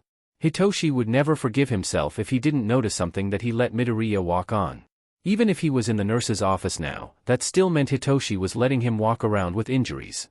He just shook his head and took out his phone with the intent to tell everyone home that he'd be late from school today. Suddenly, the door slammed open once again and Aizawa-sensei stalked out and down the hall.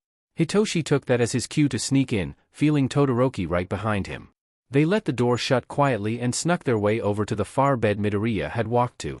Hitoshi could hear Midoriya animatedly talking about Recovery Girl's quirk and what additional applications it could have. He listened as Midoriya questioned if the kiss or her saliva was what was used by her to heal people, and he suddenly didn't want to listen to this anymore. Just the thought that her saliva would be the thing healing people and not the kiss made him want to throw up, if only a little. He could practically hear Kaori laughing at him, saying he was too gay for that kind of shit to happen to him. He kind of agrees with his mental Kaori. Fine, Sonny. But you're checking in with me tomorrow morning.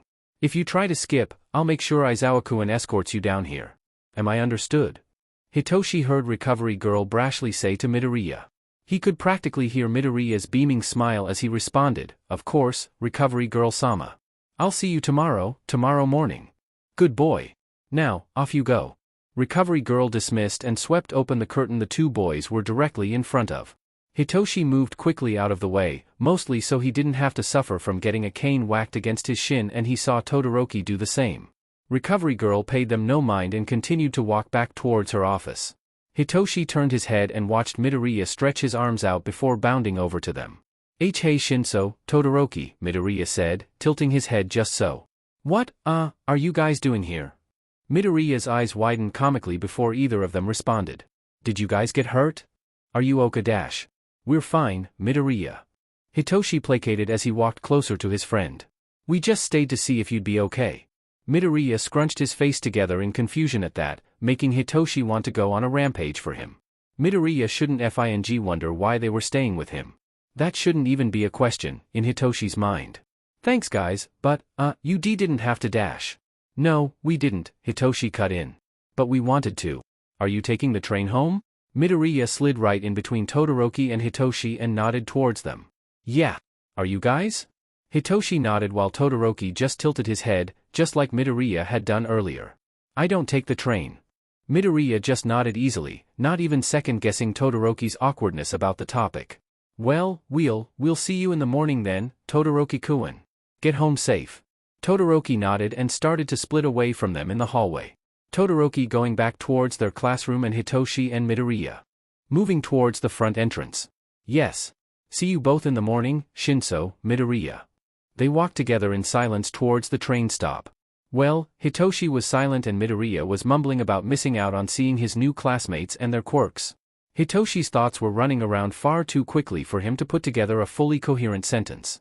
That is, until Midoriya and him finally got into the train car. Hitoshi felt blessed that it was mostly devoid of people, with only an old couple sitting on the other end of the car, and turned towards Midoriya. Midoriya, what was Bakugo talking about back there? Hitoshi asked apprehensively. Midoriya's eyes widened and filled with an interesting mix of guilt and hurt. Well, me and Kaken grew up together, so, obviously he knew about, Yeah, so I think it just, I dunno, surprised him to see me with a quirk. Midoriya tilted his head down, obviously trying to keep back his unshed tears, with minimal success. Hitoshi gently continued to pry, trying to see what the root of the problem was. Right, but why did he go on about you being first in something? Hitoshi watched Midoriya flinch when he mentioned his friend being first in something. He wasn't sure if the boy was just nervous about this topic or if he actually didn't feel comfortable with being first in something. Worrying but not surprising if that was the case. Midoriya liked his lips and sent a fleeting glance towards Hitoshi before training his eyes on the ground again, steadily hunching his shoulders more and more. Kaken thought I tricked someone into giving me first place in the entrance exams, since that was supposed to be his spot. Hitoshi felt rage flood through his system towards the feral blonde and vowed to make him do something embarrassing later on. I get it. I do. And I had been avoiding him, so it makes sense he would ask during class. Hitoshi couldn't listen to any more of this. Was that really how he asks people things? I mean, I know I'm basically prying here, and you can tell me to stop asking anytime. But, Midoriya, you know people don't use their quirks on others when they don't get the answers they want, right? Midoriya didn't respond and seemed to tense his shoulders as a few tears slipped down his face. Hitoshi prayed to the gods he wouldn't be overstepping with his next words, making sure to lower his voice and be as gentle as possible. Midoriya, you understand that I wouldn't use my quirk to force answers out of you, right? At that, Midoriya's head shot up and he frantically started waving his arms around to deny such an accusation. Of course not, Shinso. I wouldn't, I know you wouldn't dash. Then what? Hitoshi asked, voice dangerously soft. Makes Bakugo the exception? Hitoshi watched as Midoriya's protests died off and the other boy seemed to be trying to find an excuse for Bakugo's behavior towards him.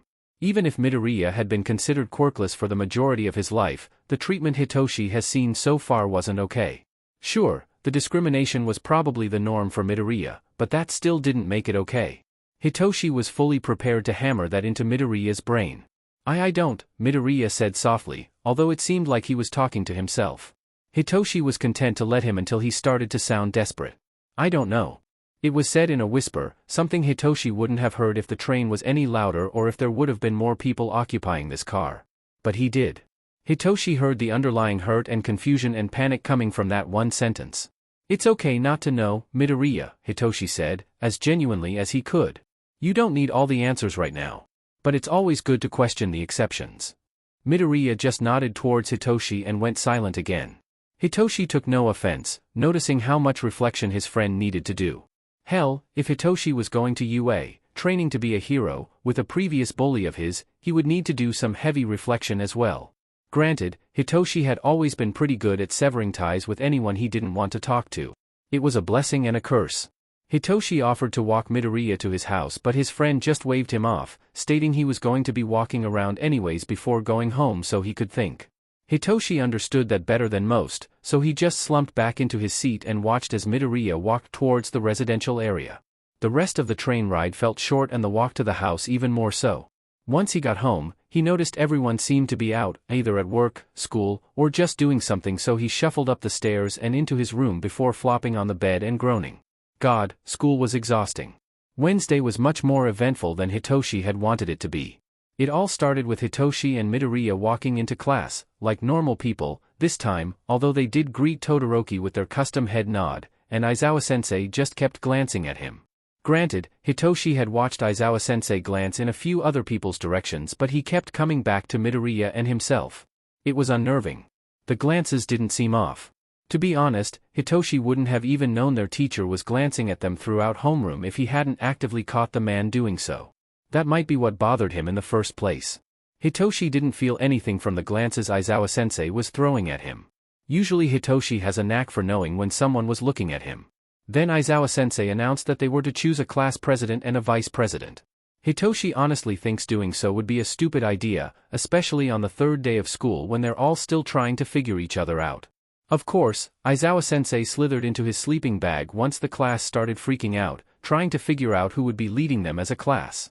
Like a light bulb went over the guy's head, Ida started yelling about how yelling was unproductive, beautiful picture of irony, truly, and then settled the class by proposing a voting system. How democratic. Hitoshi decided to put a vote towards Yumomo. The girl was obviously a quick thinker with the way she could talk to Midoriya and keep up with his ideas. She seemed level-headed enough to make a sound decision in their best interests, and she didn't annoy Hitoshi at all.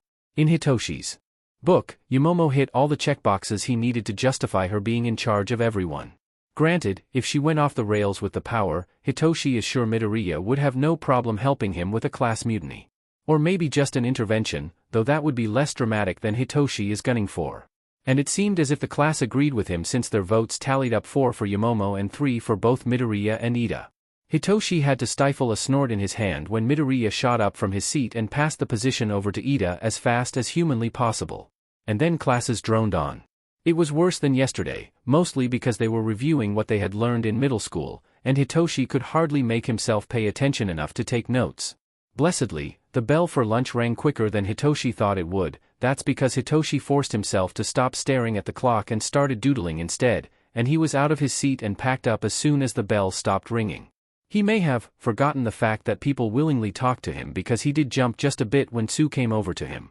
He also seemed to forget about everyone else because as they were walking down the hall, Hitoshi could hear Yumomo and Jairu right behind him as Todoroki slid up to his left and walked silently with him. Sue talked to Hitoshi the most, and it was mostly about the silly stories of her and her siblings from the previous night. It felt familiar as he sat down at the lunch table, surrounded by his new classmates as they waited for Midoriya to come over. Soon enough, Shinso turned his head when he heard Midoriya excitedly yell out, "Shinso," and came speed walking over with a tray from Lunch Rush in his hands. He smiled towards his friend and listened as Midoriya detailed his morning with his new classmates. Apparently Midoriya had found yet another gremlin willing to give him more school-oriented pranks and tips on how not to get caught. The cherry on top was the fact that this gremlin was 2BS vice president. Before he could even think about how ridiculous that was, the alarms started blaring. Hitoshi clapped his hands to his ears and shut his eyes, groaning about the migraine he was going to have later from all the yelling and screaming everyone was doing.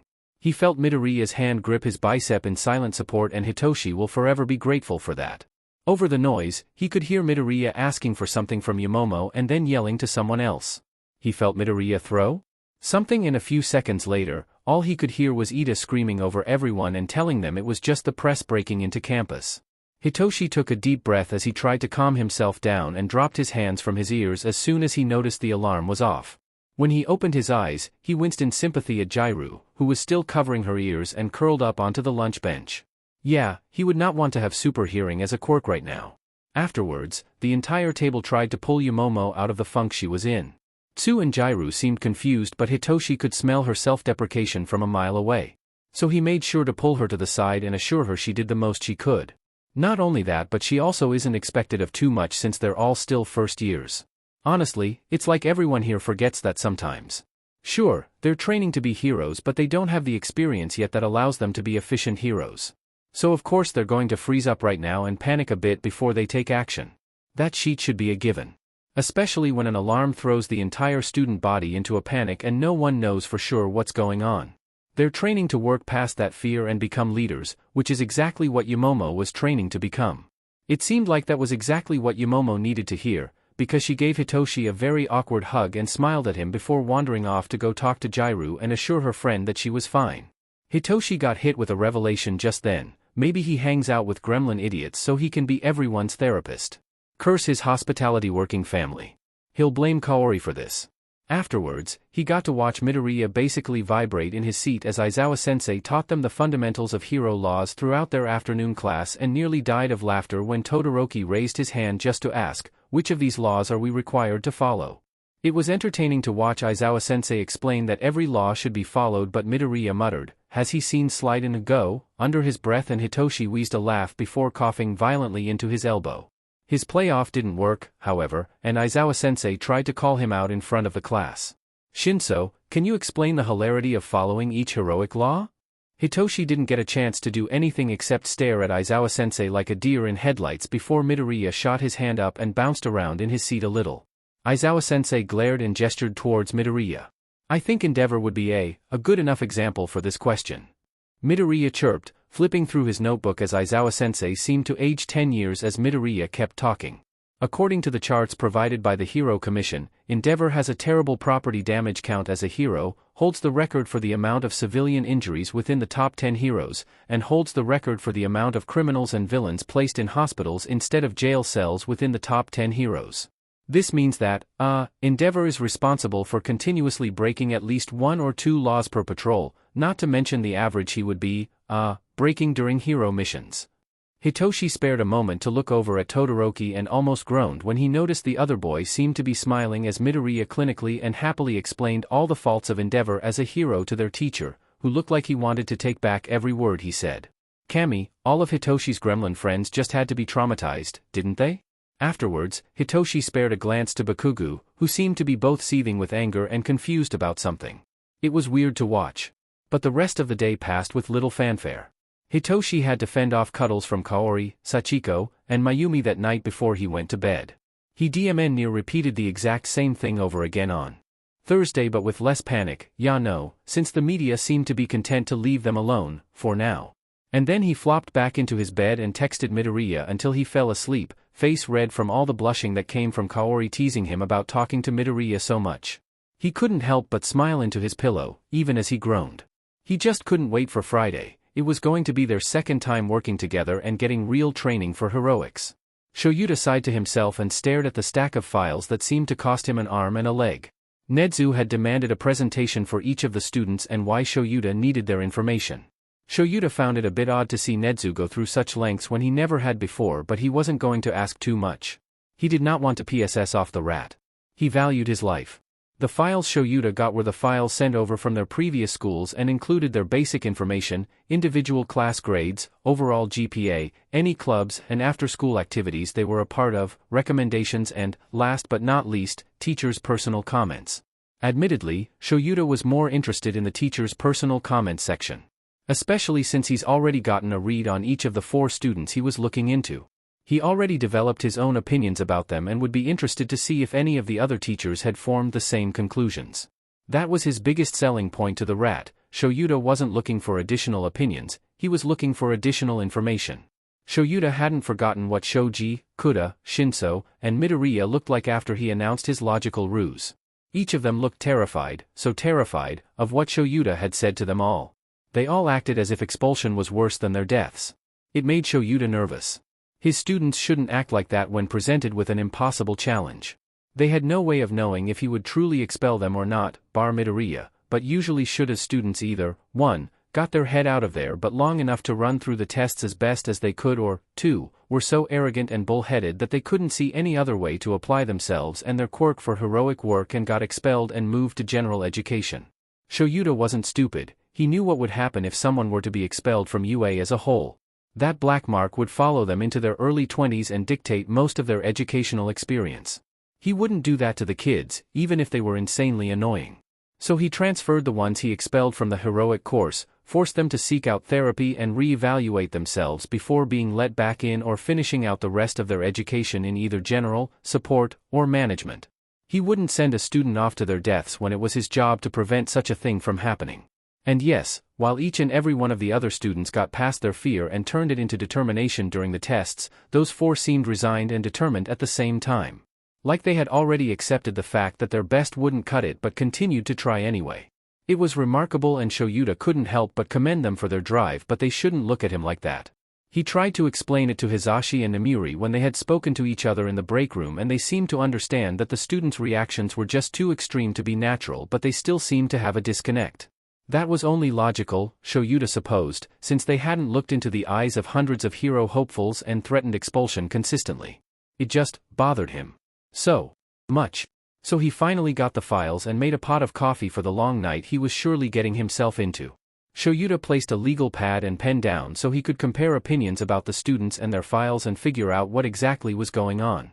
Going off of Shuta's own experience in public schooling, people generally tended to believe he would be a villain just because of what his quirk was.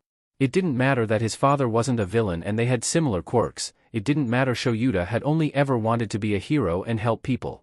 It never mattered. He's also not ignorant. He keeps up on the statistics for those with useless and unseen quirks, villainous and mutant quirks, and the quirkless.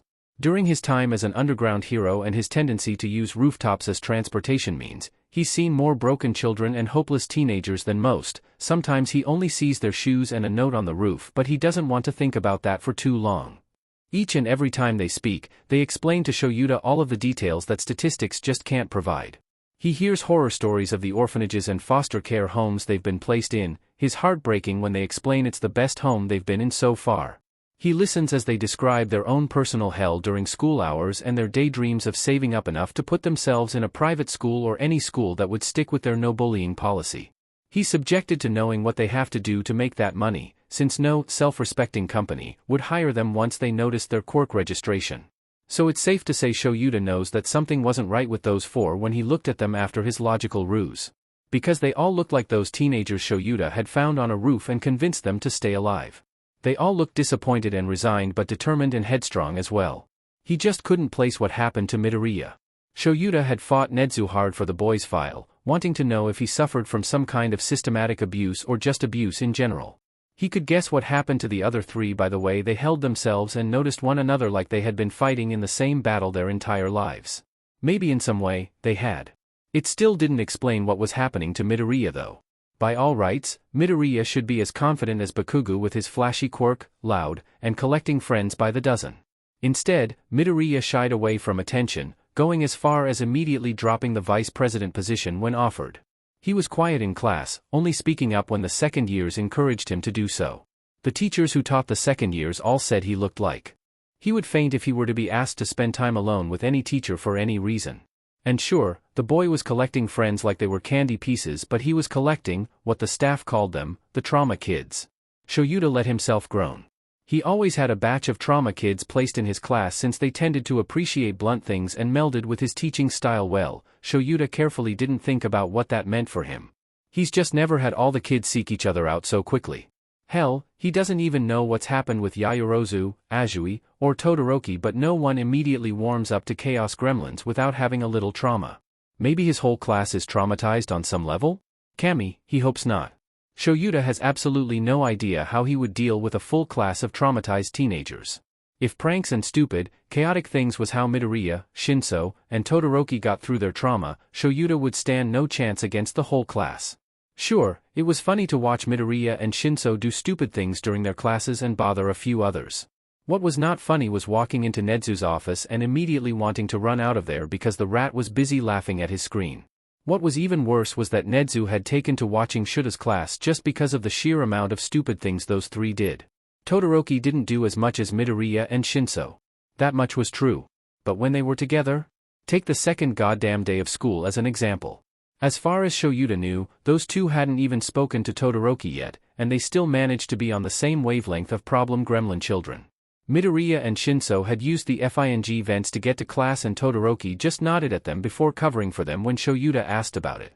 He can already feel the gray hairs coming in because of this class.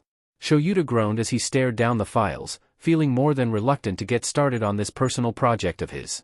Shoyuta let himself sigh as he rubbed his eyes and picked up his first file, flipping it open. He skimmed through the basic contents that explained who Kuda was, his quirk, his grades, the overall GPA and standing within his class. Shoyuta nodded to himself. This was all information he had already known about. Then he flipped further into the file, looking through the recommendations and teachers' comments. It didn't surprise him that Kuda had 0 recommendations, only the proudest and loudest tended to receive those. The comments did confuse him though. The teachers never wrote anything completely against the kid, but they most certainly didn't write anything that encouraged future teachers to pay attention to him. The comments were either passive-aggressive and targeted him because of how little the boy tends to speak, or found out how to write a few politically correct ways to say, "Who is this kid? Are you sure I taught him?" It made something heavy sit in his gut as he swallowed the lump in his throat. Shoyuta could guess that Kuda probably had some bad experiences with teachers. Especially since he had just read a comment that suggested Shoyuta should call on him, even if he didn't want to answer. He had no idea if the other teachers accepted answers in sign language or forced him to speak, but because of their phrasing, Shuta's leaning more towards the latter. At that, Shoyuta wrote out his student's name and began writing in all the do's and don'ts he could think of. Kuda would probably appreciate proximity for any help that he might need, but Shoyuta should dismiss the idea of having him speak up during class. Once the year gets rolling and Shoyuta starts making everyone do ORL presentations, he needs to remember to explain that anyone can present in sign language and points will not be docked off. He'll probably need to have someone encourage the kid with his quirk too, since that could be the reason he seemed to be shitted on by his previous teachers. Maybe Zashi would be willing? His husband gives out compliments to his students like they'd never been praised before in their life. Perhaps he can have Zashi introduce the idea of learning ASL so Kuda could feel more comfortable answering questions in his English class? Definitely worth looking into later. Shoyuta sighed and dropped his pen from his hand, grabbing his coffee mug. So much to do, and he's only found out how to help one of his trauma kids. Merlin, there is not enough coffee in the world for Shoyuta to drown himself in. The worst part about this whole thing is knowing that the teachers were probably discriminatory towards the kids, even if they tried to pretty it all up with large words and backhanded compliments. And Shoyuta can't even do anything about it unless one of his students comes to speak with him about what had happened. He could decide to pry and ask about it, but that was an almost guaranteed road down the permanently untrustable lane. Shoyuta had absolutely no plans of running down that lane for any of his students. He carefully tossed Kuda's file on the other side of the coffee table and flipped open his new one. Admittedly, he didn't have to bring himself to do much guesswork as to why Shoji seemed terrified of his threat against the class. The boy held himself like he wanted to come across as small and soft, but he just couldn't do so with his height and appearance. Shoyuta would never dream of blaming his student for trying to use that as a coping mechanism, but the way that Shoji hunches in on himself sometimes cannot be good for his back or arms. Shoyuta quickly read through the information, making sure to write down "art elective" in the margins of his legal pad. Apparently, Shoji did very well in his middle school art classes, and if Shoyuta could figure out if his student liked that particular subject later on and shove him Namuri's way, then that would be for him and him alone to know about. He scanned the teacher's comments, noting how most of them painted Shoji to look like a hardened criminal instead of the sweet kid he'd come to know. What was even worse was realizing that Shoji had quite the disciplinary record, filled to the brim with biased reasons for long detentions. Not to mention how many incidents against him were reported, although there were no serious marks on his record. All of the incident remained nameless, with each and every one of them explaining how Shuta's student had instigated fights that he couldn't handle against other students. Shoyuta felt his quirk activate involuntarily as he glared at the offending paper. How could someone look at Shuta's student and decide that he was to be treated as a criminal, presumably based on the way that he looked? Seriously. Shoyuta knows instinctively the answer to that question. This type of thing happened to those without pretty and societal conforming mutations often enough for him to guess. It was ridiculous, narrow-minded, and disgusting prejudice all wrapped up in a pretty bow they called discrimination. Shoyuta forced himself to stare at his legal pad as his thoughts ran rampant through his mind. He didn't know much about reteaching students' expectations in the classroom. Well, okay, he did, but he usually retaught them stricter rules and harsher punishments were to be expected if they wanted to keep their spots in the course. This was flipped backwards and he wasn't sure where to begin. This was all just effed up. Shoyuta listened to soft padded footsteps walk towards the kitchen. He smiled softly as he listened to his husband grumble to himself as he turned on their electric kettle, presumably to make some tea for the night. "Sho?" Hisashi called out, making his way towards the living room. Shoyuta just let himself fall into the depths of the couch with a sigh as he heard Hisashi come up from behind him. Silently, gentle fingers threaded their way through his hair and started massaging his scalp, and Shoyuta let his eyes slip closed as he hummed in response to Hisashi's careful ministrations. "Sho, are those the files of the kids?" Hisashi asked, a bit of worry slipping into his voice. Shoyuta just hummed again and nodded. He knew why Hisashi would be worried, especially since he was the first person Shoyuta had told about what had happened during their assessment on the first day. Shoyuta sighed as he cracked open his eyes to look at Hisashi. Yeah. The teacher's comments are ridiculous. He watched Hisashi purse his lips and furrow his eyebrows as he looked down at Shoyuta. "Is there anything I can do to help?" Shoyuta felt a small smile pull on his lips and he nodded, slowly pulling himself out of the couch and out of Hisashi's careful hands as he slumped back over the coffee table. "Before the school year starts rolling, I would love it if you could talk to Kuda about learning ASL during English." Hisashi grinned and nodded toward Shoyuta. He just rolled his eyes playfully, knowing that he'd be teased about going soft for his new class once he was done peering into their pasts. "I'm not sure what to do about the other students yet, but the best thing we can do right now is treat them all as regular students. I have a feeling they've all been isolated by both peers and teachers." Hisashi grimaced at the implication while Shoyuta just frowned, still staring at the two files he hadn't gone through yet. He saw Hisashi bend over the couch and Shoyuta tilted his head back, feeling that soft smile make a return when Hisashi kissed his forehead before wandering back into the kitchen. "Call me over once you're done. You need to talk through what you'll learn about rationally." Shoyuta half-heartedly glared over his shoulder. He knew he would need to talk through the biased comments that he'd been reading through to help his mind make better sense about things he should do for his next steps. He knew that knowledge never made it any easier to do, though. That's probably why he's so thankful he'd gotten blessed with Hisashi, who always seemed to know what Shoyuta would need for the moment. He sighed heavily and glared at Shinsu's file. Call it a gut feeling, but he just knew his student's file would be filled with ignorant and terrible comments. Shoyuta knew personally just how bad school was for anyone with a mental quirk.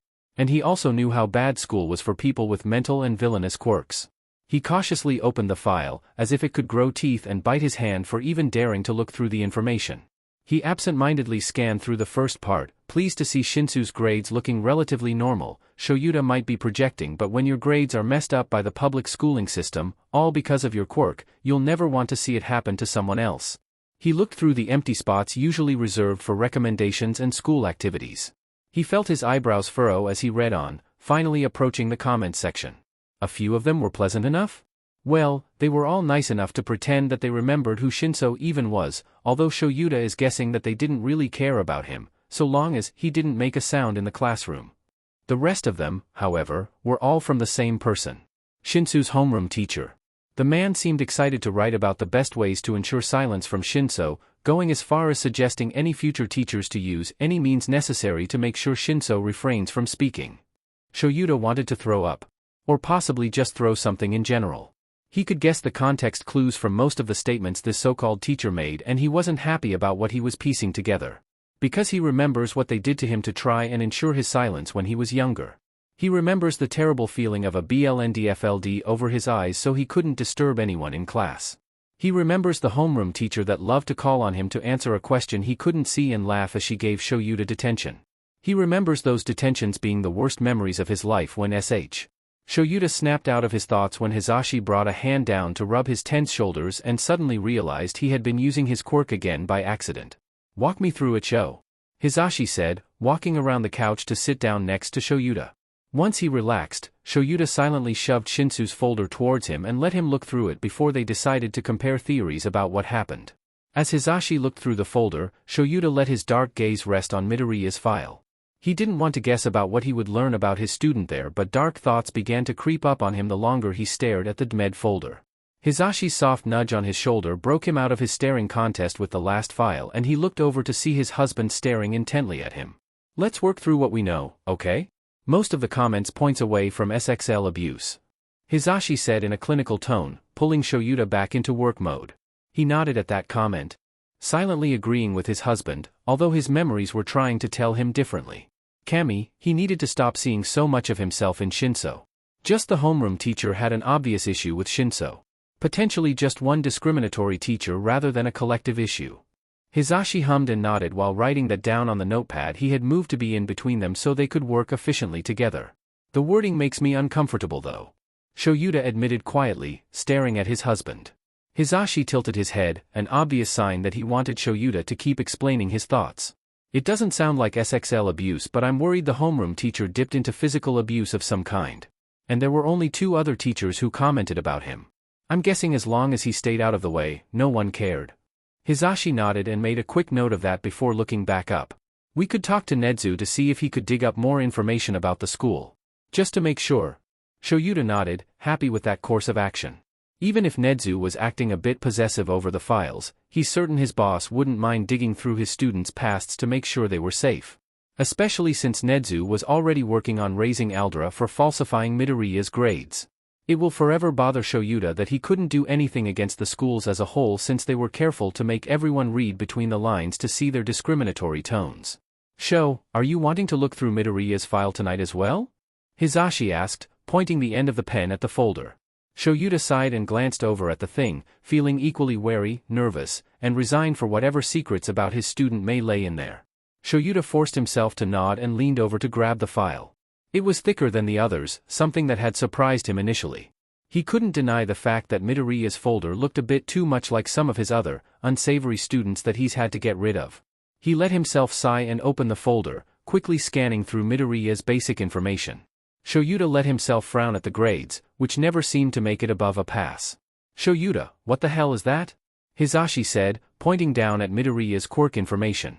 "Quirk, LB Vanadium, physical manifestations of energy that the user is capable of wielding to enhance themselves."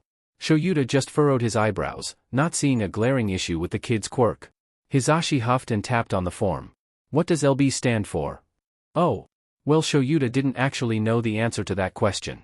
He just assumed it was a term to describe Midoriya's quirk, although now that he's thinking about it, that didn't really make sense. Out of all the quirk registrations and descriptions Shoyuta has seen, none of them have had a LB before their quirk name. "Something to look into, I suppose," Shoyuta finally said, flipping past the false grades. He couldn't help but furrow his eyebrows when he realized that Midoriya had never partaken in any school club or activity. He was also never recommended, which was odd, to say the least. Midoriya was, quite obviously, determined, bright, and stubborn to a fault. It took Shoyuta 3 measly days to understand that. His student was also riddled with anxiety, quiet, and unassuming. On top of that, Shoyuta knew Midoriya could also be chaotic, competitive, and possessed a concerning amount of gremlin qualities. So when Shoyuta finally let his eyes drift to the teacher's comments, he snapped the folder closed and breathed out heavily. He closed his eyes, but he could still see the words Midoriya's teachers had written about him. Attention-seeking. Always mumbling in class and distracting his better peers. Reprimands are necessary to keep Midoriya in line. March 12th, detention. Midoriya arrived to class after the bell rang and disrupted Bakugo on his way in. 5th tardy this month. March 14th, detention. Midoriya instigated a fight against Bakugo after class and attempted to blame the other boy and his friends. Be aware of Midoriya's tendency to act out during class. Possibility, due to his diagnosis. July 15th, in school suspension, Midoriya cheated on his final and proceeded to lie and claim he hadn't done so. This is the 8th time this has happened. Shoyuta felt his quirk trying to flare up, even with his eyes closed, as he tried to keep his breathing steady. He needed to remind himself that hunting down his student and demanding answers would throw away the trust that Shoyuta is working hard for. "Sho? Talk to me," Hisashi said, cutting through Shuta's dark thoughts of ripping Midoriya's former teachers to shreds. Shoyuta let himself relax into the couch as he groaned. Just read the comments on Midoriya," he said, waving a hand at the file he had slammed shut. Shoyuta listened as a distressed noise came from the back of his husband's throat and sighed in agreement with him. "Okay," he heard Hisashi say, probably to himself. This was insane. It felt terrible to think, but everyone else had a clear reason for the discrimination that they dealt with, and Shoyuta could work with that. What Shoyuta was struggling to work with was the reason why Midoriya had been discriminated against. And what the hell did they mean by diagnosis? The teachers didn't even try to have people read between the lines for potential reasons to hate the kid. They just wrote out whatever came to mind. It was maddening to not know the reason why Midoriya had been isolated during his younger years in school. Hell, one of them basically said that anything goes when it comes to Midoriya. Not in a laid-back, easygoing kind of way, but in the sense that any teacher had free range to hurt Midoriya however they saw fit. Shoyuta wanted to throw something, or someone, and interrogate them into giving him clear answers. He couldn't make sense of it. He was honestly tempted to check the name on the folder again just to make sure someone hadn't given him a different file for a different student. Because nothing made sense. So, Midoriya may need different boundaries than others. Hisashi murmured, and Shoyuta listened to the scratching of a pen against paper as he spoke. Obviously nothing too drastic, since we don't want him to feel isolated. Does he already feel isolated because of his placement in his general classes? I'll have to make sure he's comfortable with 2B before I ask after class sometime. Although they already seem comfortable enough. Hisashi hummed to himself, no doubt thinking of more ways for Shoyuta and him to reteach Midoriya that basic human kindness exists. What do you mean, they seem comfortable enough? I've heard that Midoriya looks terrified during classes with 2B. Shoyuta said, frowning a bit. Hisashi turned towards him and made a SOSO hand motion before speaking. Midoriya looks a bit terrified whenever I call on him, so I try not to do it so often, but around the other students he's great. Hisashi let a small smirk rest on his face and pointedly looked at Shoyuta. He made fast friends with Yoshio and the Hiroki twins. Shoyuta let himself groan as his lips twitched up into a smirk of his own. He's glad that Midoriya is socializing and comfortable enough with his upperclassmen, but did Midoriya really need to make friends with those three? In Shuta's mind they are, what he likes to call them, the Big Three. Not UA's Big Three but the Gremlin Big Three. They executed some of the most insane and elaborate pranks Shoyuta has ever seen. Lucky they all had enough self-preservation to leave him out of it whenever they ran around and messed with their teachers. Unluckily, Midoriya does not have enough self-preservation to leave him alone. Which means Shoyuta might be in for it this year. He can't say he minds though. Not when his students are obviously sticking with light pranks and stupid chaotic things around him. In fact, Shoyuta can say he wouldn't seriously mind if he was on the receiving end of one of their bigger pranks, although he will be forcing them through the hell track so they can remember why he has the reputation he does. It was amusing to see them keep a light-hearted air in the classroom, especially when he knew they were all taking his courses seriously. That might be the biggest reason he doesn't mind. Even when they're doing stupid things, they're determined enough to prove why Shoyuta should keep them in the heroics course. I know you said he was pulling pranks with Shinso, but do you think he would have done that in his other schools? Maybe he went too far? Hisashi offered before hastily adding, don't look at me like that, Shoyuta. I'm just looking for reasons. Shoyuta narrowed his eyes at the wall and sighed again. Midoriya seems hesitant to do any prank. What he's best at is causing chaos. Then again, I've only ever seen Midoriya cause chaos with Todoroki and Shinso. And Yaoyorozu, though I don't know if that was intentional or not. Never mind that, wouldn't he do something with or against Bakugo since they came from the same middle school if that was the case? Well, maybe not. Hisashi hummed. Good point. Wait, what do you mean maybe not? I told you about what happened with Bakugo and Midoriya that first day and the costume critique, right? During our meeting with his parents we decided on a requirement of anger management class and therapy for this first year. Shoyuta sighed as he rubbed a hand down his face. It's obvious he wants to be a hero and has the potential to be a good one, but his anger looks to be detrimental to his own mental health, and if that can't get fixed then he's out. But those two act weird around each other. I don't think Midoriya would pull something with or against Bakugo even if his life depended on it. They fell into silence then.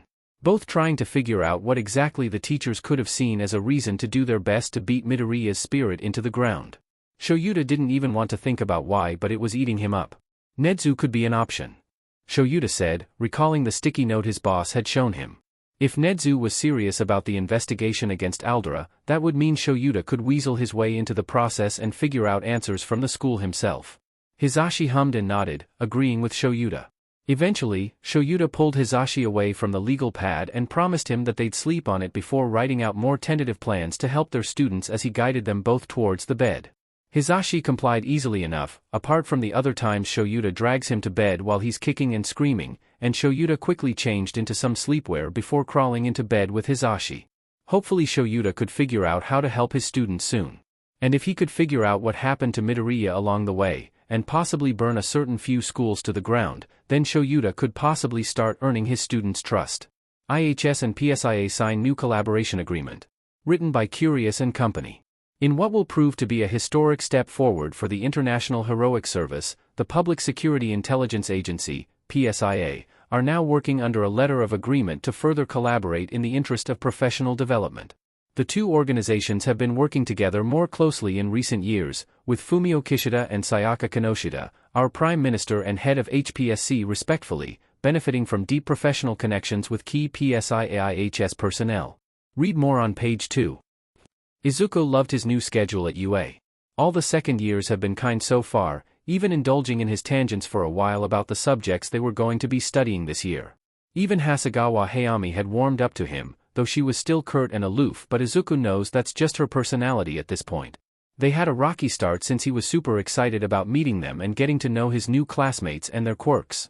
Most indulged him, especially after their class president, Umamoto Kazuki, gave him the okay to analyze their quirk, empath, can control and see others' emotions, so cool and interesting for heroics, but Hasegawa didn't share until she looked him up and down and crossed her arms.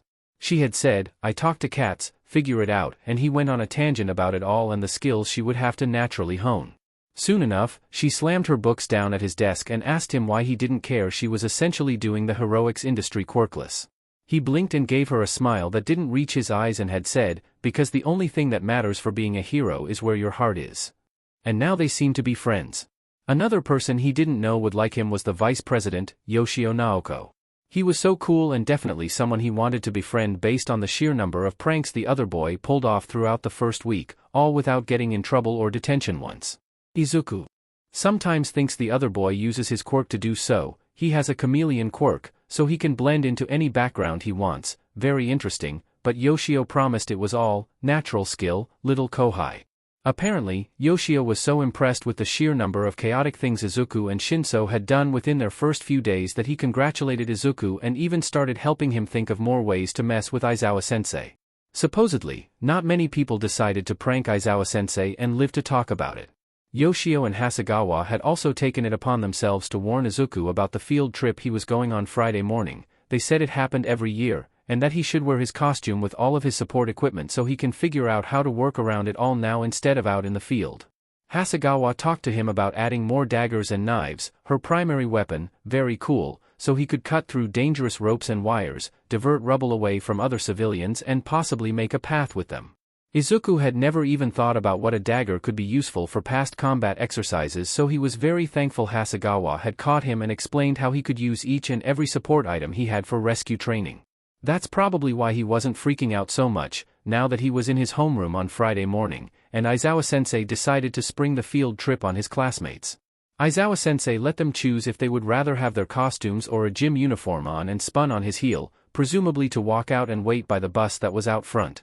Izuku raced to grab his costume case and bolted out the door, hearing Shinso right behind him. He excitedly made his way into a stall within the bathroom of the locker room and quickly changed into his hero costume. He doesn't think he'll ever get over the feeling of happiness and pride he feels when he's in the costume. Aizawa-sensei said it on their first day of foundational heroics, they'll be saving lives in these. He's already put new requests in for his costume, just so he could keep updating it as he continues to work with his quirk and find new support items he could want for certain situations. Izuku would rather be over-prepared than not prepared at all. "You have all of your knives right?" Nana asked kindly. It was like when a mother made sure their kid had all of their school supplies with them on the first day of school, according to the movies, so it took a bit in Izuku to refrain from laughing at how casual she had said that. "Everything's good to go, Nana." Izuku thought back, smiling more genuinely to himself as he heard Third hum his approval. Quickly, Izuku slammed open the stall door and noticed Hitoshi waiting for him at the lockers they had chosen to use. Izuku bounded over to him and threw his case into the lockers before excitedly grabbing Hitoshi's bicep, which seemed would be a constant now, and DMN near hopping out of the locker room so they could get to the bus. Izuku couldn't contain himself. He was so excited. Granted, the last field trip he had gone on resulted in him getting split apart from the rest of the group and he had to wander around aimlessly until he arrived back at the bus and waited for the better part of an hour, but he's pretty sure that won't be happening here. And if it does, well, Izuku will feel no remorse for using certain pranks on Aizawa-sensei and his classmates that Yoshio taught him. He also plans on sticking with Shinso the entire time so they'll both be lost if the class tries to abandon them. It was entertaining to watch Ida try and line everyone up so they could board the bus in an orderly fashion. Izuku seriously thinks he made the best decision for everyone by having Ida be their vice president and not Izuku. Sure, the guy was obviously proper and a rule follower, but Izuku has to admit the other boy has the presence and drive that will suit him well for the position. And then, on the bus, Izuku finally got around to complimenting Kaminari on how well he had been working with his quirk control during classes and very excitedly talked with him about the support gear the other boy was thinking about adding into his costume. Izuku also made sure to tell Kirishima that his hardening quirk wouldn't make him any less flashy or impressive if he went into limelight heroics, which seemed to spark a whole discussion about which heroics industry everyone else wanted to go into. Izuku was still a bit unsure. He wanted to show Japan that he was going to be there for them as a hero and a person, but he also wanted to help those in the darker parts of society. His mind had been stuck between limelight and underground for as long as he could remember. He wants to bring attention to all the issues society deals with and make sure no one feels hopeless so long as he is around to protect them all. It was a bit of a shock, really, when he realized not even underground heroes would patrol in certain places that seemed to need the most help. Sure, it was dangerous for them, but wouldn't that just mean the civilians living there were in even more danger? It never made sense to Izuku, although when he brought it up to All Might, his mentor had said, "The dangerous areas are dangerous for a reason, my boy. I'm proud of you for planning on being a hero for the ones that truly need one." It was a heartwarming moment, in all honesty. Still didn't explain why heroes refuse to patrol certain districts. Izuku plans to rectify that soon enough, especially if he finds out heroes refuse patrols for those districts because of the lack of publicity available there. Izuku will riot. Izuku felt Shinso nudge his arm and stand up, making him realize that he had missed most of the bus ride. He felt himself get more excited as they all poured out of the bus and noticed 13 standing outside, waiting for them. "This is the USJ, where we'll be conducting your rescue training throughout your heroic education. Move quickly and pay attention to the announcements 13 has." Aizawa-sensei called out. Izuku heard Kaminari excitedly whisper to Shiro, "I can't believe we're at the Universal Studios Japan." Izuku didn't hear what Shiro whispered back to him, but he could guess the other boy had corrected him on what the acronym actually stood for since Kaminari seemed a bit down. He just smiled softly and turned his head to look over at Uraraka, who was standing next to him and freaking out about officially meeting 13, her favorite hero. It was endearing to see Izuku's peers fanboying about heroes like he usually did. He personally believes he'll never get over the shock of being surrounded by amazing pro-heroes and having the opportunity to learn from them at UA. "Welcome to the unforeseen simulation joint," 13 exclaimed as they all drew closer to their teacher. Izuku's eyes caught on Aizawa-sensei's hands as his teacher flicked 3 fingers up and down for 13 to see. Maybe All Might went over his limit again? Izuku thought to himself, frowning slightly. "It seems like it, 9th. Nana responded. "Don't worry about him right now though, you've got to pay attention to your lesson so we can work out the KNKS later." Izuku barely managed to stop himself from nodding determinedly and only grinned a bit too widely, not like anyone but Aizawa-sensei noticed anyways. 13 continued talking about how they regulated their quirk and used it for the greater good but how it was dangerous for civilians. Izuku understood completely. He'd seen so many heroes accidentally hit civilians and crowds with their quirks because of how big their super move was. Izuku will need to look into fine-tuning his control for certain special moves he's already thought up, with the vestiges' help, of course. He took a second to glance around the USJ as 13 continued to explain the importance of staying vigilant throughout rescue training and how that directly impacts a civilian's well-being. Izuku smiled to himself as he took in the rumbling of what sounded like an earthquake from one side of the building, although he couldn't see it, and shifted his gaze towards the boat and pond that they had set up. Several things were floating in the water and he furrowed his eyebrows, pushing his head forward so he could get a better look at what was swimming around in the water. Perhaps fake shipwreck debris? Aizawa-sensei, what's that? Kirishima asked as he pointed towards the plaza. Izuku's heart got stuck in his throat as he saw the swirling purple portal next to the fountain. Holy shit. Ninth, those are villains. If they were smart, they came prepared. Have someone run and get you all help. Now. That was Nana. Izuku felt his nerves calm when he realized they would guide him through this, no matter what happened. Izuku slipped over to Ida and grabbed his wrist. You are the fastest one here. Please, go get us help. The doors are automatically closing. Izuku made sure to whisper, though that seemed futile when Ida started louding exclaiming, I will not leave my classmates and tea. Ida. You are the only one that can get us help right now. The most heroic thing for you to do would be to run and get more pros here, now. Izuku hissed as he gripped Ida's wrist tighter. At Ida's nod, Izuku quickly let go and started shoving Ida behind him, feeling him leave quickly. Izuku could only hope Ida made it out the door before it shut. Apparently, while Izuku was getting Ida to run off, Aizawa-sensei had said something and had 13 try and move them towards the closed doors. Izuku watched in horror as Aizawa-sensei jumped down into the plaza and joined the fray of villains. Aizawa-sensei relied on surprise and stealth attacks throughout his career and this was built for one big brawl. His teacher had no advantage here. He wouldn't be your teacher if stealth and surprise attacks were all he could do. Ninth. Focus. Izuku nodded to himself as Fourth spoke to him, easing his worries, just a bit, about his teacher and soon found himself stumbling along with the rest of his classmates. Before the class could make it any further, the purple fog materialized in front of them, resembling a person with their two yellow eyes. Greetings. My name is Kurojairi. We are the League of Villains and have come to destroy All Might. Before anyone could respond, Kaken and Kirishima yelled out war cries and jumped towards the villain. As soon as they moved, the villain sent the both of them flying through separate portals, their war cries being cut off as the portals shut quickly. Get back! 13 shouted at them, unlocking their suit and pointing their hand towards the villain. Izuku wanted to warn 13 but they released Black Hole too quickly for him to explain.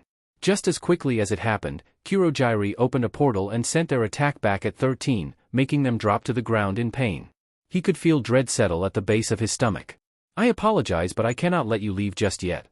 Kurojairi seemed to hum as they opened several portals under his classmates' feet. Ninth. Jump to the left. Fourth yelled out. Izuku didn't question it and did as the man said, forever thankful that he managed to dodge one of the portals. That thankfulness didn't last forever though, since Kurojairi seemed to narrow their eyes at Izuku and dropped a portal on top of him. Izuku felt his stomach turn as he was warped into the sky and was rapidly falling. Looking down, he noticed the villain-infested waters below him and braced for impact, praying his costume would hold up through the abuse Izuku was about to put it through. Hold your breath, close your eyes. Once underwater, open. Got it? Izuku took a huge breath in and held it and he tightly shut his eyes and thought back got it, Nana. He felt it as soon as he hit the water that was probably lukewarm but was a shock to his system nonetheless and he had to force himself to avoid inhaling at the sensation. He forced his eyes back open as soon as he realized his head was under the water, widening them slightly when he saw a man with a shark mutation swimming straight for him with a grin. Izuku quickly got out his dagger, knowing a throwing knife would do him no favors in the water. Before he had the chance to use it, a green blur collided with the villain and Izuku felt something wrap around his waist as he was flung towards the boat. He coughed as he came up, nearly bending in half until he looked up to see Tsuhiro with him in the area. She must have gotten caught up in one of Kurojairi's portals too. Are you alright, Midoriya, Karo? She asked, looking a bit rattled but no worse for wear as she scanned their area. Izuku flapped a hand towards her as he got his breathing back under control. Call me Izuku. He felt like he was in shock and overdrive at the same time, which is probably what was keeping his stutter at bay right now. She nodded and kept looking out. Okay, Izuku. We need a plan to get away. Izuku nodded, theories already flying through his mind. How far can you jump? Tsu considered the question until she looked over to the shore and tilted her head. Not far enough. I could get us within 10 meters of the shore, but we'll still be outmatched in speed against these villains. Izuku nodded, agreeing with her. Although, if they could make a distraction, there's a possibility they could get out of the way before the villains noticed they were off the boat. I have an idea, but we're going to need to get inside this boat first so I can see what we might be working with. Suddenly, the boat rocked as the villains started jeering at them. Izuku saw one trying to crawl their way up the side of the boat and panicked, grabbed his throwing knife and embedded it into the forearm of the villain. He watched as they screamed and fell down, back into the water. Tsu sent him a questioning gaze but he just shrugged as he tried to calm himself down. I panicked. She nodded as he continued moving towards the middle of the boat. They found a door and quickly opened it, making their way down the stairs and into the cabin of the boat. The entire place was covered in controls and storage boxes. Izuku presumes this is the control area for the entire section, and since it was, that meant they most likely couldn't steer or maneuver the boat at all. But that information didn't matter to his plan. His eyes lit up as he sat himself down towards the desk covered in various buttons and controls, the wall facing him full of static-filled monitors, and started mumbling as he worked. I'm guessing one of the villains has a quirk that messes with technology, which is why we can't see anyone and the alarms didn't go off. Definitely no way to steer or even turn this thing on, so no driving it. We'll just have to guess then. What are we guessing?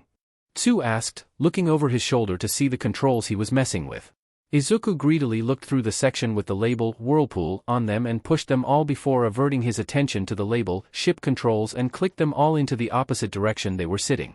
Better safe than sorry. We're guessing if we can distract the villains with the Whirlpool settings. As soon as Izuku said that, the Whirlpool settings seemed to kick in as the boat rocked hard and a small alarm started blaring in the ship.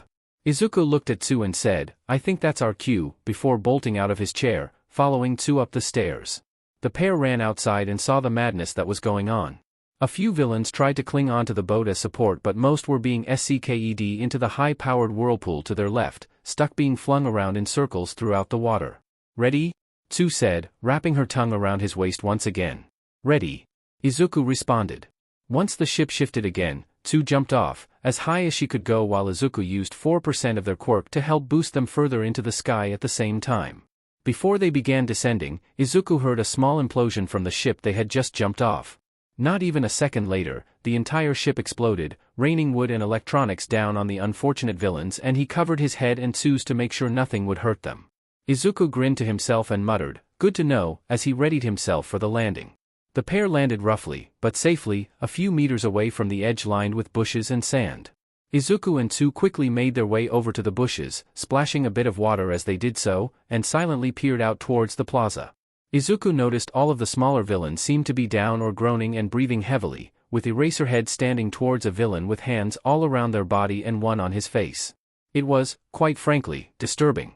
Another villain was standing off to the side, although their brain was exposed and seemed too big to be natural, or human.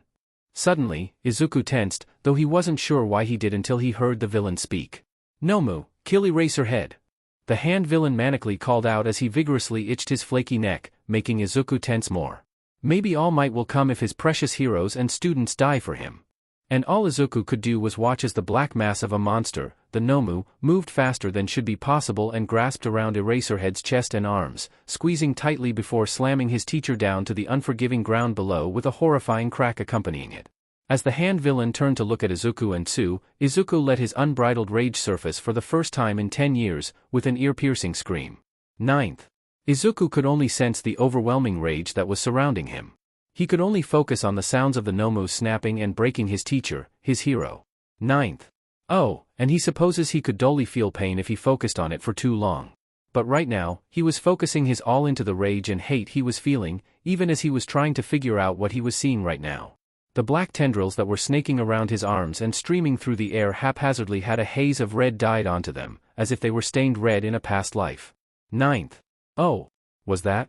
Call me Banjo Kid. I need you to focus on controlling your emotions right now. Izuku could have growled. They were hurting his classmates, his new friends, his teacher right now. And he needed control? Yes, 9th. You need control. You'll take everyone out if you can't do so. You cannot protect them if you're hurting everyone. Izuku took a shaky deep breath then, although he was still trembling with rage. He could do this. Izuku had to do this. He focused on his other feelings. His protectiveness he felt towards Tsu, who was right behind him. Instinctively, he reached out to her with one of the black tendrils and felt it as it curled around her and moved her further away from the plaza before she had time to protest, or if she did protest, it fell deaf to Izuku's ears. He had no idea what he was doing, but he closed his eyes and continued to feel. That surge of protectiveness and anger came back, and Izuku felt the black tendril move Tsu further up the stairs. When he was sure she was at the top of the stairs, Izuku forced himself to redirect his protectiveness back towards his teacher, feeling her drop from his grasp as he moved the tendril back towards himself. Good. 9th.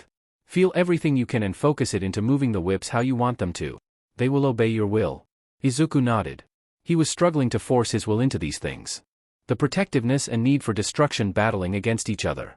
Don't fight its wants. 9th, just force it to do what you need it to. Promise destruction for the villains and protection for your class.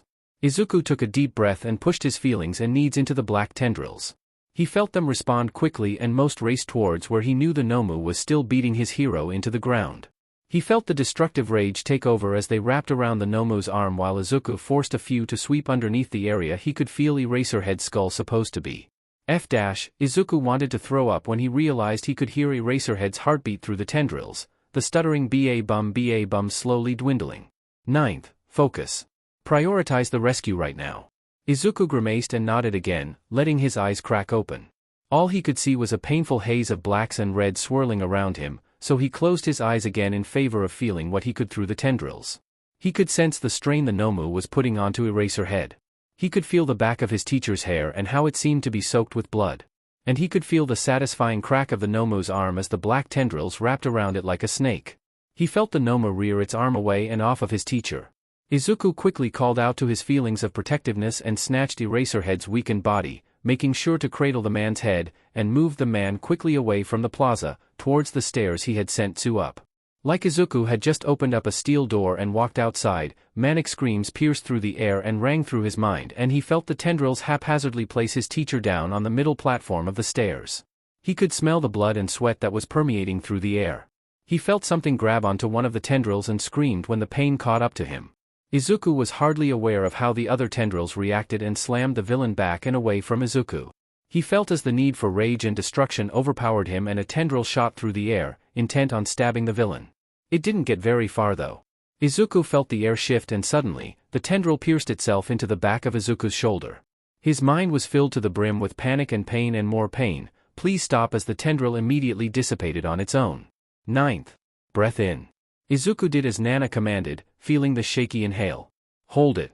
Again, Izuku did as she said, trying to work past his panic. Now out. Izuku felt the stuttering breath leave him, now aware enough to notice he had dropped onto his knees in a kneeling position and there was blood running down the side of his back. Suddenly, the smell of burning caramel and the sounds of furious explosions took over. Izuku tried to look, to call out to his old friend, but nothing was working. Izuku heard Kaken yell about something towards one of the villains but he couldn't focus. How Kaken could even see through the mess of black tendrils and red haze whipping through the air was beyond Izuku, but he will forever be thankful for it, especially once he noticed Kurogiri's portal abruptly close from behind him. It seemed as though Kaken got the upper hand on their escape route. It sounds like it. 9th. First responded. Before Izuku could even think beyond that conversation, another one of his tendrils fell apart at the hands of the same villain he had knocked over. Like a repeat, all he could feel was pain and hurt and he could not focus on anything past the slow and gradual feeling of the tendril falling to small pieces of dust, a fiery itchy pain lacing its way through. 8th is here. How Izuku knew that, he wasn't entirely sure himself. He didn't hear All Might come in with his catchphrase but he could feel the man once he touched down in the center of the plaza. Through the haze of his mind, Izuku could hear the manic hand villain screeching for his Nomu again and he felt All Might move in tandem with the tendrils. Izuku wanted to cry from relief when he realized the quirk was working with All Might. The black tendrils raced and whipped through the air, surrounding the Nomu but not hindering All Might's punches. Most of Izuku's focus was on the hand villain, where Izuku was still slamming the villain around with the tendrils. He heard more explosions coming from Kaken but Izuku wasn't worried. Kaken was the only one close enough to actually help him and All Might try and fight the rest of these villains anyways. Suddenly, Izuku felt something more coming from All Might. Like the hero was powering up more and more of one for all. Like it was second nature, Izuku pushed his feelings of rage and protection through the tendrils as they coiled around the midsection of the Nomu. All Might yelled something that, once again, fell deaf to Izuku's ears and landed the hit. At the same time, Izuku forced the whips to fling the Nomu, launching it out of the USJ. Well done, 9th. Banjo's voice praised him as the adrenaline wore down. Now, focus on reining in those feelings. Izuku suddenly felt the rush of his quirk leave him as Banjo's words were cut off and nearly broke his neck with how fast he whipped his head to look over at Eraserhead. Izuku saw the grimace that overtook his teacher's face and his eyes rolled to the back of his head as it dropped back onto the stairs, falling unconscious once again. Izuku's heart broke looking at his dying teacher, but he couldn't think much beyond the screaming one of the villains was doing. He couldn't focus past the haze of pain and panic as his own eyes started to close. He felt his head tilt to the side as he struggled to keep himself conscious and listen to whatever the villains were yelling about, but it was no use. He was out before his body crumpled to the ground. Attack on UA campus? Luck certainly favors the bold in our next story, the premeditated attack on UA. It certainly does, Ayano. Ken, the other reporter, smiled her way.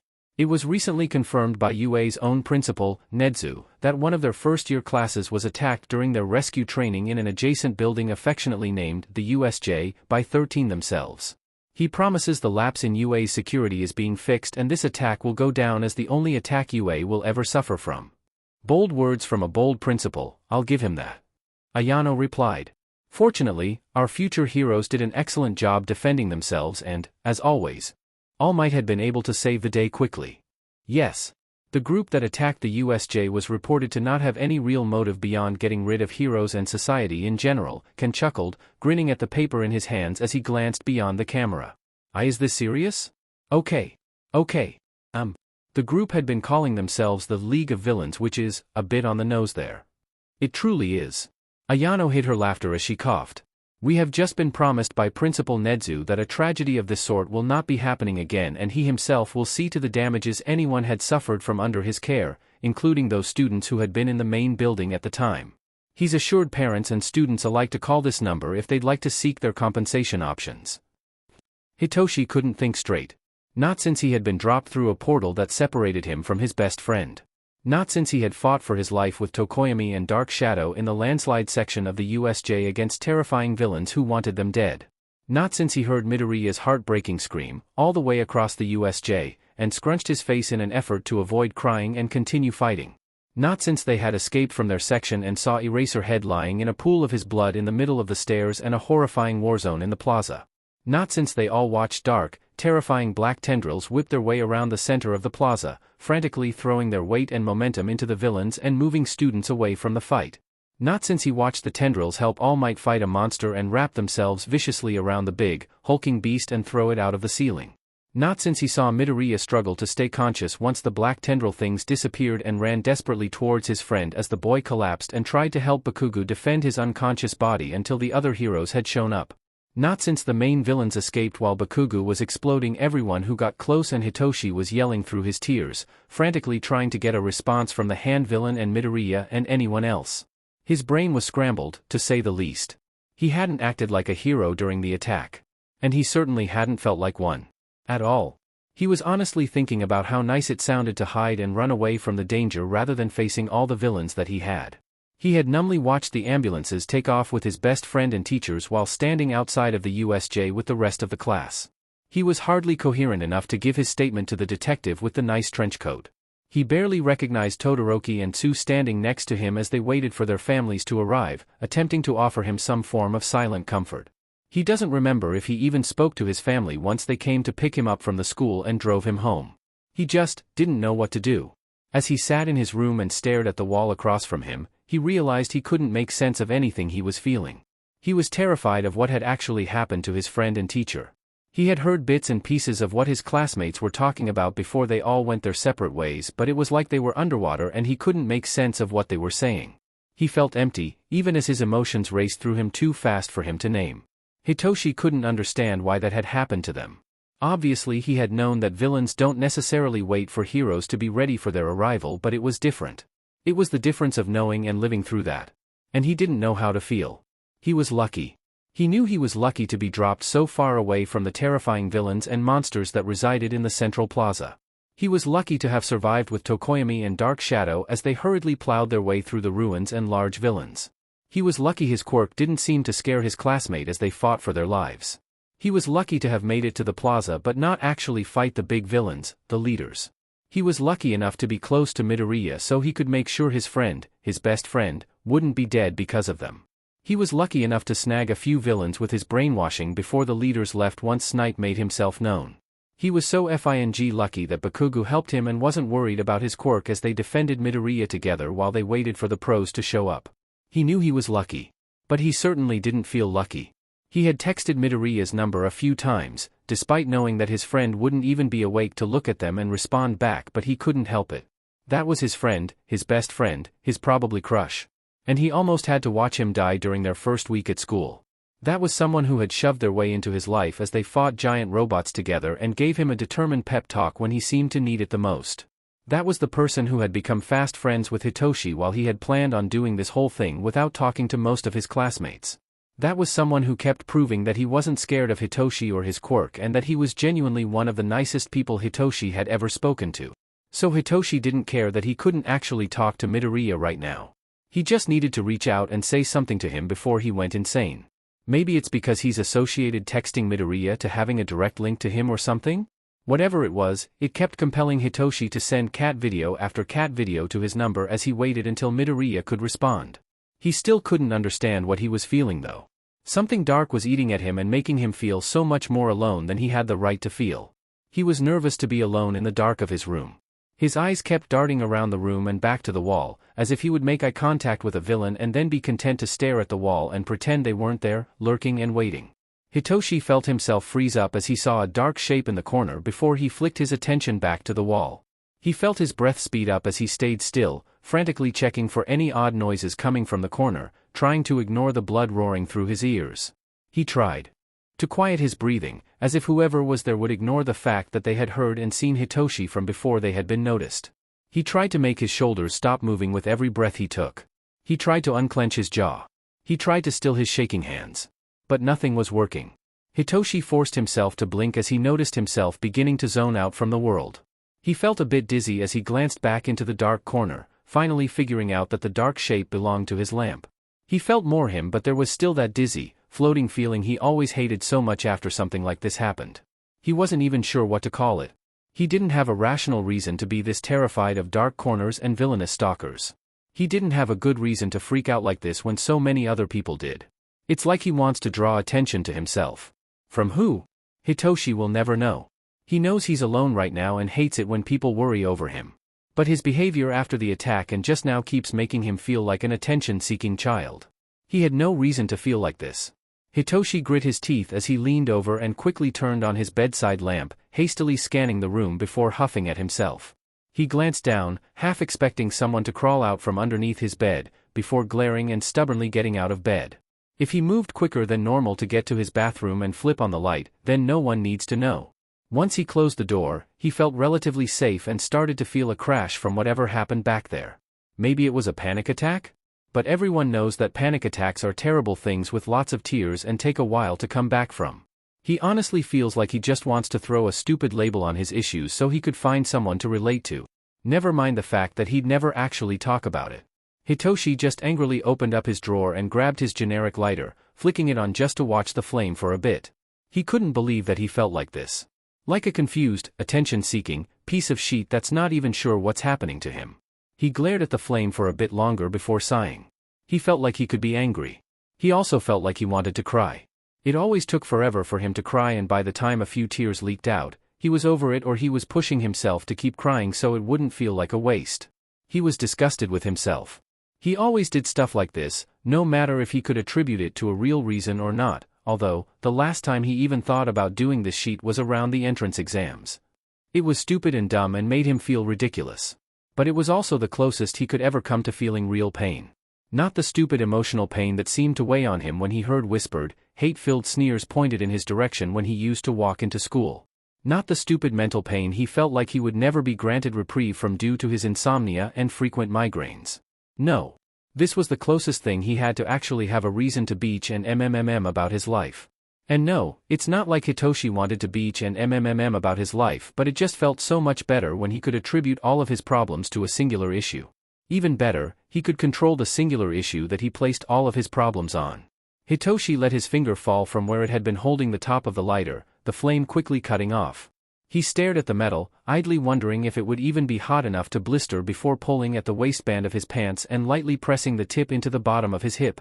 He let himself hiss at the contact for a second before he got used to the heat and pushed the lighter further against his skin. Once Hitoshi felt completely in control of his body and could no longer feel the heat that would be required for another burn, he reluctantly pulled the lighter away before taking a look at his handiwork. He held himself back from flicking on the lighter again. He didn't need to draw attention to himself, and no one really needed to know about this particular coping mechanism of his. He felt a depressing smile stretch across his lips as he prodded around the burn, satisfied at the angry red area that was already blistering. Hitoshi riffed through the cabinet next to him and grabbed a band-aid before slapping it over the blister. With his luck, he'd roll over and pop the blister while he was in bed. He looked down at himself, carelessly wondering if he wanted to pop that blister too soon so it wouldn't scar, or if he wanted to keep it and watch as he disfigured his own body. He quickly put his lighter back into his drawer and pulled his sweatpants further up his hips before slipping out of the bathroom. He couldn't help himself when he glanced around the room to make sure nothing had changed while he was gone. Hitoshi refrained from leaping into his bed, but it was a near thing, and turned around to get comfortable, feeling a dull throb of pain come from his hip as he moved his leg too quickly, although the feeling was welcomed since it distracted him from everything he had been feeling previously. Hitoshi contemplated leaving the light on, but eventually he flipped around and blindly hit the switch, shrouding his room in darkness once again. Before he could work himself up about it though, he quickly fell back into his pillows and closed his eyes, finally succumbing to the call of sleep. "What are you doing?" a girl called out, her head tilted as she looked at him. Izuku looked at her stormy gray eyes, long black hair tied in an intricate braid, tan skin. He smiled softly, noting with amusement that she was barefoot, her shoes tied together by their shoelaces and dangling in her hands. A bag was slung over her shoulder and she leaned with the weight of it as she looked at him. "I'm not doing much," he finally replied, picking at the weeds growing between the cement below him. "What are you doing?" She shuffled her feet, looking uncomfortable for a moment. Izuku shuffled around, sitting cross-legged as he patiently waited for her answer. Her eyes locked on his shoes. You wear Red Wing sneakers?" Izuku nodded slowly. "Yes. I do." "So do I." She spoke softly and chuckled half-heartedly when Izuku raised an eyebrow at her. "Well, I usually do." For a moment, Izuku didn't know how to respond. He hadn't actually seen a quirkless person other than himself before. Never met anyone like him. He had only read about them in news clippings that were left behind on his desk in school with its usual spider lily to accompany the pages. He cleared his throat. I wanted." "Oh." Izuku smiled at her, running a hand through his hair. You go first. Please." Sure. She smiled back before taking a deep breath and leveling him with an intense look. Will you come to my party tonight?" she asked. And quickly the morbid picture was being painted. "Of course." Izuku quickly agreed, ignoring the lead dragging his heart down, refusing to dwell on it when her face lit up at his eagerness to join her. They walked around for a few minutes before she walked into an abandoned apartment building and Izuku followed her up to the roof. She sat down, pulling out a tea set from her bag and holding a thick notebook, leather-bound. Izuku sat down across from her and they enjoyed their tea together in silence, looking around at the stars above them and enjoying the cool night air, the smell of the sea and city life intermingling with each other. Then she sighed and Izuku put down his empty cup and the girl began speaking. It took hours. He listened to her talk about the different types of flowers that she was planning on selling in her shop, pulling out an old, waterlogged notebook, detailing all of the dreams and hopes she had poured into this imaginary shop over the years. She didn't tell him why the notebook was ruined and Izuku didn't ask. Perhaps he should have. Maybe it would have made it easier to understand. She told him all of the happy things she could remember about the people in her life. The boy who had purple hair that stuck straight up who sat in front of her and always took an extra set of notes for her when hers were inevitably destroyed. The brown-haired girl who always made sure to share her lunch even though they didn't have any classes together. But even with hours and hours of stories, the end finally came. She had given him her precious notebook and a key, asking him to promise he would take care of them when she was gone. That promise might have been the fastest promise Izuku has said. She handed him a note, claiming he would be the only one who would bother to read it, and he was sent on his way. Izuku got home, bundled under the covers and read through her last note with as much care as he could muster. And, as he did, Izuku wept. Survivor's guilt. That's the first thing Izuku was thinking about since he woke within the void and curled into a fetal position, desperate to cry his heart out without anyone who would judge him for this. The USJ wasn't the first time Izuku had felt responsible for outsurviving someone. In primary and middle school, Izuku consistently got news clippings of quirkless children dying, either by suicide or a hate crime, usually accompanied by a spider lily or a few. Each and every time this happened, Izuku would spend the night scouring the internet for more information about them, trying to figure out if he could have done something, anything, to save them from meeting such a terrible demise. He went through odd bouts and mood swings. One minute, Izuku was throwing everything he had into his analysis, not his quirk analysis, no, his societal analysis, and worked up a multitude of plans and ideas to help save everyone within the country before crashing and having to force himself out of his bed, lest he stay there all week. The only thing that would ever get him out of his bed, his only thought, would be about how his fellow people, family, comrades needed him to keep going. They needed someone to be a light for them in the future. And Izuku was all too willing to sacrifice himself to the outside world in hopes of building a better future for them. Sometimes, Izuku thinks the only reason he wakes up is because of the kids. God, they were just kids, some even younger than Izuku himself, and he silently promised they would be able to see a better world so long as he was alive. That's all he ever wanted, really. Was to save someone from the fate placed onto them by the time their 4th birthday rolled around and remind them that there was a reason to hope and to live and to dream. The memory that he had just relived from a few years ago stuck in the back of his mind as he thought. It had happened when he couldn't sleep and he was walking around the city, making sure to keep his steps light and his head pointed down, when he ran into a girl the same age as him with the same bright red shoes as him and felt his goals forcibly change. He remembered when they had looked each other up and down before a silent understanding passed between them and she invited him to her party. Izuku had solemnly accepted, and followed her to the roof of an abandoned building. He had listened patiently to her life story and the dreams and aspirations she was leaving behind. He knew what she would be subjected to if he tried to save her, tried anything other than holding her tightly through her gut-wrenching sobs and heartbreak. That was the first time Izuku had looked at a suicide note that wasn't his own. With a graceful and meaningful last hug, and a promise to see each other in their next lives, Izuku left and walked back home, silent tears accompanying him as he slipped under his covers for the night and reread the precious letter Akane had given him. That was also when his dream had officially changed. He didn't just want to save people, he wanted them to be freed from the horrible lives they had lived, no matter how they felt they should free themselves. He was forced to understand at a young age that suicide was sometimes the only way people could leave their terrible lives behind, and he couldn't hold that against them, couldn't ask them to wait for him to save them all. He also vowed that he wouldn't let their dreams go forgotten. For Akane, she wanted to run her own flower shop and have a garden. Such dreams and aspirations seemed small in comparison to the world they lived in, but that's all she wanted out of this life, and Izuku was desperate to make sure her dream wouldn't be forgotten. So he threw himself into a deep rabbit hole, studying intently just to understand flowers and plants, herbs and weeds, which ones were native to the region and which were not. He learned about what it would take to own a flower shop, his heart crushing into pieces when he noticed the government required a quirk documentation form and higher education forms, rendering it nearly impossible for a quirkless person to even own a shopfront in the city. And these dreams were protected with as much care as Izuku could give them, forming a notebook of his own when he went through and noted what the surviving families commented about their late child's dreams and inspirations in the news, marking down which areas he could potentially build a market in with the abandoned buildings that surrounded him. This notebook never saw the light of day, only written in during the dark hours of the night and never leaving Izuku's bedroom. It was the only thing he could promise his fallen family, the only form of protection he could have given at the time. So even now, with the thought of Aizawa-sensei dying for Izuku and the rest of his classmates, he wasn't letting himself drown in despair like he so desperately wanted to, even as he was crying for the man. No, he was thinking about how he was going to change his goal to becoming a Twilight hero rather than anything else he was entertaining. Yes, he wanted to honor Aizawa-sensei through the underground, and he would, but Izuku needed to honor everyone else as well, and he was banking on his popularity from being a hero in the spotlight so he could do everything he had vowed. So Izuku let his mind race through different possibilities and training plans, trying to figure out what would make him more useful in the field so Aizawa-sensei wouldn't be disappointed in the heroes Izuku and his classmates turned out to be without him. He couldn't disappoint the one teacher that had shown genuine care towards Izuku so far. The one teacher that had treated him as just another student, a student who had the same amount of rights as the classmates sitting next to him. Izuku started mentally tallying out a list while calming himself down and wiping at his eyes. He needed to see which vestiges would be comfortable teaching him tips and tricks for working as an underground. Sure, he was quiet and knew how to make himself appear less, but he needed to work on changing his fighting style so he wouldn't be relying on brute strength, since he had a tendency to punch through things like All Might.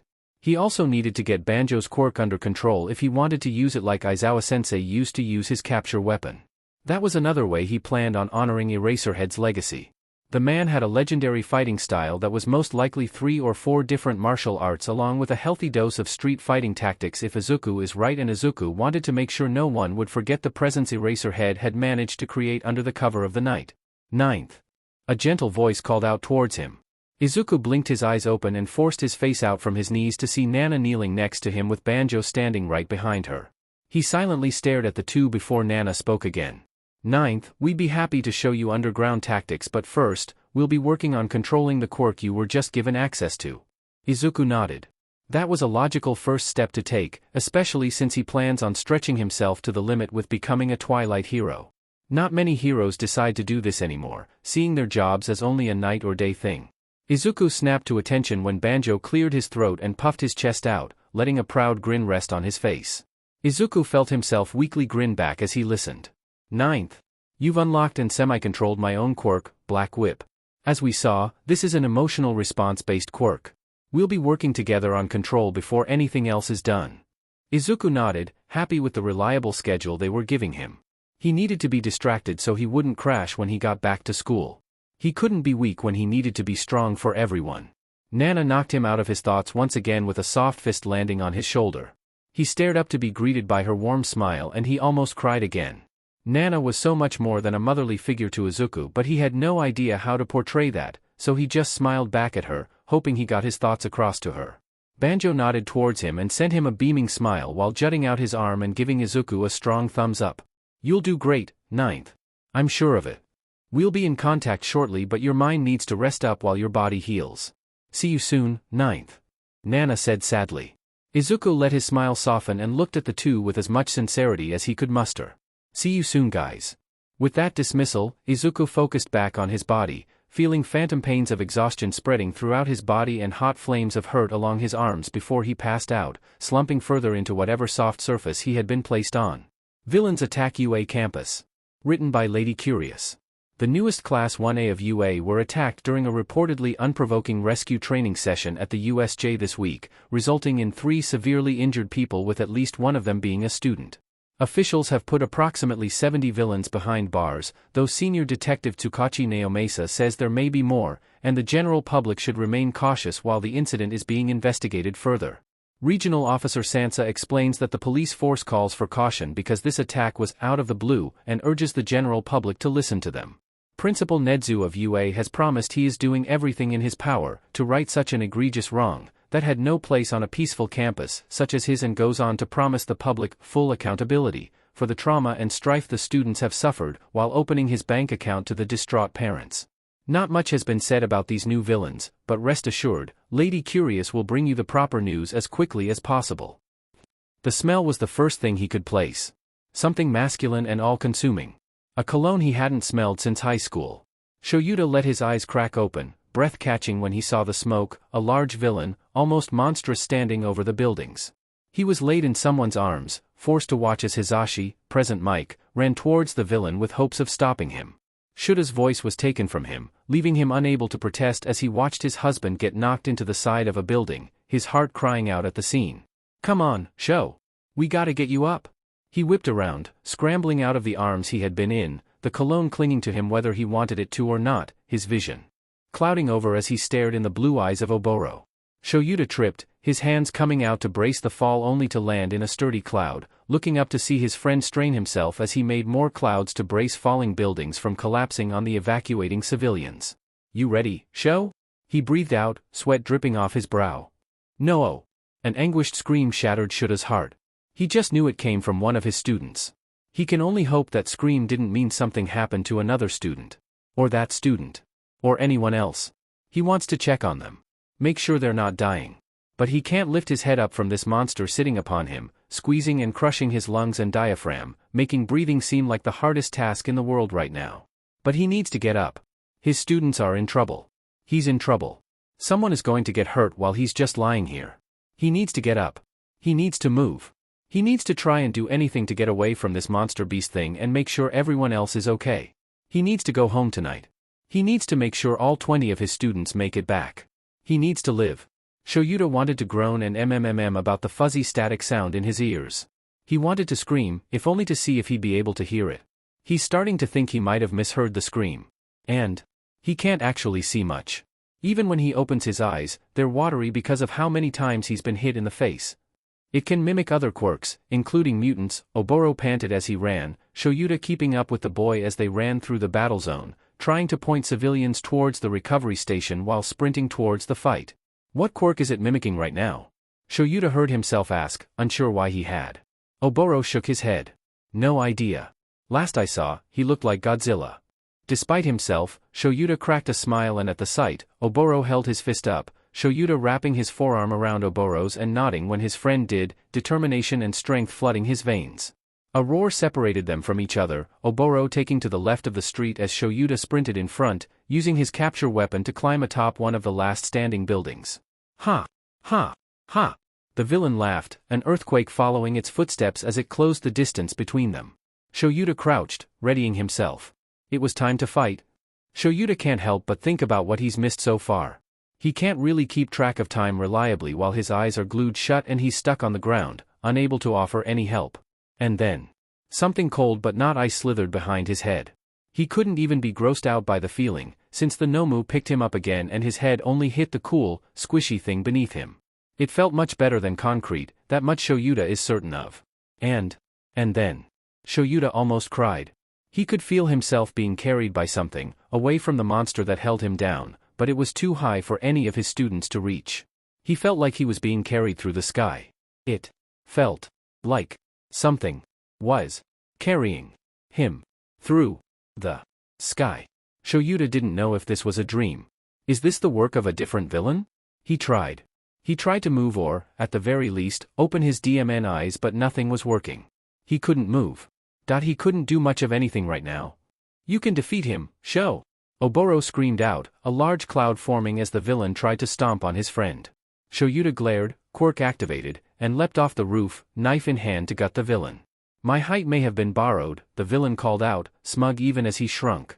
But my tail wasn't.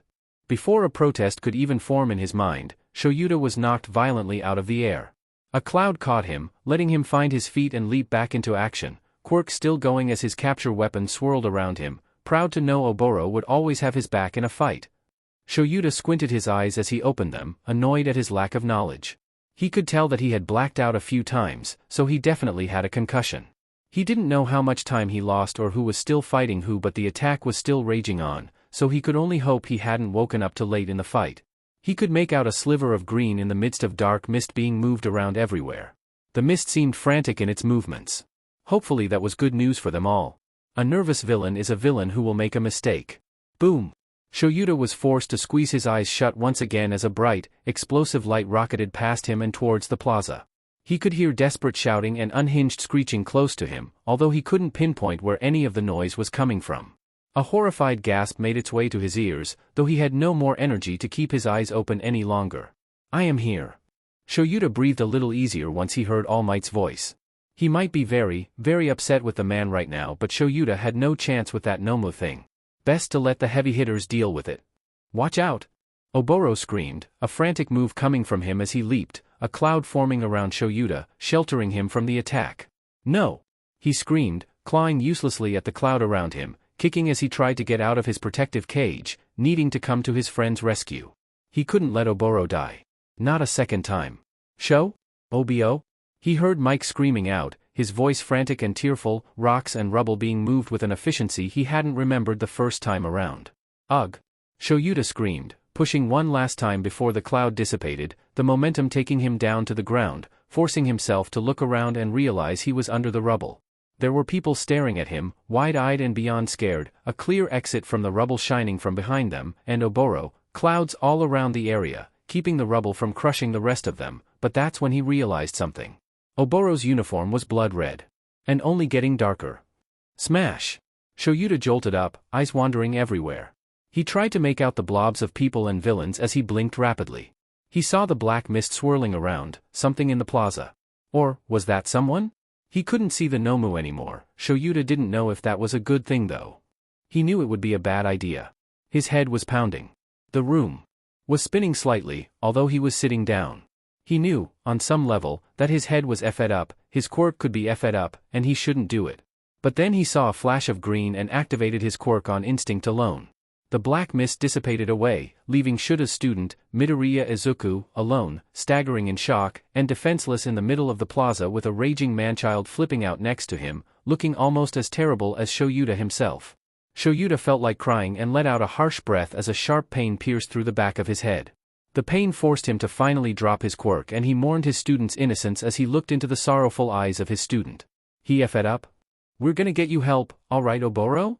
Shoyuta panicked, ripping his capture scarf off of himself and holding it to his abdomen, pushing hard to stop the blood flow. Oboro sighed, a soft rejection in his eyes. It's alright. Save the civilians. Save the civilians? Shoyuta was baffled. He had even forgotten about the others trapped under this building, uncaring of their state. Follow protocol. Protocol won't save you. He felt his voice lose its strength then, the last words whispered intimately to Oboro. And, like the true hero he was, Oboro only smiled softly and pushed a hand against Shuta's chest. Protocol is going to save them. He woke up next with hands all around him. They felt gentle, but he wasn't taking any chances and tried to roll away from whoever was touching him or messing with him. He hadn't saved his students yet. He didn't know if they were okay. He couldn't be taken away from them all. Not yet. Shoyuta knew there were people talking around him. The chatter felt busy, though he couldn't hear a word of it. More hands and arms came down on him. He listened to panicked words. He heard shouts and cried of alarm. But he still couldn't understand a word. Hey, Shoyuta called out, patting his face. Hey, stay with me. Eyes open. Shoyuta, Oboro breathed out, eyes drooping. He choked, jaw clenching. No, come on, paramedics are only a few minutes out. We gotta be ready for them. I can't keep my quirk up for much longer, he grunted, his voice hardly a whisper. Shoyuta shook his head. I can't lose you again. Zashi can't lose you again, Oboro warned him. But I dash. Your students can't lose you, Shoyuta shuddered a deep breath, the clouds dropping down, the weight of the rubble caging in, a storm beginning outside as his heart cried. Please don't make me go back, he pleaded, hands covered in Oboro's blood. I needed blood in him yesterday. Move it. Dispatcher 095, this is Dash. Help me roll him on his side. We can't wait any longer if we want him to make it. ETA 4 minutes. Muzutafu didn't have the people for him. We're going to Korosantu. Don't visit me too soon, alright Sho? Oboro smiled, a cloud carrying Shoyuta away from the boy he once loved. Shoyuta shook his head, tears falling generously from him. Let me stay with you, he cried. Oboro let a tear slip and the sun faded away completely, the dark sky taking over, hail and rain pelting him in the face as the sky itself came for Shoyuta, the sky pulling him away from Oboro, further and further. Back into the world of pain he'd been forced to know. What potential issues are we talking about here, Dr. Shinso? Shoyuta willingly let himself fall asleep this time almost as soon as he heard his husband's voice. That voice meant he was safe. That voice meant Shoyuta was going to be taken care of. And he could guess that Hizashi would want to see him and talk with him. But he also knew that Hizashi would understand. So, he fell further into a soft pillow with a barely audible sigh passing through his lips and let his mind drop back into nothingness. Shoyuta groaned, grunting with effort when he breathed in too deeply and felt his ribs push. He felt a lump in his throat and swallowed, forcing it back down along with his emotions. He slowly opened his eyes, confused when he saw nothing but darkness. A spark of fear flared through him until he shifted and his eyelashes caught on the wraps around his head, allowing him to calm back down. He wiggled his toes, tensing the muscles he could remember to work and wincing when he found a sore spot. He ignored his arms when he felt them both wrapped in thick casts. Obviously he had less stamina than he thought since he hadn't been able to been healed all the way. Shoyuta groaned again, sweat soaking his bandages as he tried to push past the pain and force himself up enough to call for a nurse or someone. Even through the pain, Shoyuta couldn't help but be grateful at Hizashi's obvious interference with the amount of drags they had filled his body with. He always hated being drugged up and unable to be completely aware of his surroundings, even when he was being healed in a hospital or at UA. Like a tidal wave finally crashing against the shore, Shuta's flickering memories filtered through his mind. If his eyes weren't perpetually dry and they weren't currently being covered by something, Shoyuta was certain he would have woken up crying because of the small amount of memories he had from the attack. As it was, Shoyuta only cleared his throat, took a few deep breaths, realized Hizashi wasn't there right now with him and therefore could not get mad at him, and forced his casted-over arm to hit the nurse's button next to him. He needed some answers. He needed to know if his students were okay and safe and alive. He needed to know what exactly happened. And he needed someone to tell him who his latest target just became. But first, Aizawa-san? What are you doing up? He needed to get the F out of this hospital. Political tension rise with Russia? Written by Curious and Company. Relations between Japan and Russia since the end of the First Quirk War have been defined by the dispute over sovereignty of the Kuril Islands. Though the two countries have ended their formal state of war, they have not resolved this territorial dispute over ownership of the Kuril. Though surveys have shown that the majority of the Japan populace does not care for Russians, the Japanese government and our heroes have acknowledged that Russia is an important partner to have for security and counterbalancing China and North Korea's military forces. Because of this, since the start of Euromaidan II, Japan continued to engage with Russia in spite of sanctions against the country by Japan's Western allies. The governments of both countries have taken efforts to increase relations, including Japanese investment into Russia, the hero and military cooperation, as well as organizing a year of cultural exchange between Russia and Japan that took place 30 years ago. Just recently, things have begun to change with Japan being the first. In 2155, Japan imposed sanctions on Russia for its continued invasion of Ukraine. Japan and Russia each expelled a number of diplomats, and this month, Russia has halted peace negotiations with Japan that include talks on resolving the infamous Kuril Islands dispute. Izuku woke up silently, though he wanted to loudly groan when he went to move but could hardly figure out what was up and down. Though, he probably wouldn't be having these issues if he decided to open his eyes. Izuku wanted to roll his eyes at himself. Nevertheless, he opened his eyes and immediately squeezed them shut. God, why did fluorescent lights have to be so bright? Wait, fluorescent lights? Izuku forced his eyes back open as he looked around, taking stock of the clean room he'd been placed in. The thin white blanket was itchy on his skin and he softly groaned to himself, finally noting that he was in a hospital room. Great. Well, time to get this over with and get kicked out, Izuku thought to himself with an unamused chuckle, leaning over to press the nurse's button next to his bed. What does he mean by that? Nana asked, sounding a bit too much like someone about to go on a rampage. Nana, I'm quirkless. They can't waste their resources on my kind, Izuku thought back, absent-mindedly picking at the blanket around his waist. Ninth? Weird, why did first sound so hesitant? You're not quirkless anymore. Oh. That was very obvious now that Izuku thought about it. Huh. Well, Izuku has absolutely no idea what to expect during his stay here now. He is not comforted by that piece of information in the slightest. Before he could dwell too long on what exactly might happen to him now that he's worth caring about, a nurse flew through the door and stared at him before hurriedly checking him over as she spoke. You weren't supposed to be awake for another day or so with your injuries, young man. She explained as she checked on more things Izuku didn't feel like thinking about. He just gave her a half shrug as she narrowed her eyes at him and huffed. Well, nevertheless, your condition isn't terrible. A bad case of quirk exhaustion, which is why you were out, and a few stitches to fix up your shoulder. Whatever stabbed you didn't appear to pierce through any nerves and only scraped at your bone. Dr. Matsumura will walk you through any questions you might have about next steps, okay? Izuku, disoriented and confused, just nodded and watched as her eyes softened. I know you just woke up, but since your quirk uses your energy, it will be a good idea to get an early dinner and snack in you before you're released. Does that sound good? Izuku almost shook his head, but 1/9, I swear to Kami, from Nana had him reevaluate. Despite what others might think, he did value the little pieces of sanity he still had. He made sure to make eye contact with the nurse as he nodded and brought up his hand not tangled in N4 to tap his throat. She made an approving sound and bustled around before producing a juice box with a straw. Just drink up and I'll be back with your food. Your school also notified your emergency contact, so they should be here shortly, alright? Izuku, once again, nodded and the nurse left quickly. He almost freaked out about seeing his mother for the first time in a long time and how she would react to him being in a hospital, but then he remembered who he had put down. Sure, he might have to deal with a disappointed All Might now, but that idea was much more reassuring than having to be face to face with his mother before he could prove his worth to her. It would take a miracle to be able to explain the situation of quirk exhaustion to her, since he knows for a fact he hasn't told her about that little piece of information yet. How fun. Don't stress about it now, 9th, just focus on recovery. Izuku was very thankful for Nana, and all of the vestiges, really, because he doesn't actually know how he'd deal with everything if he wasn't in contact with them. Especially if their quirks are locked inside the quirk Izuku has and they all come out similar to how Banjo's had. Really, it was a miracle in itself that Izuku hadn't gone completely insane at this point. Izuku was so stuck in his thoughts that he hardly noticed when the doctor slipped in. The woman knocked on the open door, startling Izuku, and continued to make her way towards his bedside. Hello, Midoriya Izuku, correct? At Izuku's confirmation, she began speaking again. It's nice to officially meet you. I'm Dr. Matsumura. I'll be taking care of you for the duration of your stay. How are you feeling so far? Izuku hummed to himself, coughing a bit, before he could use his voice. I am fine.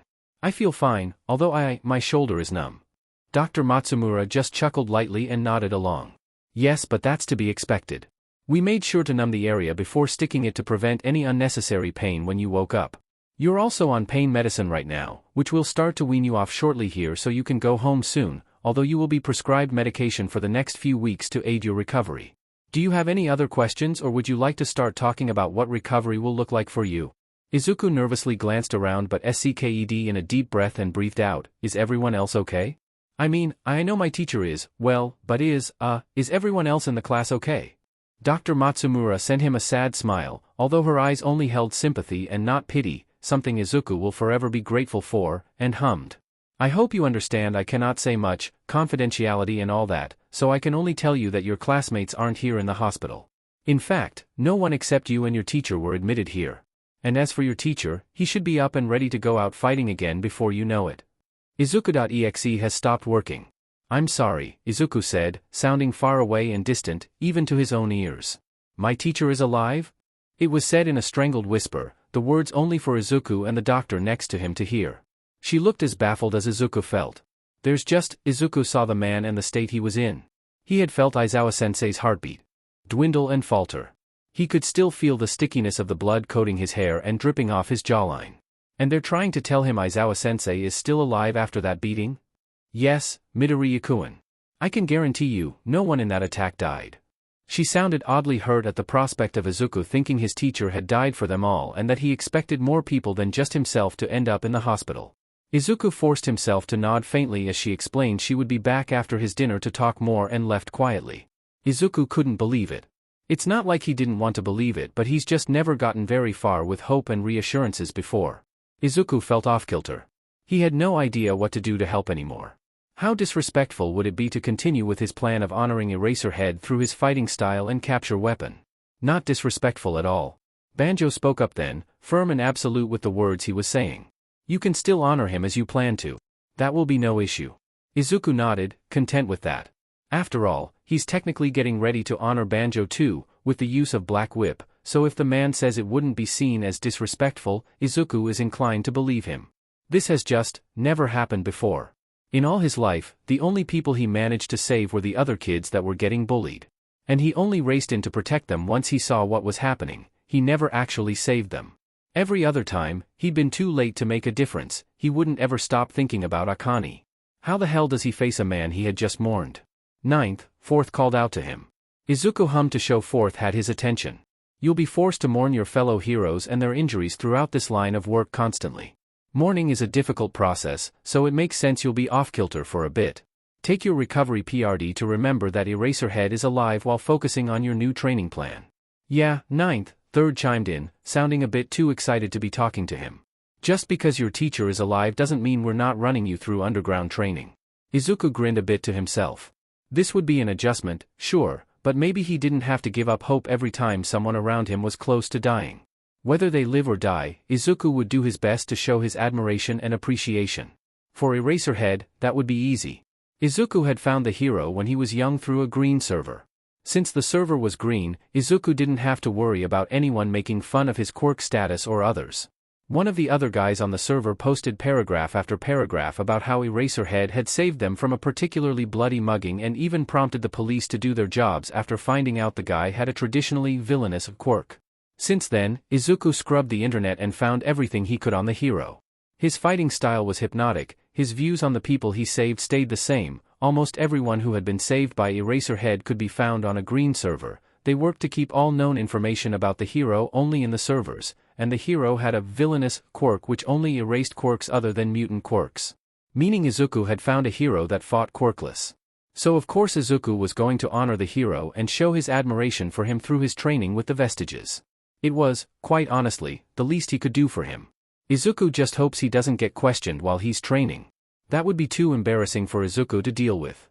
Izuku watched as two nurses bustled back in, one carrying a tray of beautiful-looking food, and he let his mouth water at the sight. One of the nurses ran around and checked his bag, did something on the computer and then checked the machine next to him, making a hum of approval. They both exchanged pleasantries with him before leaving him to start on the food. Izuku honestly hadn't been able to eat this much food in a while, not being able to justify the cost of splurging. Izuku ate happily and listened to Nana and Banjo bicker back and forth about what they were going to start Izuku on first. It seemed as though every vestige was excited for him to learn more about their line of work. He knew they were all considered vigilantes or underground heroes, with the exception of All Might, so Izuku should have known his tentative training plan would excite them. He's also sure Third is too excited about this and has no doubt that Izuku is about to get his metaphorical butt kicked. That's perfectly fine with Izuku though.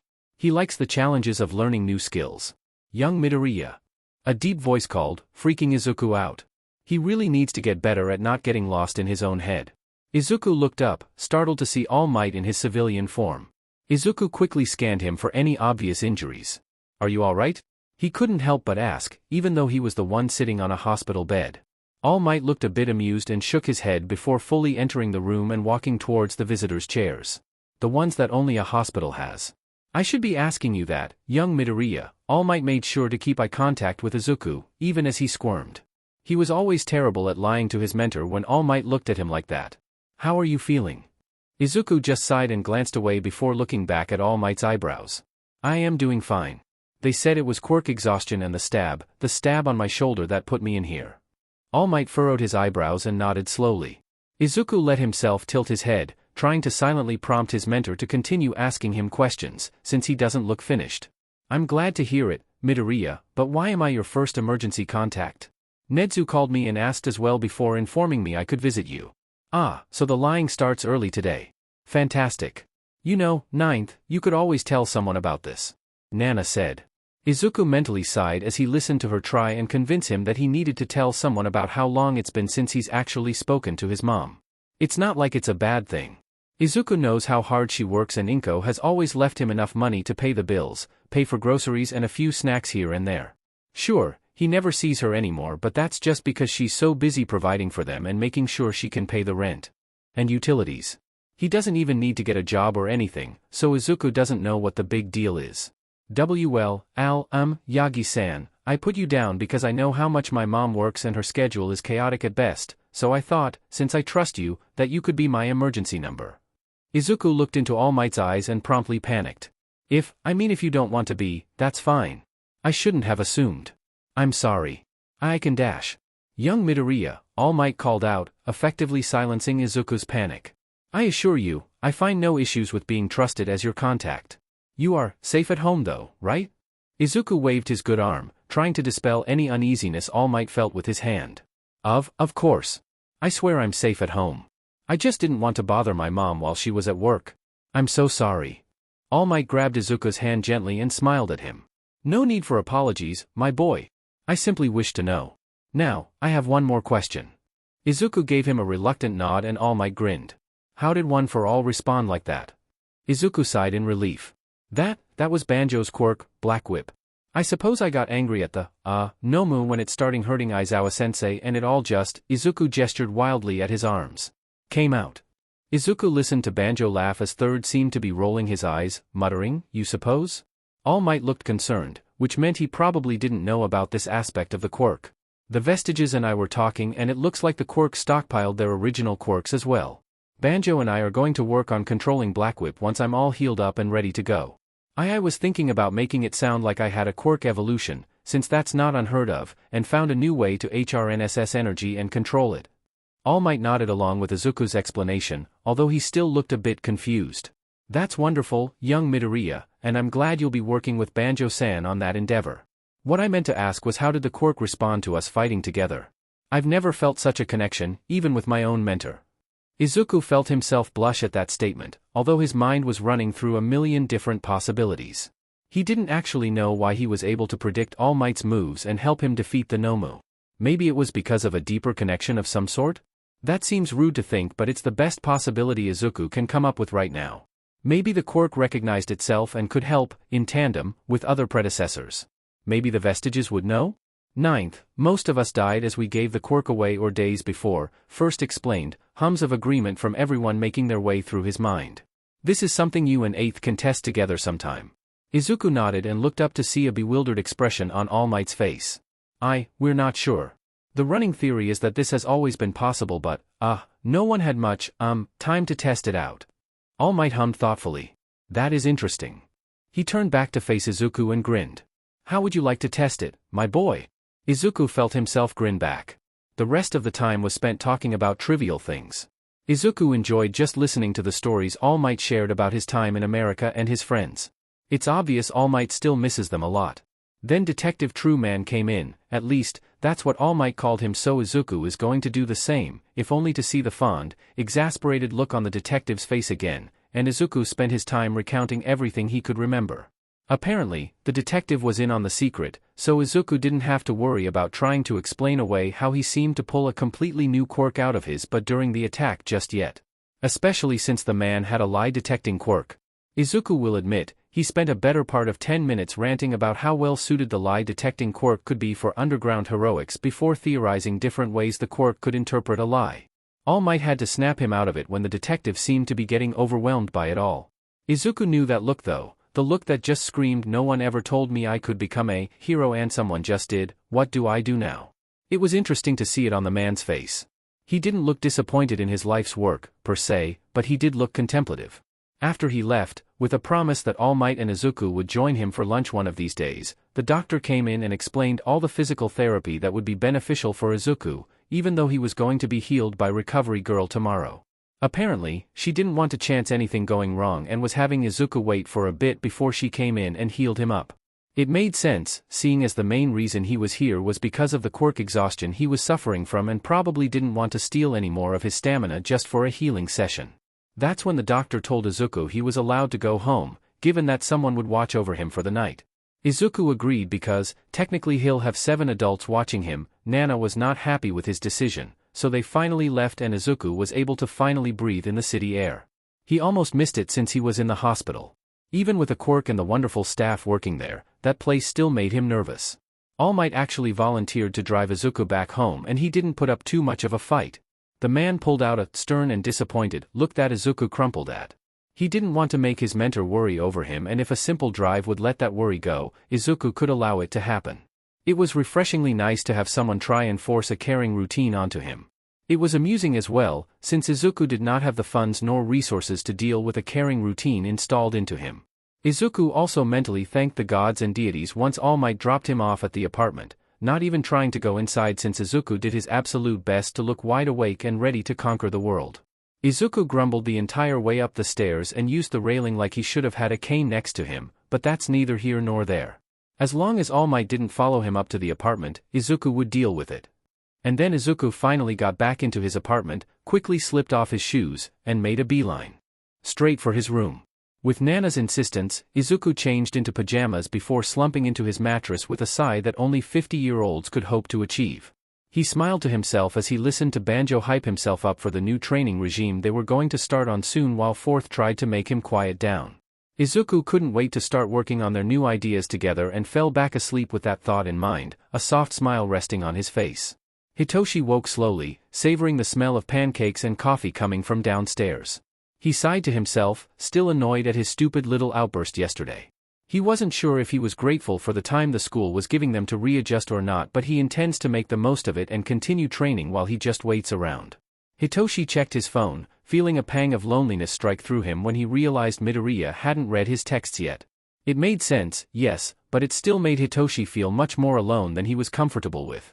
Slowly, Hitoshi found the energy to drag himself out of bed and stumble down the stairs, phone still in hand. He did his absolute best to ignore Kaori and Sachiko sitting at the dining table as he grabbed a mug for his coffee because he knew if he looked, they would be giving him pitying faces and he was not in the mood to cheer them up right now. He also wasn't in the mood to be cheered up right now. The only thing that would cheer him up would be listening to Midoriya's voice.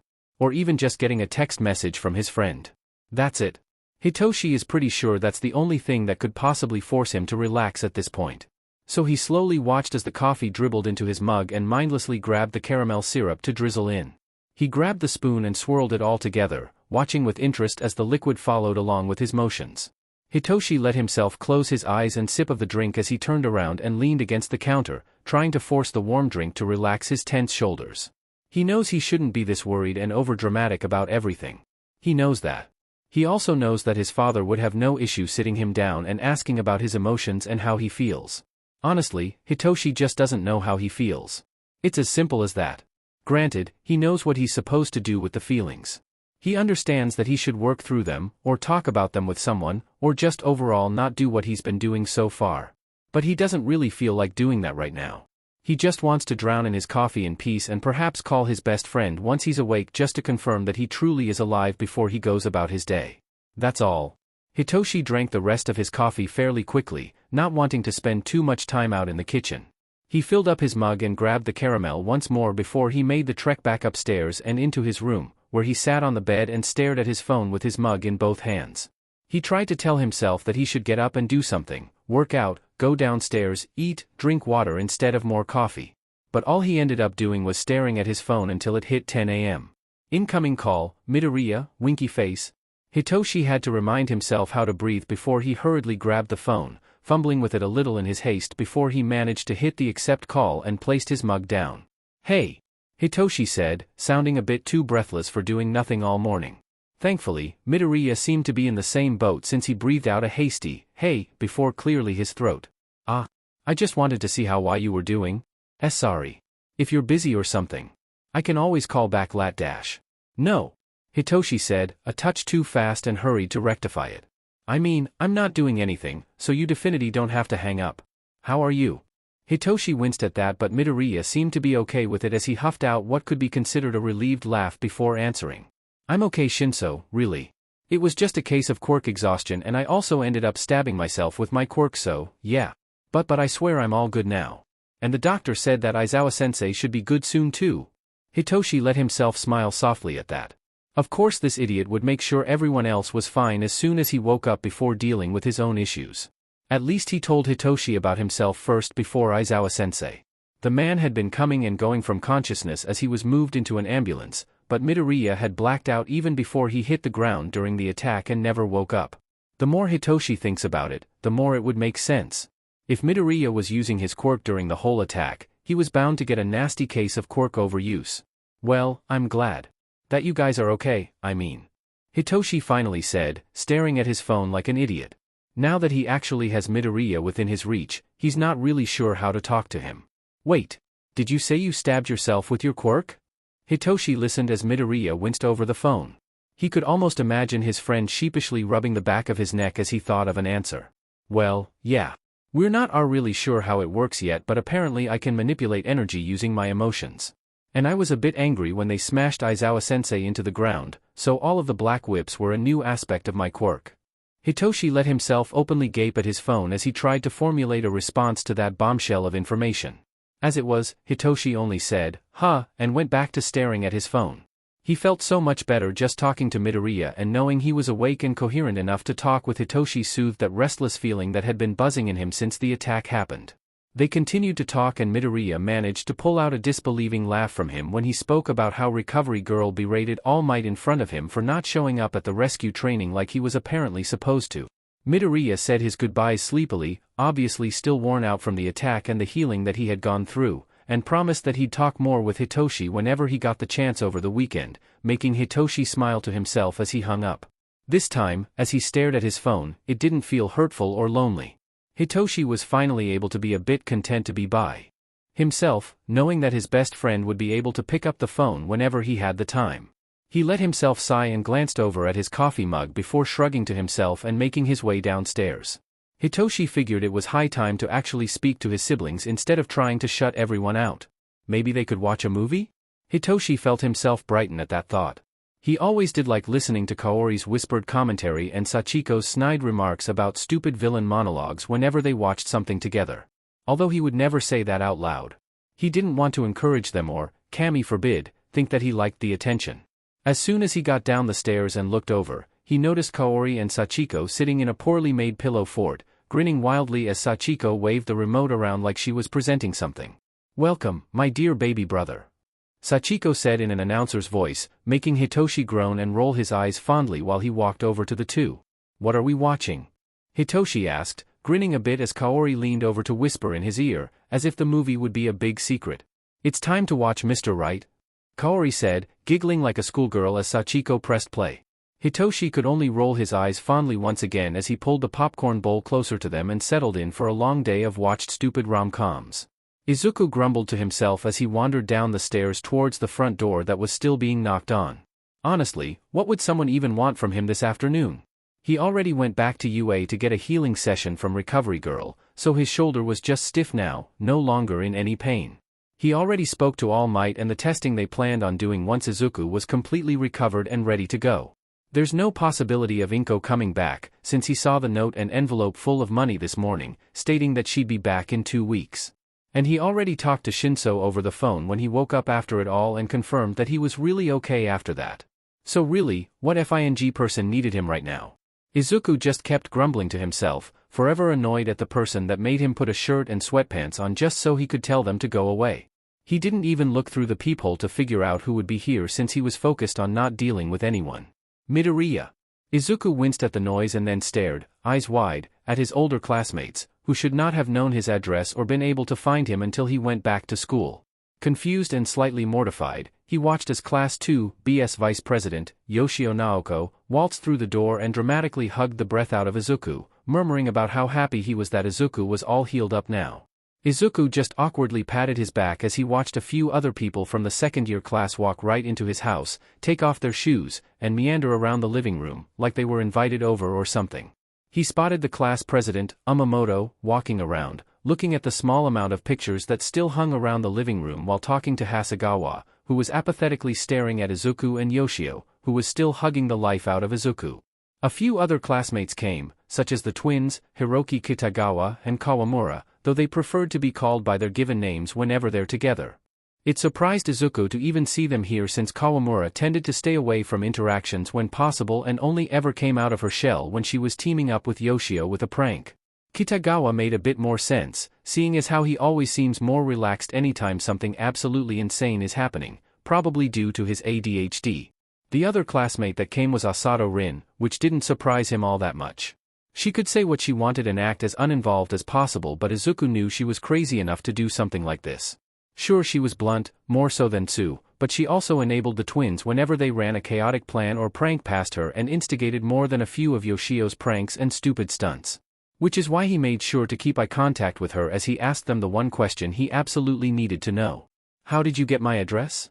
He stared down Asato, even while Yoshio continued to loudly blubber and fuss over him as dramatically as possible while making sure Izuku was actually all right. Class Prez has access to all of our files, including yours, Midori. She said, smirking a bit. Izuku just groaned. This has to be what Shinso meant when he said his older siblings were gremlin monsters. Why did Izuku get stuck with a bunch of gremlin monsters too? Because, your gremlin brain called out to them, 9th. That was not needed, 1st. Izuku sassed back, withholding the urge to glare when Banjo started laughing. Izuku was not paid enough to deal with this. Well, you look okay, Yoshio mused, probably to himself as he let go of Izuku and hummed. Maybe the hospital made it out to sound worse than it was? Izuku felt like banging his head through a wall and knocking himself out so he could ignore these idiots. Is this what Aizawa-sensei feels when he deals with Izuku and Shinsu's antics?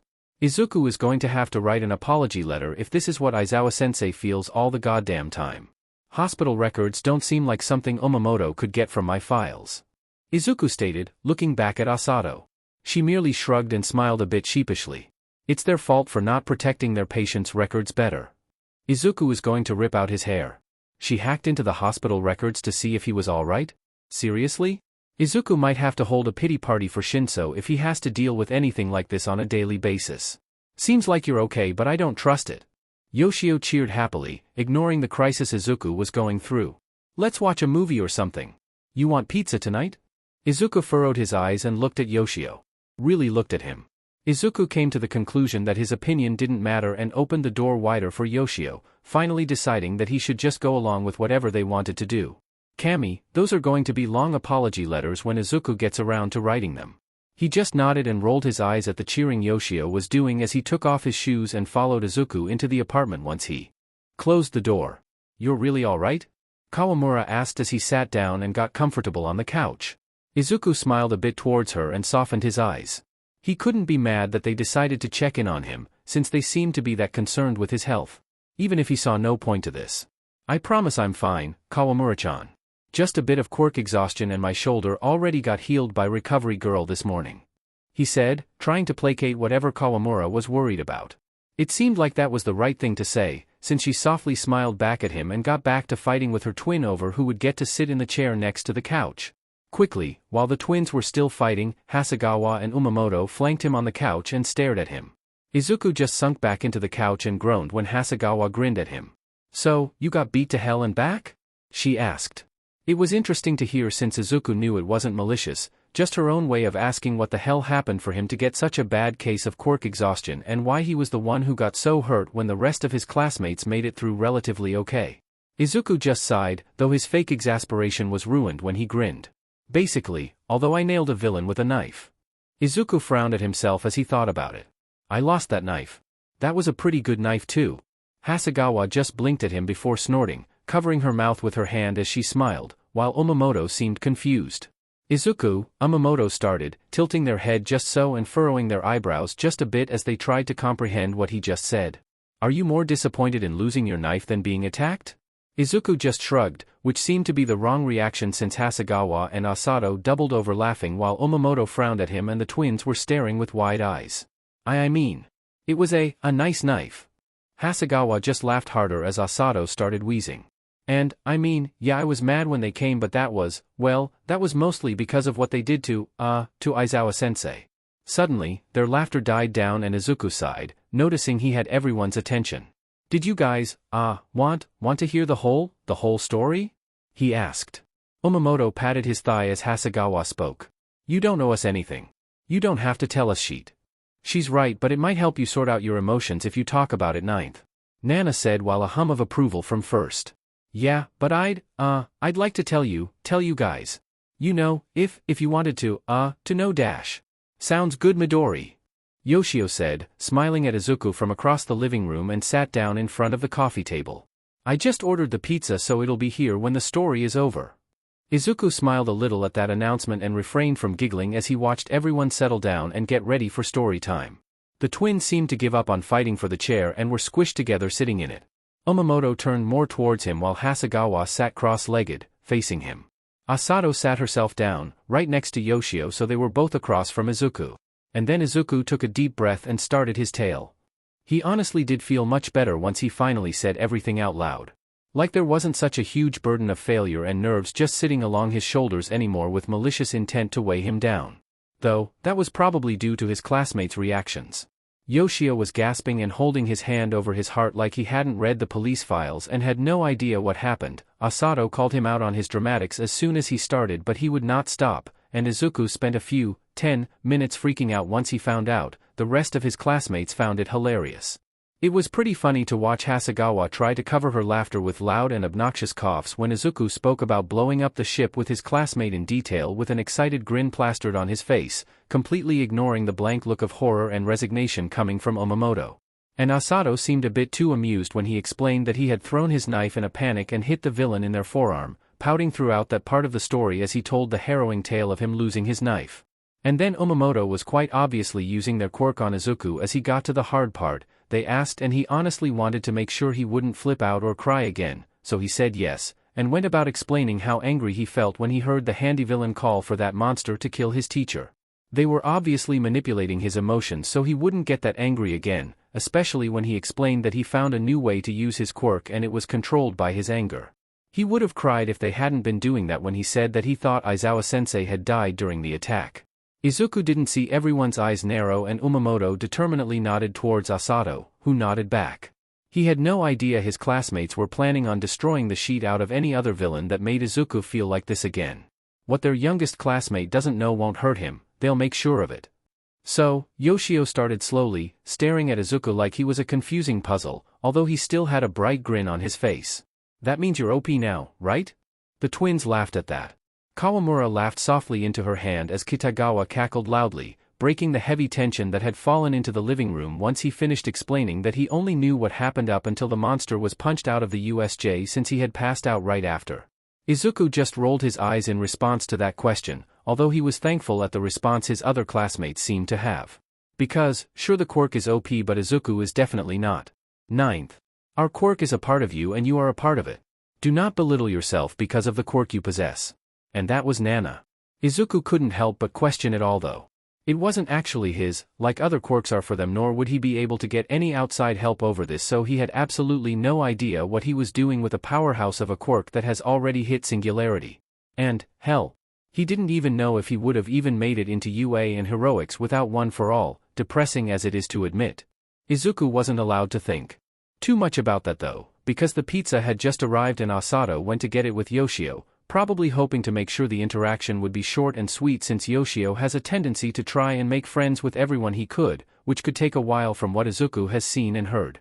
The two of them came back with more than enough pizza boxes and splayed them out on the coffee table while Hasegawa turned on the TV and flipped through the channels, trying to find something mildly entertaining to watch. Izuku just rolled his eyes fondly when he realized Kawamura had gotten up, rummaged through his kitchen, and came back with a handful of napkins for them all. And then, Hasegawa put on the stupidest movie Izuku could have ever spent his time watching, Sharknado. Apparently there were 6 of these movies just floating around, waiting to be watched and laughed at and force people's eyes and ears to bleed out from the sheer amount of cringe coming from the screen. So that's exactly what Izuku and his classmates did, minus the blood, of course, though Kitagawa looked like he was crying with laughter at one point. Yoshio was running commentary about the movie, constantly sending the twins into bouts of hysterical cackles as they watched. Hasegawa was complaining about their choice in weapons, like she wasn't the one to recommend this series and could have found something better than what was playing. Asato kept frowning and dramatically groaning at the horribly done CGI during the action shots and grumbling about the terrible lighting. Umamoto was stuck in a constant state of being overly exasperated with the movie and laughing their lungs out anytime the actors seemed confused about what was happening themselves, like they weren't the ones doing this movie. As for Izuku himself? Well, he just resigned himself to watching the worst movie he's ever seen with classmates he would probably kill for at this point. Izuku ate the pizza Umamoto had, not so subtly, pushed over in his direction and smiled to himself, basking in whatever this warm feeling was. He couldn't place it and he didn't really want to call the feeling coming home, but that's what it felt like. As if he had been on the longest vacation of his life and finally came back, full of happiness and celebration and excitement and warmth. And he extended their invitation to last the night once the movie came to a close and everyone seemed disappointed in the idea of leaving. So, for the rest of the night, they laughed and enjoyed their time together. With Yoshio coming up behind Izuku and giving him a shoulder rub to try and work out the residual tension left in his body, and Kitagawa started running commentary alongside Yoshio, sending the both of them into fits of laughter so loud that Hasegawa seemed tempted to pause the godforsaken movie. And then he went and grabbed all the blankets and pillows he could find, letting everyone grab what they wanted to be comfortable, and sat back down in between Hasegawa and Umamoto, relaxing at the sounds of horrible acting and annoying shark noises. Izuku fell asleep, wondering how selfish it would be to want this feeling to stay. Izuku woke up with the worst crick in his neck and beautiful smells of coffee and food being made in the kitchen, sounds of soft laughter ringing through his ears.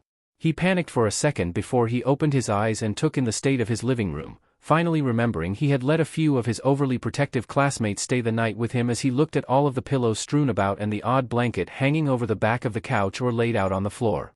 Someone had shut off the TV, though Izuku couldn't see the remote, and there was a nest of blankets underneath his coffee table, making Izuku wonder just who decided sleeping under a table would be a good idea. Izuku was knocked out of his family room analysis when he suddenly heard Yoshio snickering at something Kawamura was saying and smiled to himself. He yawned loudly and stumbled off the couch in a blind search for the coffee he could smell, uncaring of the scene he was probably making just by trying to walk in a straight line to his kitchen. Izuku and Mornings never truly agreed with one another, though he has no choice but to greet it like an old friend most days. He heard a few snickers, but he wasn't going to deal with whatever someone had done just yet and made his way around the last stray pillow and into the kitchen. Squinting, he grabbed a mug and poured himself some coffee before fumbling around for the sugar and finally taking a sip. After a dramatic sigh, he finally blinked himself into awareness and decided to focus on who was in the kitchen. Grocery bags surrounded the twins, who were pulling food out and putting it into his fridge and cabinets while Yoshio seemed to be in the process of making food for them all. Umamoto and Hasegawa seemed to be falling asleep at the dining table, mugs of coffee in both of their hands. Izuku could relate to their predicaments wholeheartedly, thinking about the many times he's fallen asleep in his homework down here at the table. Izuku looked around for Asato and quickly found her, fast asleep on the floor wrapped in a blanket at Hasegawa's feet underneath the table. He almost cackled to himself but refrained from doing so, since the girl seemed at peace wrapped as a burrito and hiding underneath the table. he can't help but wonder if she was the one who had slept underneath the coffee table. Izuku snorted at the memory of Aizawa-sensei in his sleeping bag and how much Asato looked like him at the moment. Grocery bags? Izuku blinked to himself and furrowed his eyebrows. Wait. Fourth actually managed to have a point with that question. Grocery bags? Izuku turned his head back to stare at the twins who were currently frozen in their movements. Kitagawa was literally standing in the fridge, placing a carton of eggs on the shelf while Kawamura was paused in her rifling through one of the other bags that hadn't been put away yet. He raised an eyebrow and both of them just smiled sheepishly towards him. Why? Izuku sighed, already dreading the answer.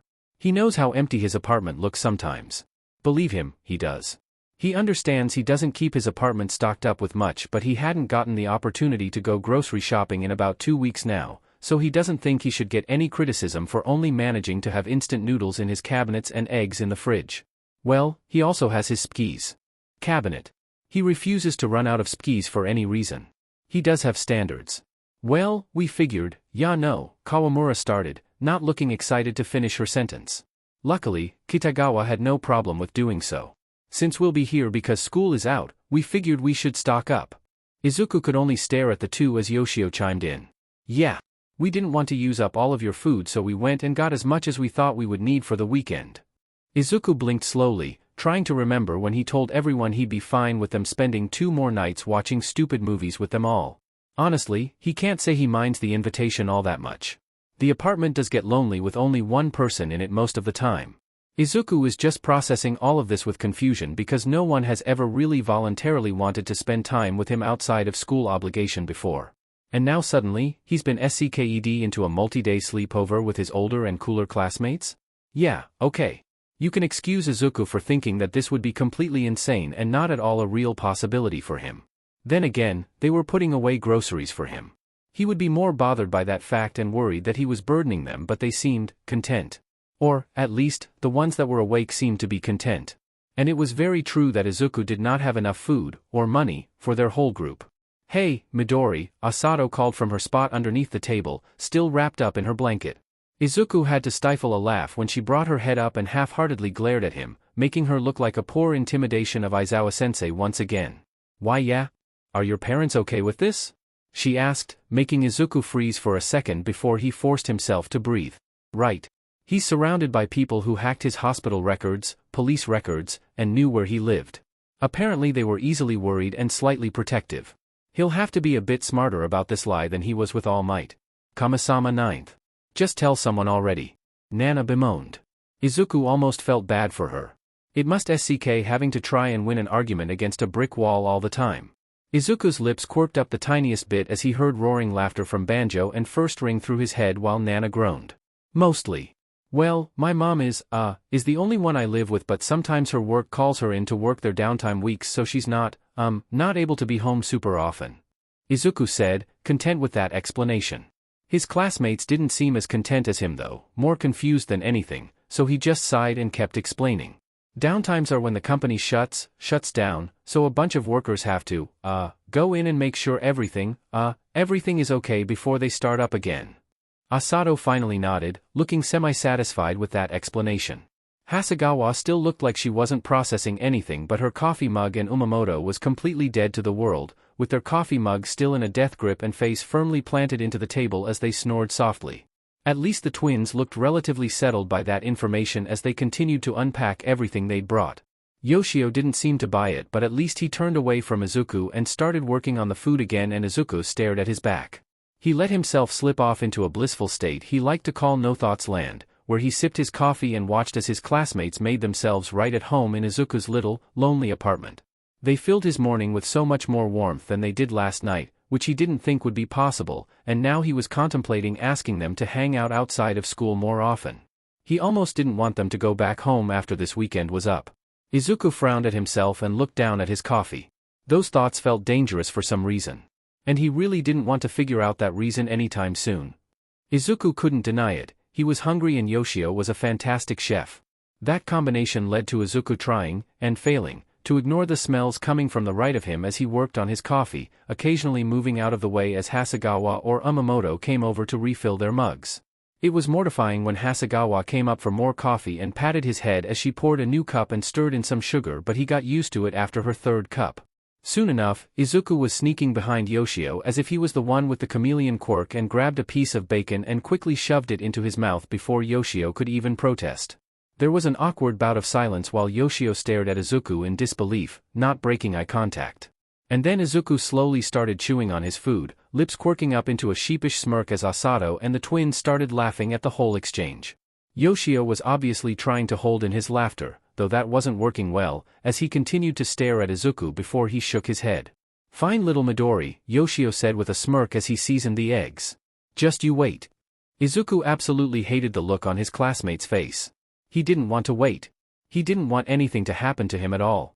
Yoshio finally served breakfast with everyone looking much more awake than they had been earlier this morning. Izuku couldn't help himself as he guarded his food and glared at Yoshio anytime he came too close to Izuku during breakfast. Since Yoshio decided to sit next to Izuku, this happened fairly often. As in, often enough that Asato had 5 too many pictures on her phone that featured Izuku glaring like an angry kitten whenever Yoshio moved his hand too quickly in Izuku's direction. Izuku could only hope and pray she wouldn't send those to anyone else. After breakfast, once they had all settled back out in the living room with cups of coffee and soft smiles, Izuku's phone started ringing. Without looking at it, he just answered and said, "Hello? Hey, Midoriya." Shinsu's voice came through, dragging the end of his name as he spoke. Almost immediately after the boy had spoken, Izuku's face went red. Because his older classmates were staring at him. And grinning. Oh my Jesus. He's going to have to run away and become a hermit in the mountains to escape this, isn't he? Oddly enough, after that thought, all of the vestiges started laughing hard and he could physically feel the pout coming from. Fourth. Interesting reaction. He'll have to figure that out once he's out of the danger zone. Hey, Shinso, what's up? Izuku responded, trying to not sigh when Asato and Yoshio leaned in closer so they could hear who he was talking to. Midoriya. He heard Kaori's voice ring through, chipper despite the subtle prank threats Shinso was muttering into the phone. "We wanted to know how you were doing." Izuku smiled to himself, a bit, happy that he had so many people concerned for his health like this. They all seemed worried, but no one was coddling him or anything, so it felt kinda nice for once. "I'm fine, Kaori-chan," Izuku said as he waved a hand in the air like he could get rid of her worries with such a gesture. "And besides, I've got my, classmates. Yoshio here." The boy exclaimed as he picked Izuku's phone out of his hands and switched it to speakerphone. "I'm one of Midoriya's classmates. We're making sure he's all taken care of." "Say, who was the other boy on the line?" "Oh?" Kaori said, a teasing tone in her voice. Izuku groaned. "That would be my brother, Midoriya's friend." Izuku looked at the phone with furrowed eyebrows, very confused about why she had said friends like that. The vestiges just laughed at him from inside the void and he fought the urge to pout. "Oh?" Yoshio responded back, the same teasing tone in his voice. Izuku groaned dramatically and threw himself onto the couch, ignoring his senpai's giggles. "Well, how interesting." Izuku groaned again, burying his face into the pillow behind him and ignored everyone around him, including the laughing vestiges. Yoshio must have switched the phone call off of the speakerphone since the next thing Izuku heard was, all right. You have a promise from Class 2B that will take care of him and make sure he remains in one piece over the break, Shinsu-chan." Yoshio giggled and then flopped onto the couch, right onto Izuku. Izuku let the air whoosh dramatically from his lungs as he rolled off the couch with Yoshio still on his back, belatedly sending a fast prayer to Joseph and Mary for protection for the phone Yoshio may or may not still have. "So," Hasegawa said as she leaned down and scrunched her nose in concentration, distracting Izuku from raiding Yoshio's pockets and checking to see if his phone was all right. "You have a boyfriend?" Izuku felt himself turn bright red and flail himself off of Yoshio as he tried to explain his friendship with Shinso to everyone. It didn't seem to work. But, thankfully, the class was content spending the next few days watching more Sharknado. Terrible idea, he has no idea why he even watched those, and playing board games with each other while forgetting about that phone call with his friend. On more than one occasion, Izuku had to put a game away quickly before someone broke the board or one of the pieces ended up through the TV screen. He already figured Hasegawa would be competitive, but he was not ready for Kawamura to match the other girl's determination. It was boring and relaxing, all at the same time. By the time Sunday rolled around, everyone had gotten much closer than Izuku thought were possible, that may be due to the amount of hacking they had done. Bonding activity, Midori, I like it. Yoshio had said, and they all looked for Aizawa-sensei's records. mostly to make sure the doctor hadn't lied to Izuku at all. He didn't think he'd be calling any of them by their given names so soon, but as Yoshio walked out the door, with one last hug given to Izuku, he called out to him. "See, call me Izuku, you guys." His friends? All smiled at him and confirmed that they would do so, and Yoshio dramatically pretended to wipe tears from his eyes as he hugged Izuku again. Izuku just grumbled out, "I'll see you tomorrow, Naoko-kun," as he wiggled out of the other boy's space, giggling to himself when Naoko pouted as he walked out the door again. Izuku spent Sunday night relaxing, cleaning up his apartment to the best of his ability and trying to get back into the headspace for school. Goddamn, he doesn't even want to guess who would be subbing in for Aizawa-sensei as he recovers from his injuries. Hopefully they can handle Class 1A. Accused Russian spy allegedly steals sensitive information. Written by Curious and Company. A suspected Russian intelligence officer who was arrested last year after allegedly trying to infiltrate the International Heroes Court, otherwise known as IHC, was spotted in Japan gathering information on Japan's foreign policy before her cover was blown, according to court documents filed Friday.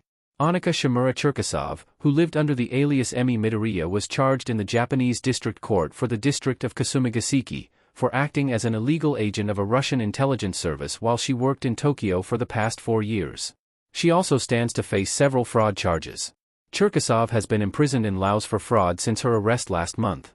Russia has been trying to extradite her, claiming that she is wanted in Russia for narcotics trafficking. The PSIA suspects Russia is using the narcotics charges as a cover in order to bring their spy home. See more on page. Izuku groaned as he rolled out of bed and flopped down onto the floor, doing his best to ignore the alarm going off. "Ninth, what are you doing? It's finally training day.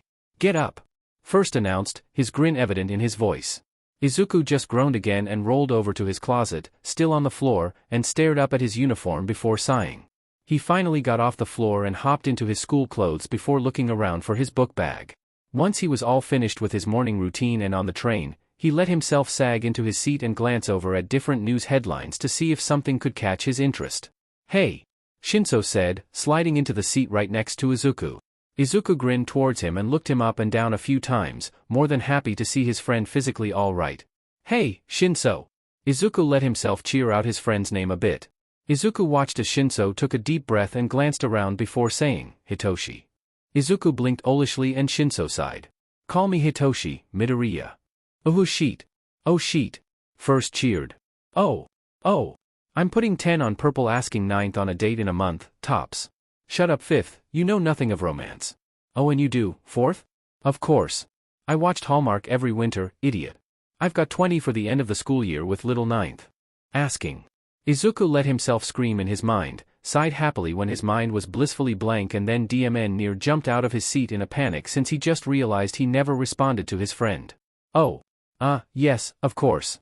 Hitoshi-kun. Hitoshi-kun." Izuku said, stumbling over his words and laughing awkwardly at himself. It didn't help that the vestiges were laughing at his misfortune and Shin Hitoshi was smirking. Izuku was probably blushing enough to look like a tomato then. 9th? Are you going to keep making him call you by your family name? Oh, Izuku might be an idiot. Thank God for Nana, or else he and the rest of the vestiges wouldn't have a working brain cell. "Hey, you can, call me Izuku. If you want to," Izuku said with a bashful grin, rubbing the back of his neck awkwardly. Shin Hitoshi just kept smirking and said, "Thanks, Izuku. I'll keep that in mind." Was his name supposed to sound that good coming from someone else? Izuku didn't think so, but, then again, he wasn't thinking about all that much right now. 9th. Izuku near rolled eyes at first as he gave him part of his attention. 9th, are you just going to stare at purple all day? Or actually respond to him? And his blush came back. Izuku will not go back to a normal face for the rest of the day. He can almost guarantee it. Ahaha, yeah. Izuku said awkwardly. Thankfully, Shin Hitoshi seemed content to find the whole thing amusing instead of stupid. The rest of the train ride was spent with the two boys trying to figure out who would be taking over for Aizawa-sensei's position, since the man was in no shape to be teaching them anytime soon. They walked through the halls with small chuckles over the increasingly idiotic choices they could come up with for a substitute teacher and did their best to keep their heads down as they walked. They didn't want to be asked about the USJ by nosy students, and they certainly didn't want to deal with unneeded attention at this point. So they wandered around before classes were due to start, just talking and laughing with one another. Eventually, they made their way back to the 1A door and hesitated for only a second, waiting for the moment the bell rang. An odd thump coming from his left as Izuku went to open the door had him turning his head to see who else could possibly be out here at this moment. Any notion or intent of speaking to said person died as soon as he saw who it was and let his jaw fall open in shock. "Ah!" first screamed inside Izuku's head, making him grimace as he stared. "What the f-da?" Izuku whispered to Hitoshi. Both boys stared, slack-jawed, as their mummy of a teacher attempted to strut through the 1A door, past Izuku and Hitoshi, even though the bandages were restricting his moments, preventing him from being overly dramatic with his return. Not that he needs more dramatics for his return. Hitoshi made a choking sound and Izuku, without looking at his friend, pointed over his shoulder and they carefully walked backwards towards their desks, never taking their attention away from Aizawa-sensei for too long. Izuku hardly even listened as his half-dead teacher tapped on the podium and attempted to get a handle on the class, who were currently shouting out their worries for their teacher, which could not have been the best way for the class to express their worry right now. "Class A. Settle down at once." Ida yelled, looking very close to climbing atop his desk so he could physically be above the noise level. Izuku almost wanted to see it happen, but he knew he wouldn't be able to appreciate the gesture much since he refused to stop looking at his teacher. The man looked half-dead still. And he's FING teaching them. So allow him to reiterate, "What the f-dash?" "At least he's not all the way dead." First said cheerily. "You're a glass-half-full kinda guy, aren't you?" Fifth's disgust could be heard from a kilometer away. "If you don't want me to use my quirk, I suggest everyone calms down. Now," Aizawa-sensei said, growling out those last few words. Anyone who was out of their seats and yelling quickly shut up and found somewhere to sit within 5 seconds. Who knew Aizawa-sensei threatening his own health would be so effective? Izuku wasn't even focused on that though. He had no idea how the hospital let Aizawa-sensei walk out like that. They made sure Izuku could do everything and almost tried to keep him another night when he winced after moving his shoulder too fast. Maybe it was because he was a minor? 100 yen says he broke out of the hospital last night. Izuku sighed at Fourth's comment. "You don't have 100 yen, idiot." Third scoffed. Fourth just chuckled and seemed to try and wave Third off. "No. But Ninth does." Before Izuku could protest and let himself be dragged back into another vestige fight, Aizawa-sensei finally started talking. "You all did well defending yourself in the USJ. But your fight has only just begun." With that terrifying and ominous statement, Aizawa-sensei seemed to be analyzing them, looking for some emotion he wanted to see. Once Aizawa-sensei seemed satisfied with whatever he wanted to know, he nodded once and said, "UA's annual sports festival is scheduled to continue as normal. You have 2 weeks to prepare.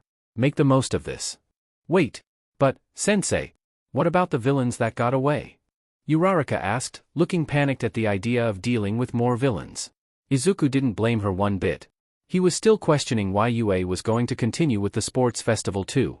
Even if the villains didn't attack, they could still watch it. And Izuku wasn't fond of the idea of them knowing his name and his weaknesses. UA's security team has been doubled for the event this year. And anyone stupid enough to try and attack UA at its strongest won't give any of you trouble," Aizawa-sensei said. He sounded like he was trying to reassure them but didn't exactly know how to change the inflection in his voice to match the concern he carried. The rest of the homeroom, everyone spent their time freaking out or worrying about how they would perform. Aizawa-sensei had told them they only get 3 chances to impress someone with their skills.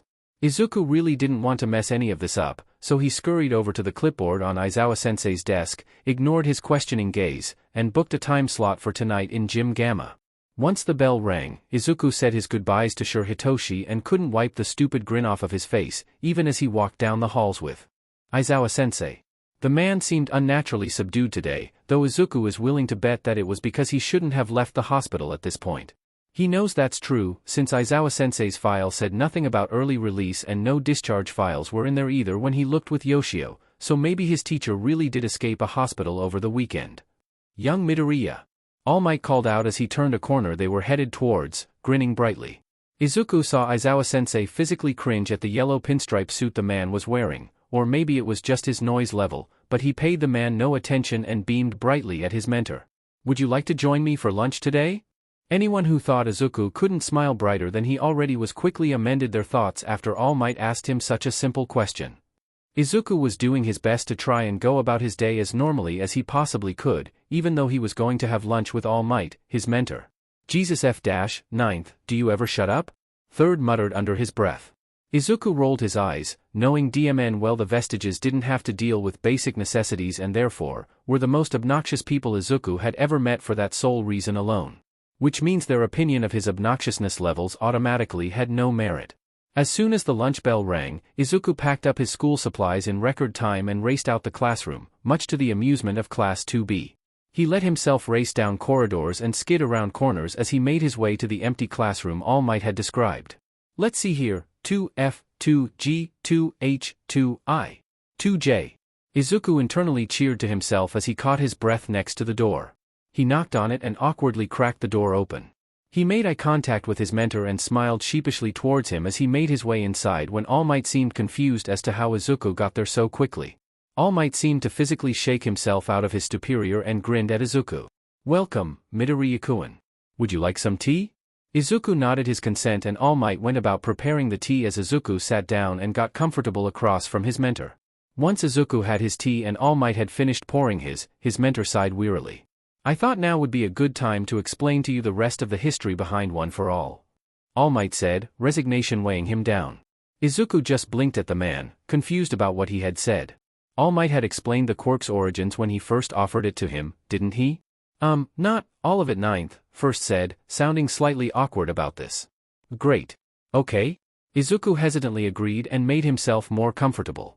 He sat his tea down and stared at All Might, who seemed more than reluctant to start talking. After a few long seconds, All Might sighed and began. "I told you that long ago. A man with a quirk that allowed him to take and transfer quirks to others forced a quirk onto his quirkless brother. First, Izuku whispered to himself. The quirk allowed him to stockpile power within his body, but no one knew that he wasn't quirkless. He had the ability to transfer quirks." All Might glanced down at his shoes before looking back at Izuku. "What I failed to tell you the first time was that All for One, the man who forced his brother to take a quirk, is the man that did this to me." Izuku gaped and All Might grimly nodded. "He's hunted and taken down each of the One for All users in the past. Only I had been the one to defeat him. But now, after the events of the USJ and what the police force has been able to find out, I fear the worst. That Nomu had signs of multiple quirks and Shigaraki had bragged about the Nomu possessing shock absorption, regeneration, and something else. I don't know if this is the work of All for One or one of his lackeys coming out of hiding, but soon it will be up to us to stop them from achieving their goals." Izuku felt his resolve harden as All Might spoke to him. He knew this quirk would come with some baggage, that's just how things worked. He just had no idea how he felt about possibly fighting a very old villain that had the strength to cripple All Might so severely. "Young Midoriya, this quirk, our quirk, has a long and hard history, but the bearers always did their best to protect citizens and stop villains. This quirk was something I used to show Japan and the world that I could be there for them. I used it to bring peace wherever I go and I want the same for you." All Might suddenly turned his attention towards Izuku and he fidgeted with his nails, more than nervous about what his mentor intended on saying to him. "The sports festival is an excellent time to show the world that you are going to be there for them now. My time is only getting shorter but yours has just begun. This can be the beginning of your journey, my boy." Izuku did his best to refrain from grimacing as he listened to what All Might was asking of him and tried his best to tune back into his mentor's speech so he didn't miss anything. "So I hope you can understand the importance of this event, young Midoriya. I'm excited to see what you'll accomplish." Yagi-san finished, looking oddly proud of what he just asked Izuku to use the sports festival for. Izuku blinked in disbelief at his mentor as he listened to the vestiges grumble and roll their eyes. He's glad they were all thinking along the same lines as Izuku about this. That gave him the confidence he needed to clear his throat and say what needed to be said right now. "Otoshi?" Nana muttered. "All Might?" Izuku hesitantly said, tilting his head down. "I'm sorry. But I can't be another symbol of peace. Here's the thing. Izuku will admit that there was a time when he thought about being a big, bright beacon for people through heroics. He wanted to be a shining star, much like All Might is, and he wanted to show everyone that everyone deserved a helping hand. He used to want to be the celebrity and practice his answers for the hostess who would interview him someday and went through great lengths to figure out how to tribute everything to All Might and his influence. Izuku used to love the idea of acting like the hero that never stopped smiling and never stopped showing people what it meant to save someone with a smile. But, he couldn't justify wanting something like that anymore. He knew too much. He knew there was darkness wherever there was light. He knew the shadows grew bigger and darker when the light was brighter and higher. He had been intimately aware of all the things he wished to help fix at a young age. Izuku knows he's aware of a dark and forgotten part of society while most of the others stay ignorant to such an underground life. He had an entire notebook dedicated to civilian lives that have been lost, all because of a small difference in their genetic code. He couldn't ever give anyone peace. Izuku himself has never known the concept of peace. Of course, he didn't grow up in a war zone or anything drastic, but he's still never known a day in his life that was peaceful. His life was a minefield of figuring out how to properly socialize with kids from school to wondering why his mother always seemed to spend her every waking minute as far from him as she could get. He grew up with the chaos of figuring out life when he was supposed to be playing heroes v the villains like the rest of the kids his age. And he knows, intimately, that so many others also can't be bothered to believe in peace anymore either. It's a foreign concept to anyone who doesn't live a lavish life in the daytime. It's a word so confusing, it might as well be code for something else to anyone who lives in the underground. He remembers watching the kids with mutant quirks huddle together, oftentimes covering for one another to get away from the bullying until they could figure something else out. He remembers seeing men with tattoos covering their arms and faces looking shameful as they were denied entrance in a restaurant. He remembers seeing people who had never known peace and learned to live with it. But these people weren't without hope or want. Izuku knows for a fact that most of those people he saw want something to believe in. He knows there are people out there who can't believe without proof, and he wants to be that proof for everyone. The proof of livability for someone society tried to throw away. It's hard to get through the days when you don't know how people like you are doing. Izuku growing up quirkless meant that he knew of tragic childhoods and how to dial 110 before he learned how to properly play with a dump truck toy. Hell, he even remembered the day he learned about an underground hero who allegedly used his quirk to take away his enemies' quirks and nothing else, writing about that hero for days on end until he was sure he knew everything there was to know of the man. He wants people to know they have a chance at being saved, however that concept looks for them. Whether it's mental health services or physically being taken away from a situation, he wants them all to know they have a chance at a better life. To be completely honest, Izuku thinks he'd rather give people hope for the future, though he doesn't want to be revered the same as All Might is. His love for All Might, his mentor, will never diminish or be questioned. Izuku is certain of that much. But he isn't blind.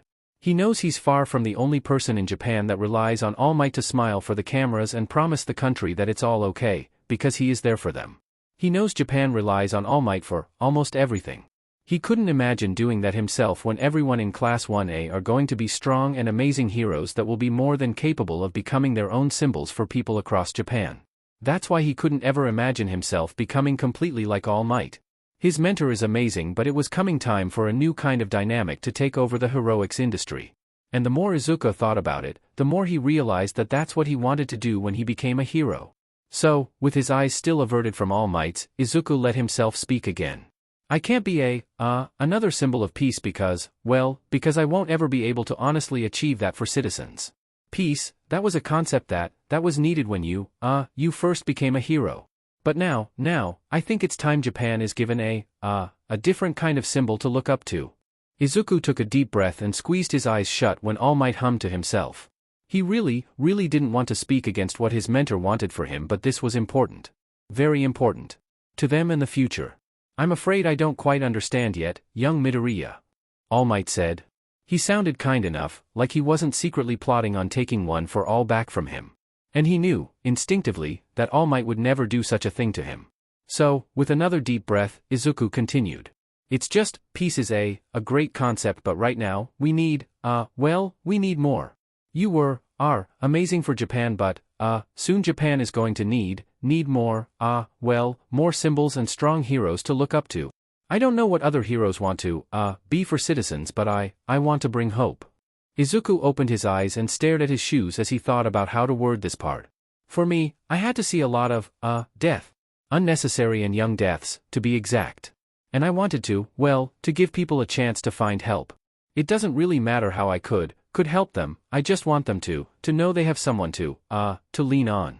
Izuku sighed. I already have plans to honor a few people and their fallen hopes and dreams. They deserve that much, at the very least, but in order to truly provide the hope I want to then, I need to work both underground and limelight heroics. That's the best way I can, provide hope for people, and I can't give that goal up to become a revered and lone symbol. I'm sorry, All Might. I can't represent peace like you did. It was silent in the room once Izuku finished speaking. He refused to look up to see his mentor, but he could imagine the disappointment written all over his face anyway. He didn't really need to see it to know it would be there. He knew he might have just ruined everything between them, and now he would be regarded as an annoyance to the man, or, even worse, All Might could just drop him and then Izuku would be stuck with no one to talk to about the mystery of a quirk that is one for all. Izuku swallowed back the lump in his throat and discreetly wiped at his nose, doing his best to refrain from sniffling. He really didn't want to break down here in front of someone who was probably already frustrated with him. I see. The final lunch bell rang as All Might finally responded and Izuku awkwardly pointed over his shoulder towards the door behind him, glancing up from his shoes to make sure his mentor saw him before picking up his stuff and DMN near bolting out of the room. As soon as the door slid shut, Izuku held his face in his hands and walked slowly back towards Aizawa-sensei's homeroom, very much not looking forward to today's lesson in foundational heroics, whatever it turned out to be. Izuku took the vents on the way back. He couldn't help it, okay? The vents were calling his name. It was quiet and no one could ask him what was wrong up here. He also just needed somewhere to recharge for a second. That was a lot. He didn't really want to fight the big bad supervillain no one knew existed. He was absolutely curious to know about how someone who had lived for so long went under the radar as far as he did. And his quirk. All for One's quirk was fascinating to Izuku. He wanted to know more, even though he knew the vestiges would likely beach him out if he ever indulged too far in those thoughts. But, All for One seemed to be considered the modern boogeyman and Izuku could let some of his curiosity die because of that fact. He didn't want to dig too far, only to find himself stuck in a rabbit hole. Besides, if All Might and his team couldn't figure out more than Izuku was told, he's sure he wouldn't be able to find anything else of importance. Izuku winced as loud shouts of excitement flooded through the vents and carefully maneuvered around the grate to avoid making noise as he continued on. He definitely couldn't handle being in the hallways right now. Izuku slid around a corner and crept down to where he assumed the vents ran down the walls to connect themselves to the other systems. Ninth, that's a dark hole up ahead, Fourth warned, pointing out the obvious. Izuku let himself roll his eyes as he positioned himself to hover over it. Yes, that would be correct. Ninth, Izuku lowered his legs into the and let enough one for all flow around him to light up the dark vent, doing his best to completely ignore first. Ninth. Izuku grinned to himself and placed his feet out in front of him to hold himself as he moved his hands by his sides. Slowly, he began making his way down, only letting himself use one for all when he wasn't moving. He wasn't sure if Nezu knew about Izuku's tendency to use the vents to get around the school, but he didn't want to be kicked out for damaging them. He was not going to risk losing his best means of transportation. Soon enough, Izuku got close enough to the end of the downward vent and dropped the rest of the way, landing expertly on silent feet. Wait, could we make this sheet part of his underground training? Sixth asked out. Third seemed to grin at that, no doubt thinking of ways to kill Izuku and force him to crawl a lap in here or something to that effect. Izuku let himself sigh a bit and wander back through the vents. They were surprisingly clean on the first floor, which just made Izuku think that Nezu knew for certain that he tended to use the vents as a reliable means of transportation. Either that or Nezu himself used these vents to get around. Neither possibility would surprise him at this point. Izuku made his way back to the classroom quickly, not really feeling like spending any extra time to just wander around. Eventually he was just hovering over the vent grate above Todoroki's desk and sighed to himself as he looked down into the noisy classroom. He really didn't want to deal with so many people after such an awkward and hard conversation with All Might. Ninth, it's good to have those conversations, Nana assured him. The most difficult conversations are often the most fruitful. Izuku nodded to himself, silently agreeing with her. He felt like a weight had been lifted off his chest now that his future plans were out in the open now. Sure, he was scared and nervous to know what All Might thought about it all, but he also felt at peace with this. If his mentor was disappointed in him for wanting a different future than what he envisioned, then Izuku is going to have to figure out how to help him see the benefits or be forced to make sure All Might doesn't have too much influence over his life from now on. That, well, Izuku hopes All Might can at least be reteachable if that's the case. He would never want to abandon his hero, even if they didn't agree on certain things. Izuku shook his head and looked back at the grate that was next to him. He needed to think about all this later. He was not in the mood to be caught by Aizawa-sensei like this today. Carefully, he popped out the grate and caught the back end of it, following the same thing as last time before flipping it over and silently laying it against the ceiling tile to the left. He swung his feet out and let them hang out of the ceiling for a few moments before he grabbed the sides of the opening and slowly lowered himself down, so he was hanging from his hands. He quickly tucked his hips to be behind his feet and aimed from Todoroki's desk, dropping quickly. Landing on the ball of his feet, Izuku sprung up and danced off of his friend's desk. Were they friends? Izuku didn't know, and nodded towards the boy, who slowly blinked and nodded back towards him. Once they finished greeting each other, Izuku ran off and slid into his seat, startling Hitoshi, who seemed to be having a staring contest with the door.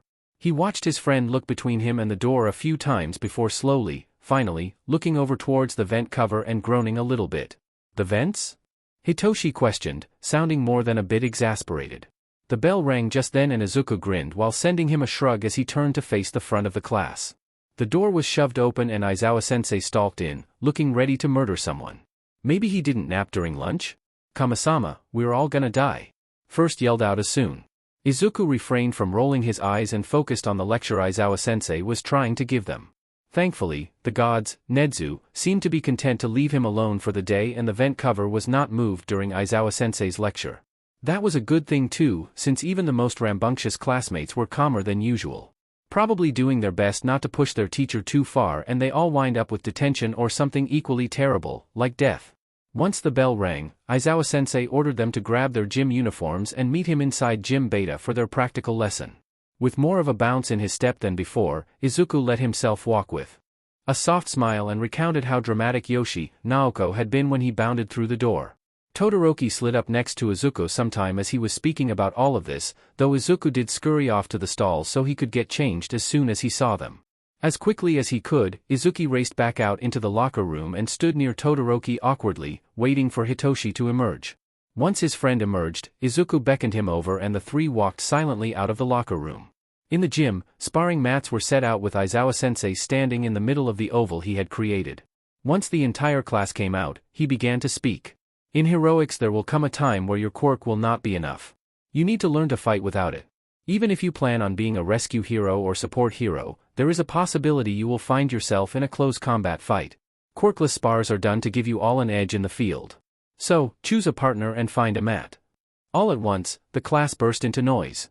Izuku looked over at Hitoshi only to find his friend staring right back at him and smiled. They walked to the mat that seemed to be the top of the oval and stood across from each other, off the mat for now.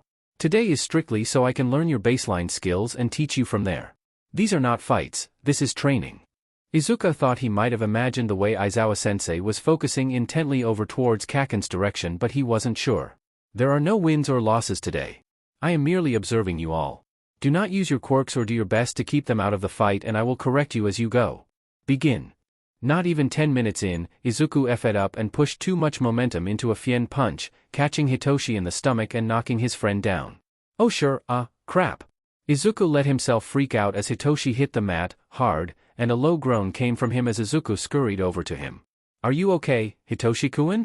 Izuku peered down at his friend, who was still, dramatically, groaning about his back or spleen or something. Izuku let himself wince. He wasn't aiming to hurt Hitoshi or anything. It was purely an accident that he ended up putting a bit too much strength into the throw. Hitoshi looked up at him and, with another dramatic ow-wow, he moved his hand up, like Izuku was supposed to do something with that. Help him up you idiot. First laughed out. Izuku flushed and grabbed Hitoshi's hand. Instead of being the one to move Hitoshi though, Hitoshi pulled Izuku down to the ground with him with a bright grin. He let his reflexes kick in and moved his hands to catch him before he could fall into Hitoshi. The loud smacking sound of Izuku's hand landing right next to Hitoshi's head and near his hip seemed to shock the other boy. Hitoshi seemed to be looking at Izuku oddly as he rolled his eyes at Hitoshi's antics, even while his heart beat faster than he thought was healthy. He couldn't really put a finger on it but the look in his friend's eye felt different than usual as he held himself up above him. It was honestly kinda interesting to see Hitoshi under Izuku. He kinda, really, liked it. PG, 9th, Kama-sama. 4th yelled out as the other vestiges yelled out their own protests as well. You're like, 10. Stop it. Izuku ignored them all and stared down at the boy beneath him, smirking a bit when he realized Hitoshi seemed to be blushing. Apparently he didn't think this one through all the way.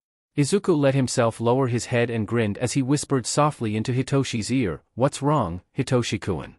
He slid his other hand closer to Hitoshi's hip and let himself grin wildly when he heard Hitoshi's breath catch. That was such an interesting reaction. Izuku wants to know if he could cause more. Hitoshi awkwardly cleared his throat and Izuku made sure to pull back enough to look into his lavender eyes so he could see Hitoshi's face as he tried to explain this away. Before he could say anything though, Izuku heard First's protests cut off suddenly and paled rapidly at the implications. Quicker than he thought possible, Izuku wrenched himself upwards and grabbed Hitoshi's arms, pulling the other boy up with him. Immediately, Izuku started fussing over Hitoshi's back and arms while prodding at his stomach area, since he said something about a spleen earlier. He wasn't sure where it was, but it sounded like an organ one would find near their stomach, so he kept his focus there. Hitoshi didn't seem to understand what was happening at first, but Izuku angled his body far enough to the left that Hitoshi could finally see what Izuku knew was behind him: Aizawa-sensei, his red eyes, a floating scarf, and a dark glare, all pointed in their direction. Hitoshi paled alongside Izuku and stuttered through the act along with Izuku. They're both idiotic disasters. I think it's called gay disasters, first. That's what I said, fourth. It took everything within Izuku to refrain from sighing out loud and ignore the vestiges when his quirk was returned to him, since, from what it sounded like, Kirishima accidentally hardened himself against an attack coming from Wajiro, and Aizawa-sensei seemed to have turned his attention towards that. Izuku let some tension from his shoulder drop and looked at Hitoshi again, grinning a bit at himself. He couldn't lie, he really liked seeing Hitoshi like that. What? Hitoshi prompted Izuku. He just shook his head, grin still intact, and moved back towards the edge of the mat. He couldn't very well tell his friend that he looked good underneath him. Or that he looked nice with a blush. That's just asking to get a restraining order filed against him. Even though Izuku seemed to be suffering from a permanent case of embarrassment from their earlier spar, and Hitoshi tended to distract Izuku during class with his blushes and side eyes, Izuku felt like the rest of class was really nice. He learned more than he thought he would, though maybe he shouldn't say that out loud near Aizawa-sensei. That sounded a bit insulting, and he doesn't really have a death wish or anything. Once class ended and Izuku brushed off Hitoshi and promised him he didn't need to wait for Izuku tonight so they could walk together to the train station, though, he did promise his friend he would text him as soon as he made it home. He grinned to himself and waltzed over to the gym he had scheduled to be his for the evening. As dramatically as he possibly could, Izuku swung open the gym doors and strutted his way over to a bench off to the left side and started pulling at his tie. "All right," Izuku said out loud, dropping his bag by the bench, smiling fondly at the giddiness he could feel coming from the vestiges. "Let's get started. Ninth, this is the 12th time you've died. Move it." Izuku grumbled to himself and nearly rolled his eyes at Third's comment, but jumped up and over the wall before running around the track once again, scoping out new and better places to duck under in the obstacle course. They had been running through the obstacle course in the gym Izuku had booked for 2 hours at this point. They were playing a game where Izuku had to try and find increasingly hard hiding spots while simultaneously trying hard not to let any of his thoughts reach the vestiges, or, his favorite method, think too fast for them to understand. And every time someone found him, Izuku had to leave his hiding spot, run a lap around the upper track, and then come back to do it all over again. "Ninth, you're not an elephant. Stop running like one."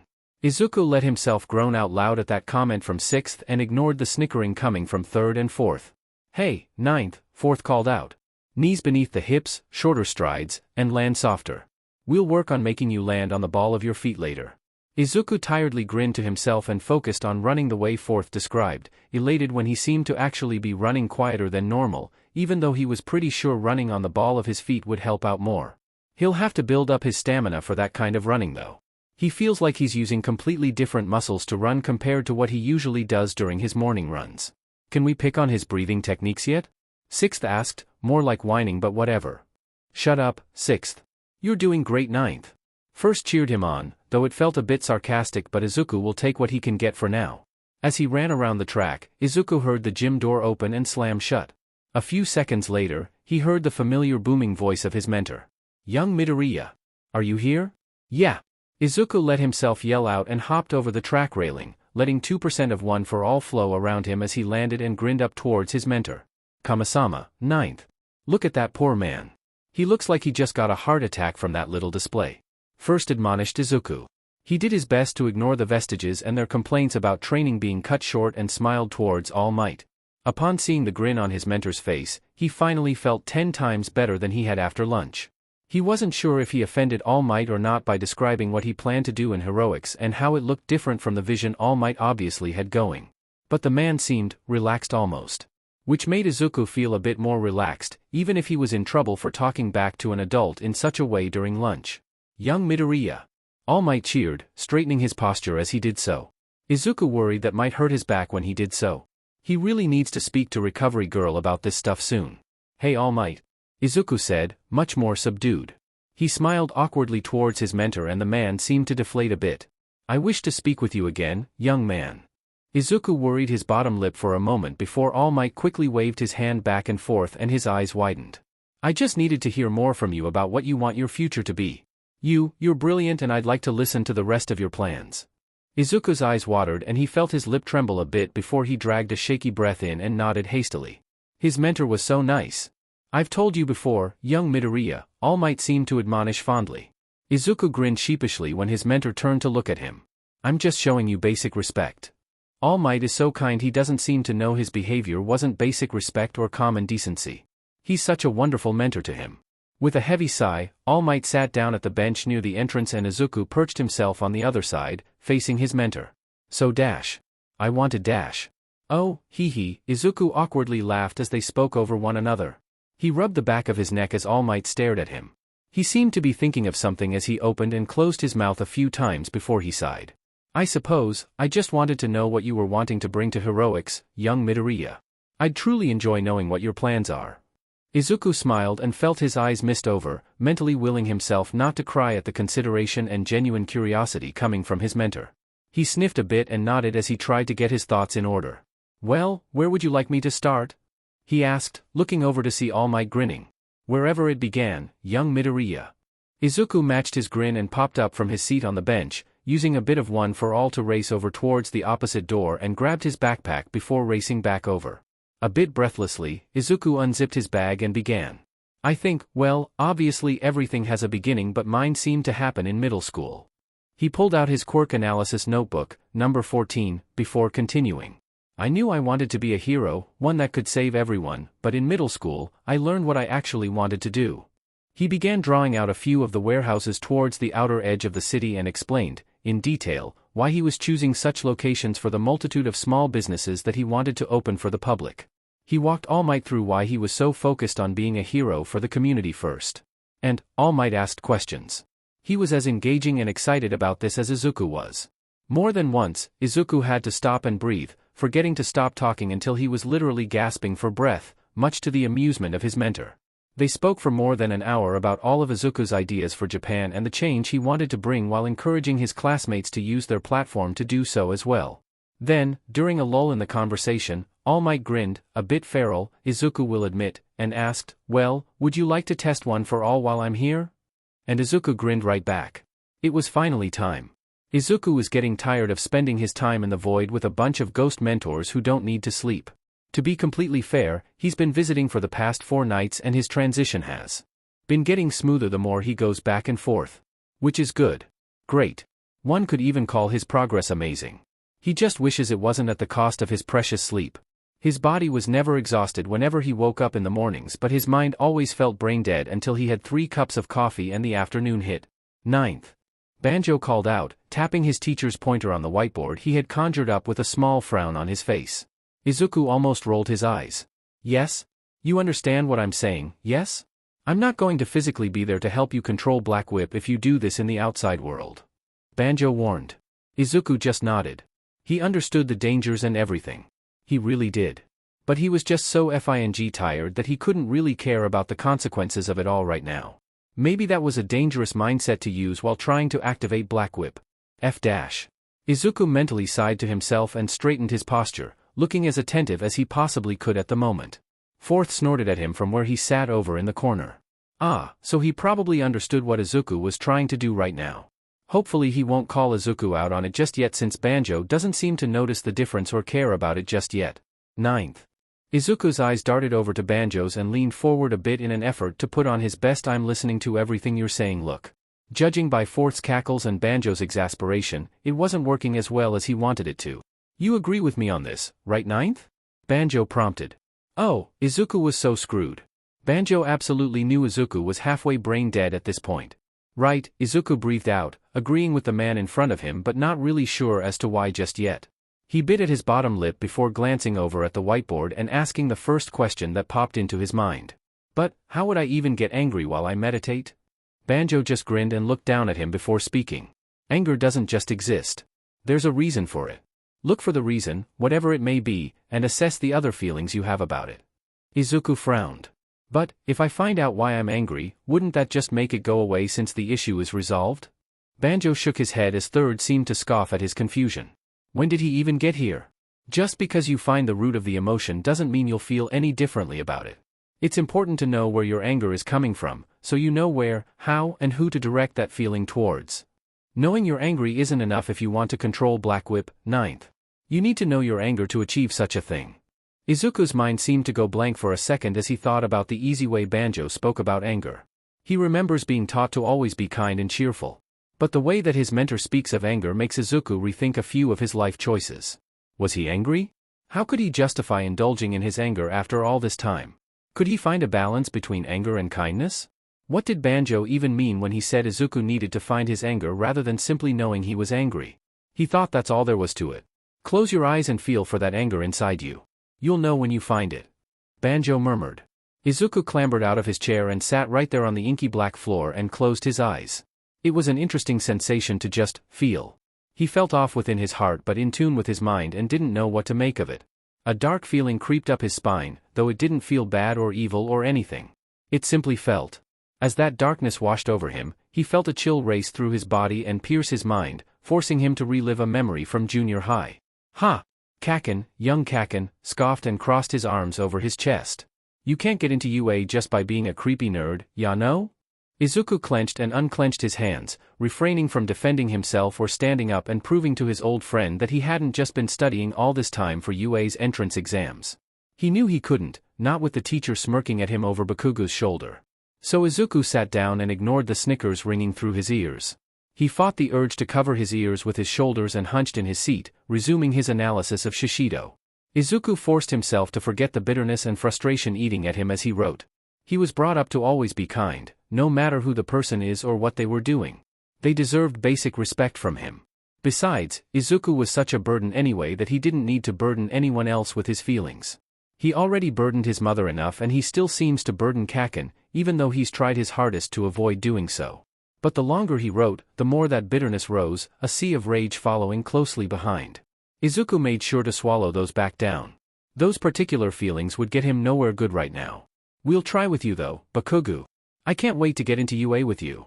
Izuku winced when Kaken blew the desk up in a moment of pure rage and whipped around to look at the boy who had, if Izuku remembers right, the ability to pop his eyes out of his eye sockets. Secretly, Izuku has always wondered how Ito-kun was planning on making it as a hero when the only thing the boy cared about was his quirk. If he had dedicated any time towards training of any sort, he would have more respect from Izuku. But alas, that just wasn't possible. Sighing to himself, Izuku watched as Kaken got ready to explode a terrified-looking Ito-kun and Izuku forced himself to mutter louder as he pretended to write more notes in his notebook. Without looking, he could already tell Kaken's focus had been shifted onto Izuku. Shut up, Deku. You're being creepy. Kaken growled. Izuku felt that wave of annoyance and hurt rush through him as he looked up, ready to apologize to his old friend for the 1000th time that day. Izuku blinked away the memory and sat, shocked, as he watched black whip circle around his fingers, travel up his hands and wrap themselves gently around his forearms. The whips didn't seem to have a temperature, or maybe the temperature had no effect on Izuku here in the void, and they also seemed to be helping him. Perhaps guarding him would be a better word for it. Find out how to be assertive with your anger. 9th. Assertive doesn't mean aggressive and anger doesn't have to mean aggressive either. Banjo explained. Izuku nodded along with him as he sat still and continued to feel for his anger. Anger can be a good thing. 9th. Do not let the negativity associated with the emotion prevent you from feeling it. Flexing his hands, Izuku experimented with the quirk and let the whips wrap around his forearms again before calling one whip on each to circle back around and rest itself in his palm, looking more like a standard whip now. Izuku grinned to himself as he finally seemed to find the balance between his kindness and his anger, the black whips turning completely under his control as he thought about it. Protection. Alright 9th, we're going to go over weapons today. Tell me the golden rule when wielding a knife. 3rd said, walking back and forth like he was a drill sergeant. He was definitely having too much fun with this. Don't stab yourself with it? Izuku guessed. 1st cackled loudly and 3rd looked like he was thinking about how he could die in this void. Izuku felt his pain. He was sick of being in this void during the night in the name of extra training. Don't fixate on the weapon. 3rd finally said with a sigh. His instructor turned abruptly and walked closer towards Izuku. He held up a hand, showing off a glowing pencil that was being clenched in a fist. Izuku's eyes widened and leaned back a bit, though he didn't step back. He didn't know what 3rd was trying to. Smack. Izuku let his head swivel to the left, following through with the momentum coming from 3rd's backhand. Who knew ghosts could pack such a punch? That's what I meant, ninth. Third said, smirking as he turned back around and started pacing around again. When someone whips out a weapon, people focus on the weapon. They forget about the possibility of being punched or kicked. You need to remember that in order to win with a knife. Third turned once again and settled into an offensive position. Oh Kami, Izuku was really going to die today, wasn't he? Remember, you cannot judge a book by its cover. That saying is true in all aspects of life. Now, fight me. Third said with a grin and raced towards Izuku. Yep. He's going to die. Izuku laid on the inky black floor of the void, trying desperately to catch his breath. Third did quite the number on him and his mentor was only wielding a pencil. That fact was as impressive as it was terrifying. Get up ninth, we've got more daylight to burn. Third cheered, twirling his trusty pencil in between his fingers. Izuku let himself groan but pulled himself from the floor anyway. Kami, Third was really having too much fun with this sheet. Izuku should have figured out how to bring protective gear in here before he came. He's glad they all gave him the next 2 nights off since the sports festival is right around the corner. He made sure they understood just how tired his mind was when he made them look at his notes, which were full of absolute gibberish. He couldn't put 2 and 2 together in class like this. Izuku crawled up to his knees and then his feet before swaying a little bit and steadying out. Kami, he really needs to work on his balance one of these days. When you see a knife, what kind of attack do you expect? Third questioned. Depends on how they're holding the knife, but usually some form of a close-ranged attack. Izuku responded. He grinned when Third gave him an appraising look. Good. That's not all though. Third dramatically spun on his heel and walked back a few paces. Anyone with a knife is dangerous. His mentor turned and quickly shot his pencil right by Izuku's head, scraping across his ear. He turned slightly to see the pencil embedded into a target wall Third had put up sometime when he wasn't looking and let his breath hitch. Holy F dash, he was not expecting Third to throw his knife pencil at his face. But someone who doesn't attack like you expect them to is deadly. Third's voice turned grim. We'll teach you the non-standard line of attack most people use with knives, but always, always, be aware of your surroundings when a knife comes your way. If you cannot predict them, control them. Can wait a second. Control them? What does that even mean? Izuku said breathlessly as he tried to stop himself from panting as he got in position. Third nodded to himself as he swayed and gently rolled his pencil weapon across his fingers. Ninth, has anyone ever taught you the value of art? Izuku was way too tired to follow along with this, and yet, when Third turned to look at him for a response, Izuku just leaned in and shook his head. Of course not, he muttered, pacing around. Art is an experience consciously created through an expression of skill and imagination. In other words, art can be anything.